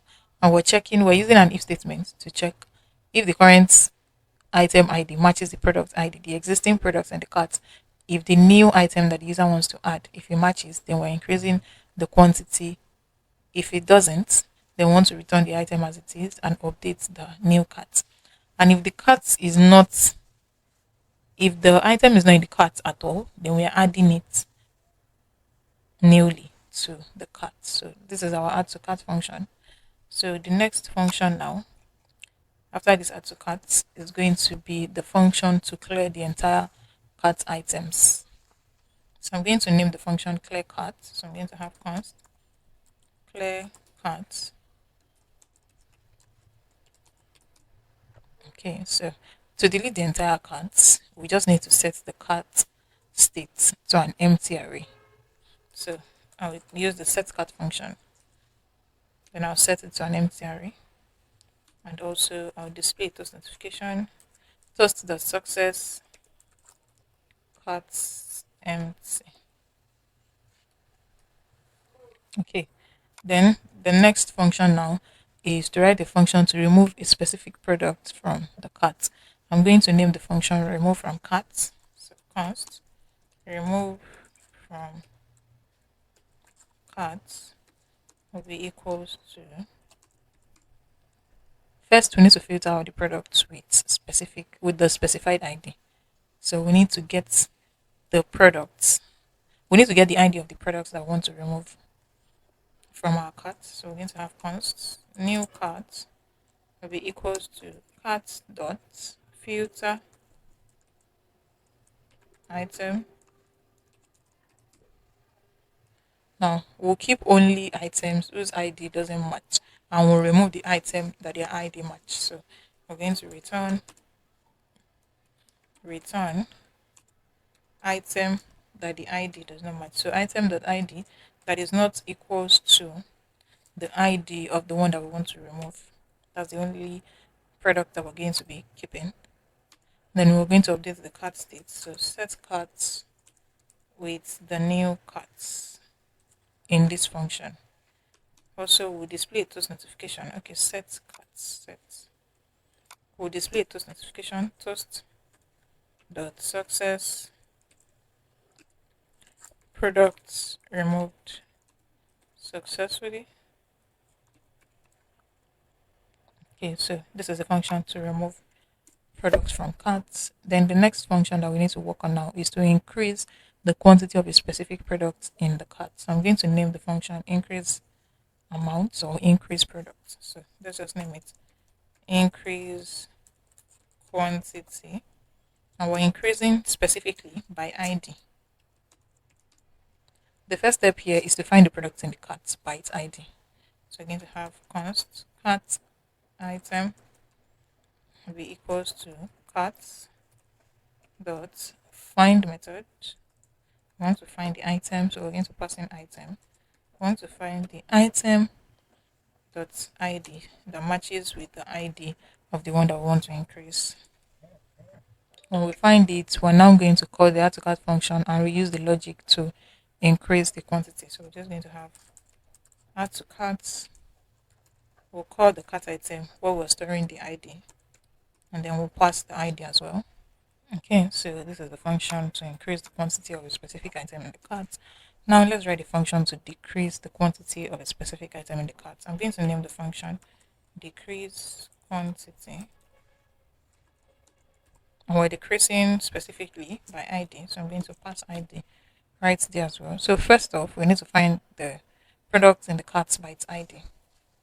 So we're going to do the same thing, const cart item is equal to cart dot find item. Then return item dot ID that matches with the ID of the one we want to decrease in the cart. Then next is to check if the product exists in the cart. We'll map over the cart to update the quantity. That is to reduce it. So we're going to check if cart item const new carts be equals to cart.map item.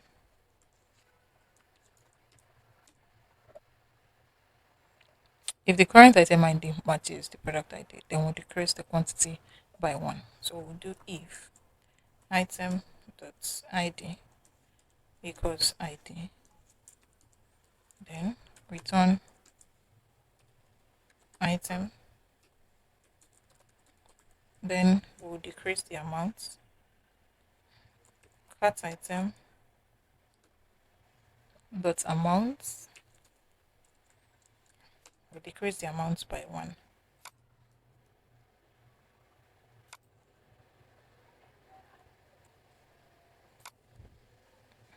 Okay, and if it does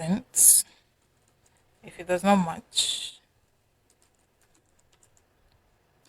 we'll return the item as it is. So return item. Now we're going to update the cart state.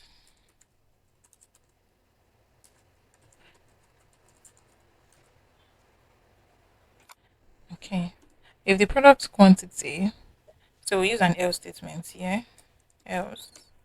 If the product quantity is less than 2, we're just going to remove the product from the cart. So if cart item dot amount is less than 1, then we'll remove it from the cart. We just call the remove from cart function and then pass the ID of that product that we're trying to decrease. Okay, if it's less than 2 here. So we have all the functions right here. So this is basically all the logic that we're going to be using. And now we need to add them to these values here so that other components can have access to it. We need the cart state. We need the add to cart function. We need remove from cart function. We need the clear cart function. We need the increase quantity. We need the decrease quantity.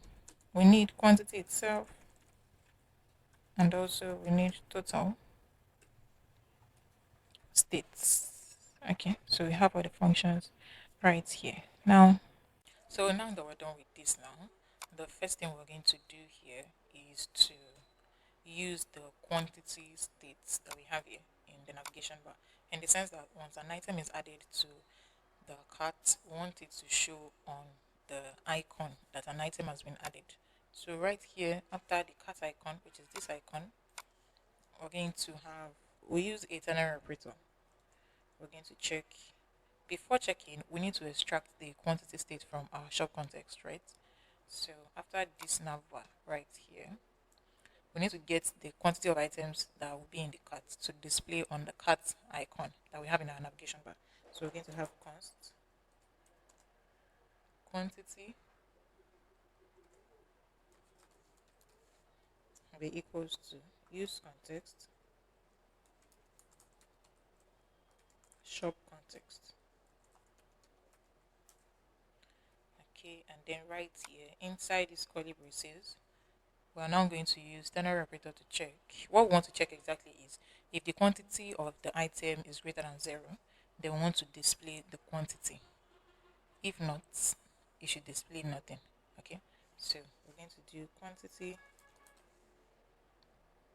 greater than 0, then we'll display this. We're going to display this, which is going to be a span tag. And inside the span tag, we're going to have quantity. Okay, so if quantity is greater than 0, then we'll display this. If quantity is not greater than 0, we'll display nothing. So let us style this span tag. Position will be absolute. I'm going to set negative top to 2. The right as well will be negative right 2 as well. The background color would be red 500. And then the text color, text white. We're going to set the height to be 5, the width to be 5 as well. We'll set the display to flex. Items center. Justify center. Then border radius around the surrounded form, so that it's going to form a circle. Okay, so this is for the quantity that is going to display on this cart icon once the user has added to cart. So we're going to be adding to cart from product list, right? Because that's what we're displaying our product card on this button right here. Okay, so for this to work, we also need to extract the add to cart function from shop context. Then on the button here, this button to add to cart, we're going to use an onClick method to call our function. So we're going to call the add to cart function, and we're going to pass the product and the ID. So once the user clicks on this button, that's what we're using onClick. When they click on the add to cart button, the item, the product will be added to the cart by its ID. So let us test this out and see how it's going to work. So let's add an item. I'm going to click on this now. You can see that we have an item in the cart. Okay, so we still need to work on this CSS so that it can be on it. It can be on the cart actually. So what we're going to do here is we're going to use a div tag so that we can have this cart and the quantity in the same div. So I'll open a div tag and I'm going to cut this, Ctrl X, and paste it in between this. Yes, then I'll add a little styling here. Position will be relative. Okay, so this should work. Now you can see that this has worked perfectly well. So I'll add more item, add. You can see that we are able to add as many items as possible in our cart. Okay, so this logic right here is working perfectly well as well. So the next step now is to work on the cart page itself, in the sense that when the user clicks on this icon, it should lead them to the cart page. So first we need to create a link in the navbar.gsx right here. Okay, so when the user clicks on this cart, it should lead them to the cart page. So I'm going to use a link tag from React Router DOM. Okay, and I'm going to paste this entire div here in between the link. Okay, then we'll set the path for this link. This is going to be 2/cart, as we have it in our app.gsx. Okay, let me open the app.gsx. For the route to, when we're setting up route for cart, we use the path /cart. So wherever we want to use it as well as a link, we're going to do the same thing /cart. Okay, so this entire thing, this entire icon and the quantity is going to lead us to the cart page. So now if I click on this now, it's going to lead me to another page, which is the cart page. Okay, so but now we have nothing in the cart. We are here to write the code that is going to display all the items that we're adding to the cart. So let's work on that now. So I'm going to close this as well. Then I'm going to open my cart page. For our cart page now, the first step is to extract the necessary states and functions that we need from shop context. So for the cart, we need the cart state, which is going to store all the cart data. We need the add to cart function. We need the remove from cart, clear carts, increase amount, decrease amount, quantity, and total. So I'm just going to copy all of this, and then we're going to have const. Open our curly braces, paste this all. Let me format. Okay, that isn't working. I don't know why, but let's do it the manual way.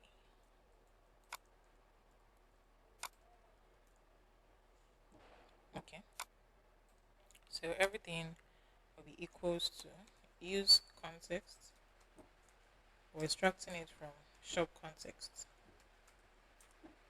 Okay, and you can see that shop context has been imported as well. All right, so after this now we can now create our cart. So for the cart we have the first div tag, and then let me reduce this a bit. Okay, we're going to have the left and the right on the cart.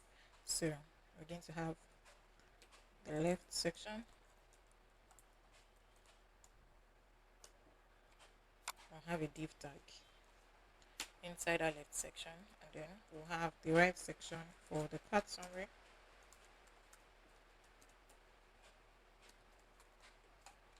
We'll have a div tag too.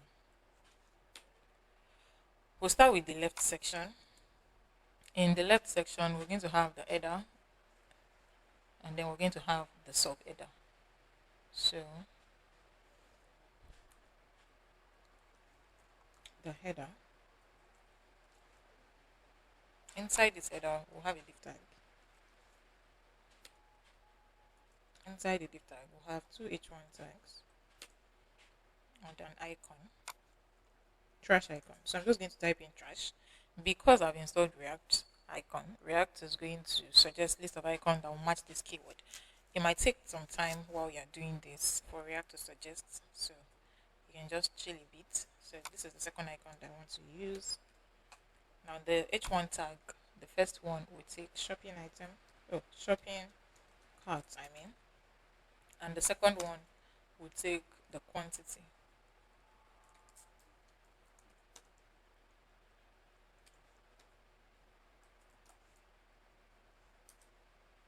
Which we have extracted from here. Okay, and the trash icon that we have here is to delete the entire cart. So we're going to use the clear cart function, right? So I'm going to use click method to call the clear cart. function. So this is the header right here. Now the subheader. For the subheader, we'll have a div tag.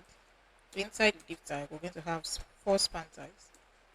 The first one is going to take product, second will take quantity, third will take price, and last one will take total. So let's type that in. Product, quantity, price, and then total. After this subheader, we're now going to have our cart items. That is the items that we've added in the cart from the product list component. Okay, so for the cart items, we are going to map over our cart state, which is this cart state right here, which is what is storing all the cart items. We're going to map over it to display the item that the user has added to cart. But before that, we need to first check if we have anything in the cart. We'll display the cart item. If we have nothing in the cart, we're going to display a text showing that our cart is empty. So let's do that first. We'll do cart dot length.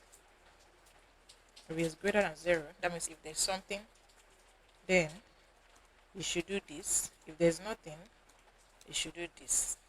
Okay, so if the cart length is greater than 0, that means if we have an item in the cart that is more than 0, you should do this. If there's nothing, you should do this.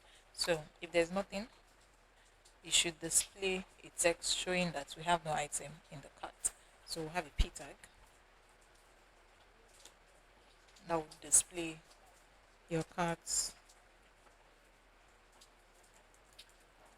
is empty. But if we have something in the cart, then it should do this. We're going to use this other bracket here. Okay, so if we have something in the cart, we'll map over the cart to display the items. So we'll do cart dot map pass item, and then the structure item, so that our code is going to be easier. So we're going to destructure the item. So we'll destructure the name, ID, image, price,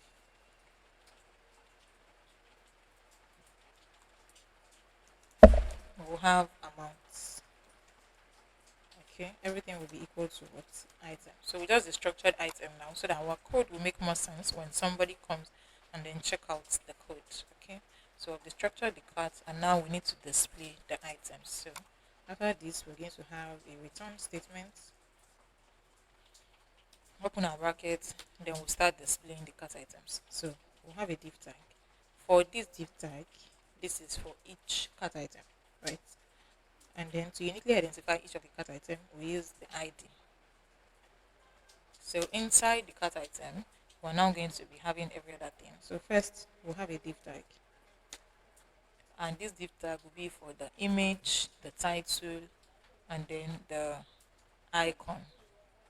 That is for, let me have the comments here. Cart details. That is it there. Then we're going to have our quantity control here.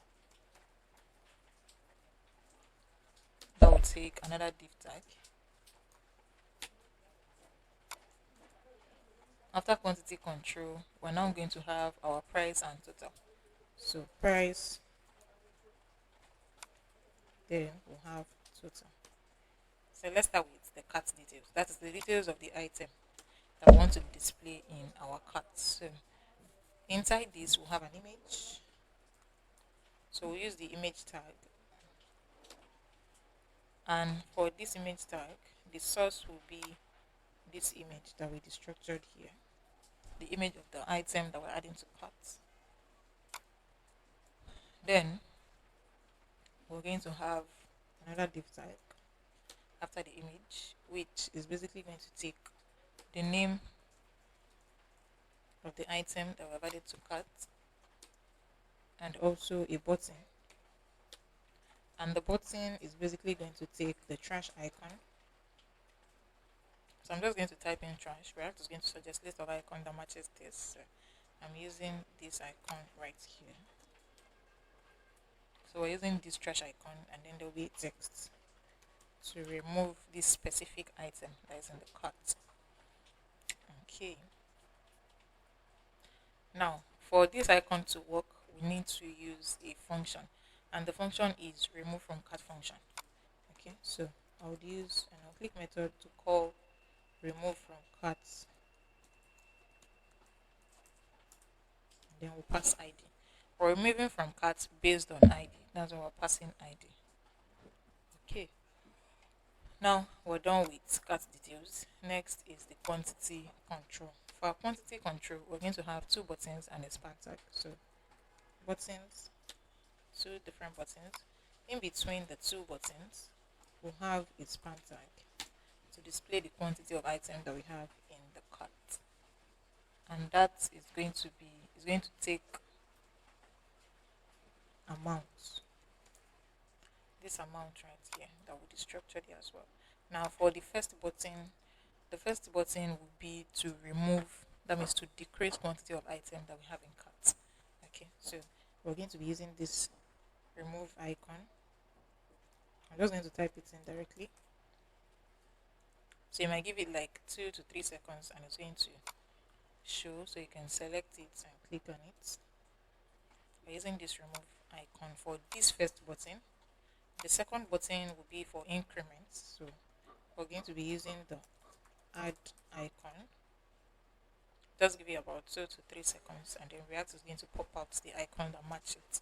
So once you see that icon, you're just going to select it so that it's going to import directly. Okay. Then we'll close this. So this is the first button. This is the second button. This is the amount. That means the quantity that is in between. Now for each of these buttons to work, we need to use the function that we've created. Right. So here I'll use an click. The first button is to decrease amounts. Decrease amounts, we'll pass ID. The second button is to increase amounts. So we'll pass increase amounts. And then we'll have the ID. Okay.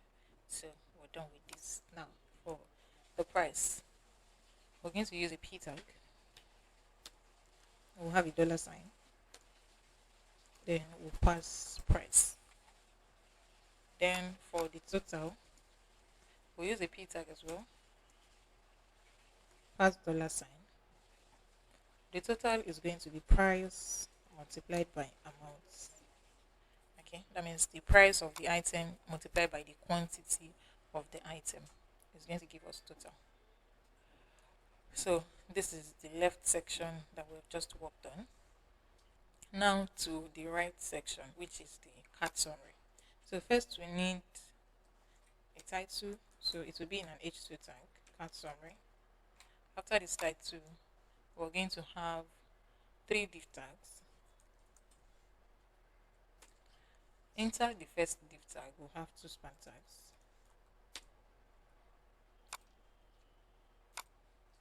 So the span tag here, the first one will take items,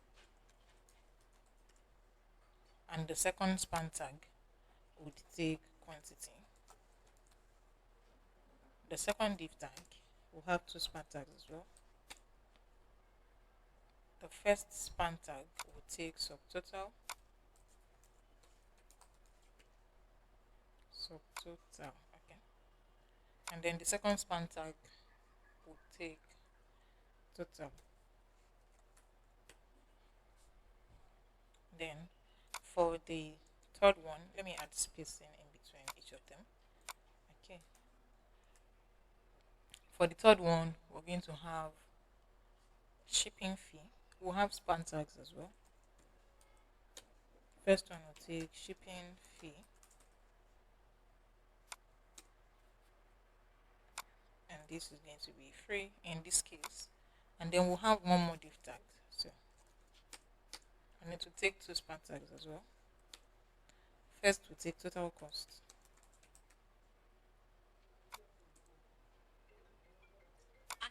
And the second will take total. Okay. After this, we're now going to have our button, which is going to be checkout. So this is what we have in the cards page. So if we visit the cards page now, you're going to see just this. Now we need to style to ensure that it looks like this. It looks this okay. All right. So let's start styling. So we'll start with this div tag. Max width maybe 7XL. Everything should be at the center. We'll add padding on x-axis. We'll add a margin top of 26. Display flex direction colon, and then on large screen flex direction row. We'll add a gap of it. Now let's style the left section. We'll style the width will take to third. So on large screen, the width will take to third of the entire screen size. The background color will be white. We're going to have padding of 6, border radius, and then we'll have a shadow. Just shadow. Now for the header, display will be flex. Justify contents, space between, items, center. We'll have a border button, and then padding button will be 4. Then for this H1 tag, text size 2XL,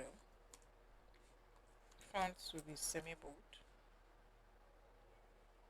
Then for this H1, text will be large. For the icon, that is going to clear the entire card. The color should be red, 500. The size should be 2XL. Then we'll set cursor as pointer. For the subheader, display should be grid. Grid calls 4 should do it. Yes, we have 4 items. And then the text color should be gray, 700. The font size should be semi bold. Then we shall have a margin top as well of 6, padding bottom of 2, and then border at the bottom as well. Next thing to style is this our cart items. Display will be grid as well. Grid equals 4. All items at the center. Padding of 4. Then we'll have border bottom. Then the text color will be gray, 700 as well. Next is this cart that we have here. Display would be flex, items, center. Then we'll add space. Now to the image. The width will be 16, height 16 as well. Rounded MD. So just a medium border radius, and then object with cover.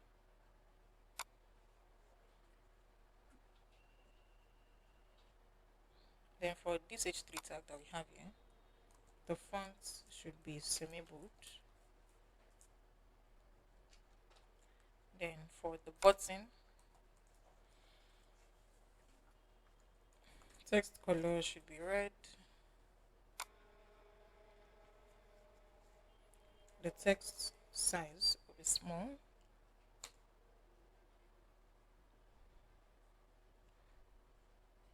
Items should be at the center. And then we'll set the gap to 1.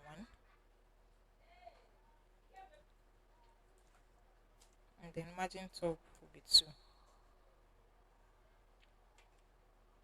Okay, so that is for this. And this button to remove from cart. We're done with that styling. So next is this quantity control that we have here. So for this container, we're going to set the display to flex, items, center. And we're going to add a space on X to be 3. Now for each of the button, we're going to use the same styling. So The width will be 8. We'll set the height to 8. Background color should be gray, 200. Border radius, so rounded full. Display should be flex, item, center, and then justify center. Text size should be XL. Okay, so we're using the same styling. So I'm just going to copy this right here, Ctrl C, and then I'm going to paste it for the second button, the increment button. I'm going to paste the same styling right here. So we have a span tag in between these two buttons. So we'll style this. The text size should be large. Now to the price.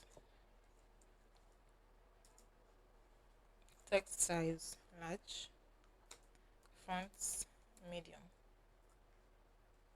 So the total text size large as well. Font semi bold. Then this p tag here for empty cards. Text color would be gray, 500. Margin top would be 4. Now to the right section here.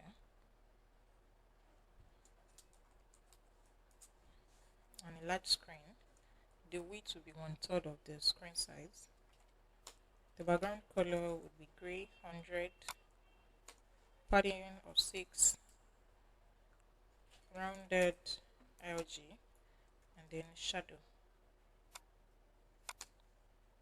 And we have this H2 tag here. The text size should be large. Fonts semi bold. We'll have a border at the bottom, and then we'll have padding bottom to be 4.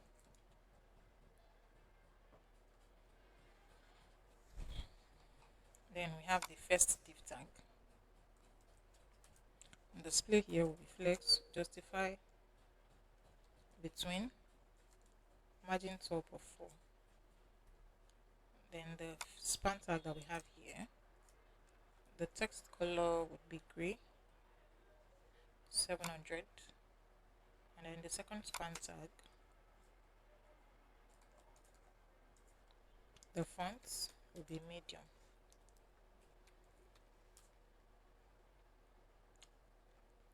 Okay, so we're going to be using the same styling here as well, but this will be the margin top here. We're going to set it to 2. This as well, the margin top will be 2.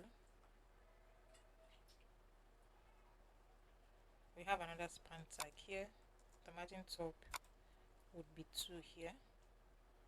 Then the styling that we have here for this span tag, we'll use the same for this and for this and for this as well.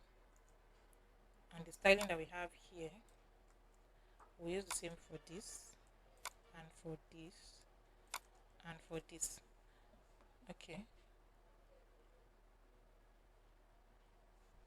now for the button, the width will set it to full. Background color would be green, 500. Text color would be white. Padding of 4, margin top of 4, padding of 3, margin top of 4. And we'll have border radius rounded. The text size should be large. And then when you hover on it, when you hover on the button, we want to have the background color to be green, 700. Okay, so that is all for the cards. Now let's check. We're going to add items to the cards now. I'm going to be adding this first item, second item, third item, fourth item. So we should see 4 items in our cart, and that is what we have, right? We have this header shopping cart, we have the number of items, we have this icon to delete the entire cart, we have the subheaders, and then we have the cart items itself, which is the image of the item, the name of the item, the icon to remove, quantity control, price, and total. If I increase this now, you can see that the total has increased as well, because the price multiplied by quantity would give us total. Okay, if I do the same thing here, I can do the same thing here. I can decrease, I can delete the entire cart, and I'll get this message, your cart is empty. Let me add more to the cart now, and then remove this. That item has been removed from cart. So this means that our cart is working perfectly well. Now the next thing that we're going to work on now is to ensure that when the user clicks on any image, it leads them to another page showing the details of that product. That is what the product details page is about, and that's what we're going to do right now. So we're going to close this cart, then the home page, we leave this. Then we're going to open our product details page. So for our product details page, the first thing we need to do is to extract the add to cart function from our shop context, because we're going to need it here. So const add to cart be equals to use context shop context. Okay, so once that's done now, the next thing that we need to do is to get the product ID from the URL parameter using use params. So this is basically what we need to do. You know, when we click on a product, right, it leads us to the product details page. We need to get the ID of that product from the URL parameter. From this URL that we have here, we need to get the ID of the product that we want to view its page. Okay, so that is basically what this next line of code is about. So const ID will be equals to use params from React router DOM. After getting the product ID, we now need to find that product that matches the ID in the URL in our data file.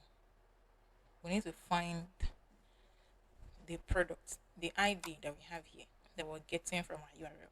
We need to find that same ID in this data file that we have here, in this product ID, so that we can display the product details. This is an ID here for this object. This is the second ID here for this object. This is the third ID here for this object. So if we're getting the ID from our URL, we should be able to display the details of that ID. So we need to find the ID that we're getting here from our URL from our data file. To do that, we need to import our data file first. We need to import product data from data file. Then we'll do const product will be equal to, from our data file, product data, which is the array of objects storing all the data, dot find method. We want to find a product based on the ID. So we're going to have product.id, the products that we have here, each of these products dot the ID that matches with the ID that we're extracting from our URL. Okay, we're finding from this product data that we just imported from our data file, we want to find product that matches with that ID. So we're doing product.id that matches with the ID that we have extracted from our URL. And now, one thing we need to ensure is that the product, the ID that we're extracting from our URL has to be an integer. Because in this case of ID, this is a string. So we want to ensure that the ID is an integer. So we'll pass integer. We're just going to wrap it up. Okay, so that is what we've done now. So once we're able to get the product ID from our product data that matches with the ID that we've extracted from our URL parameter and converted to integer, we're going to store it in this variable here. And that is what we're going to use to display our UI. Okay, so let's work on the UI. So we'll have a div tag. We'll have the right section and the left section. So let's have two div tags for the right and the left. The first one would be for left section,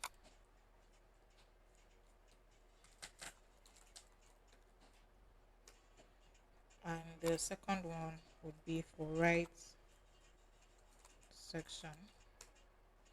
Now for the left section, we're going to have an image, and the source of the image would be from this product dot image.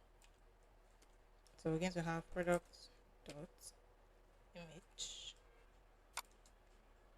That's what we have in the left section. And in the right section, we're going to have an h3 tag which is going to be for the name. So product dot name. After the h3 tag, we'll have two p tags. First one would be for price. So we'll have a dollar sign outside the curly braces. Product dot price. Then the second p tag will be for description. Product dot description. After this p tag, we're now going to have our call to action button saying add to carts.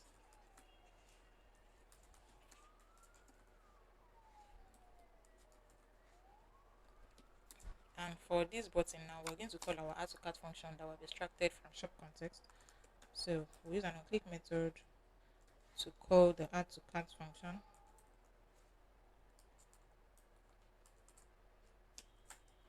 We'll pass products, comma, ID.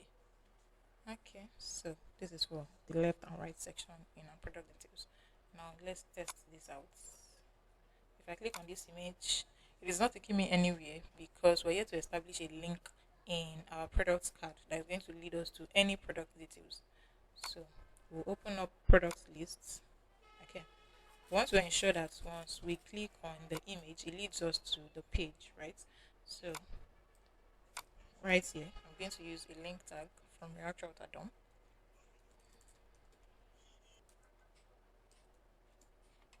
Whenever you're using a link tag, ensure that it imports. If it does not, you have to do it manually like this.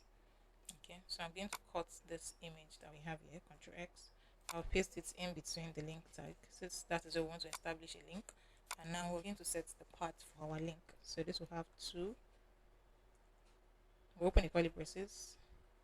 We'll use the backtick slash product slash product slash dollar sign and then ID. Okay, so this is slash product slash ID as we have it here for product details. Okay, so I've set the dynamic path for this slash product slash dollar sign and then we'll pass the ID. So now if we come back here and then we click on this image, it's going to lead us to this product details page. And you can see the URL right here, slash product slash one. This is the first product. This is the fourth product. If I click on this, it's going to lead us to the product details page and you're going to see the details of the product. So now let us style our product details page. So we'll start with this div tag. We'll set our margin top to be 20, max width 6XL. Everything should be at the center, so we'll set margin center, padding 6, padding on y-axis 16. Display would be flex direction, colon, and then on medium screen, flex direction, row, we'll add a gap of 10. Now to the left section. On the left section, the width should take half of the entire screen size. Display flex, justify contents, center. Then this image that we have here, we'll set the width to be 460 pixels. Border radius, and then a shadow. No, we don't need a shadow, so let's not add shadow. Now to the right section. On the medium screen, the width should take half as well. Then we'll set a space of 6. Then the H3 tag that we have here, we're going to set the text size to 3XL. The font will be semi-bold. Then the P tag that we have right here as well. Text will be 2XL. Text color would be red 500. Then the last P tag, the text size should be large. Text color would be gray 600. Now to the button. Background color will be red, 500. Text color should be white. Text large. Padding of 3.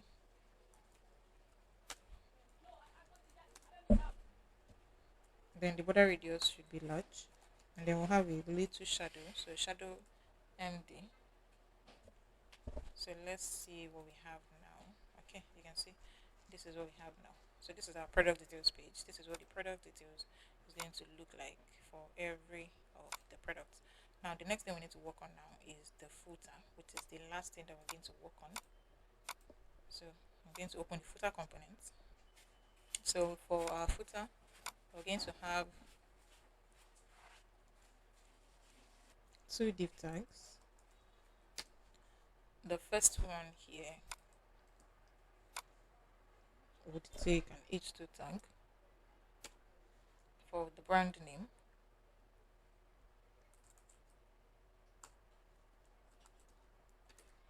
After this h2 tag, we're going to have a div tag for our icons.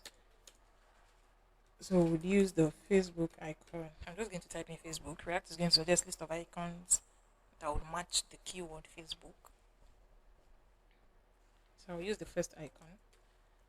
Then we'll use another icon, Instagram. Be using the first icon as well.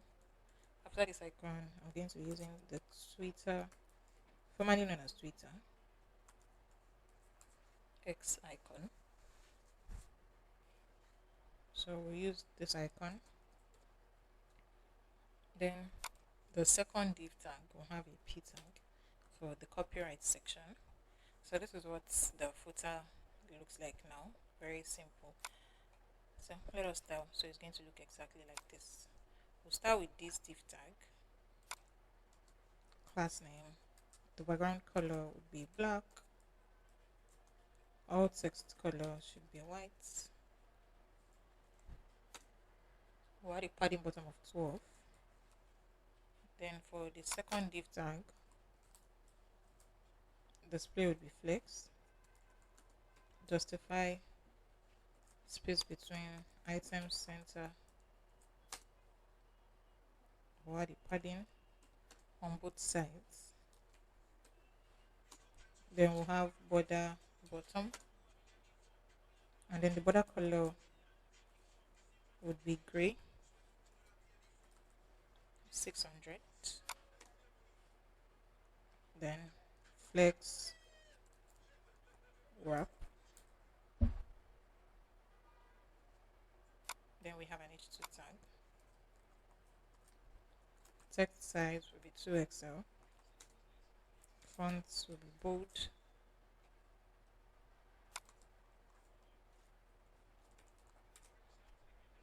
For this, we'll set display to flex.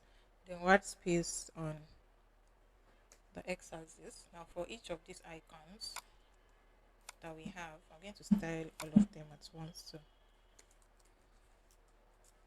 the size should be 2XL. Cursor will be pointer.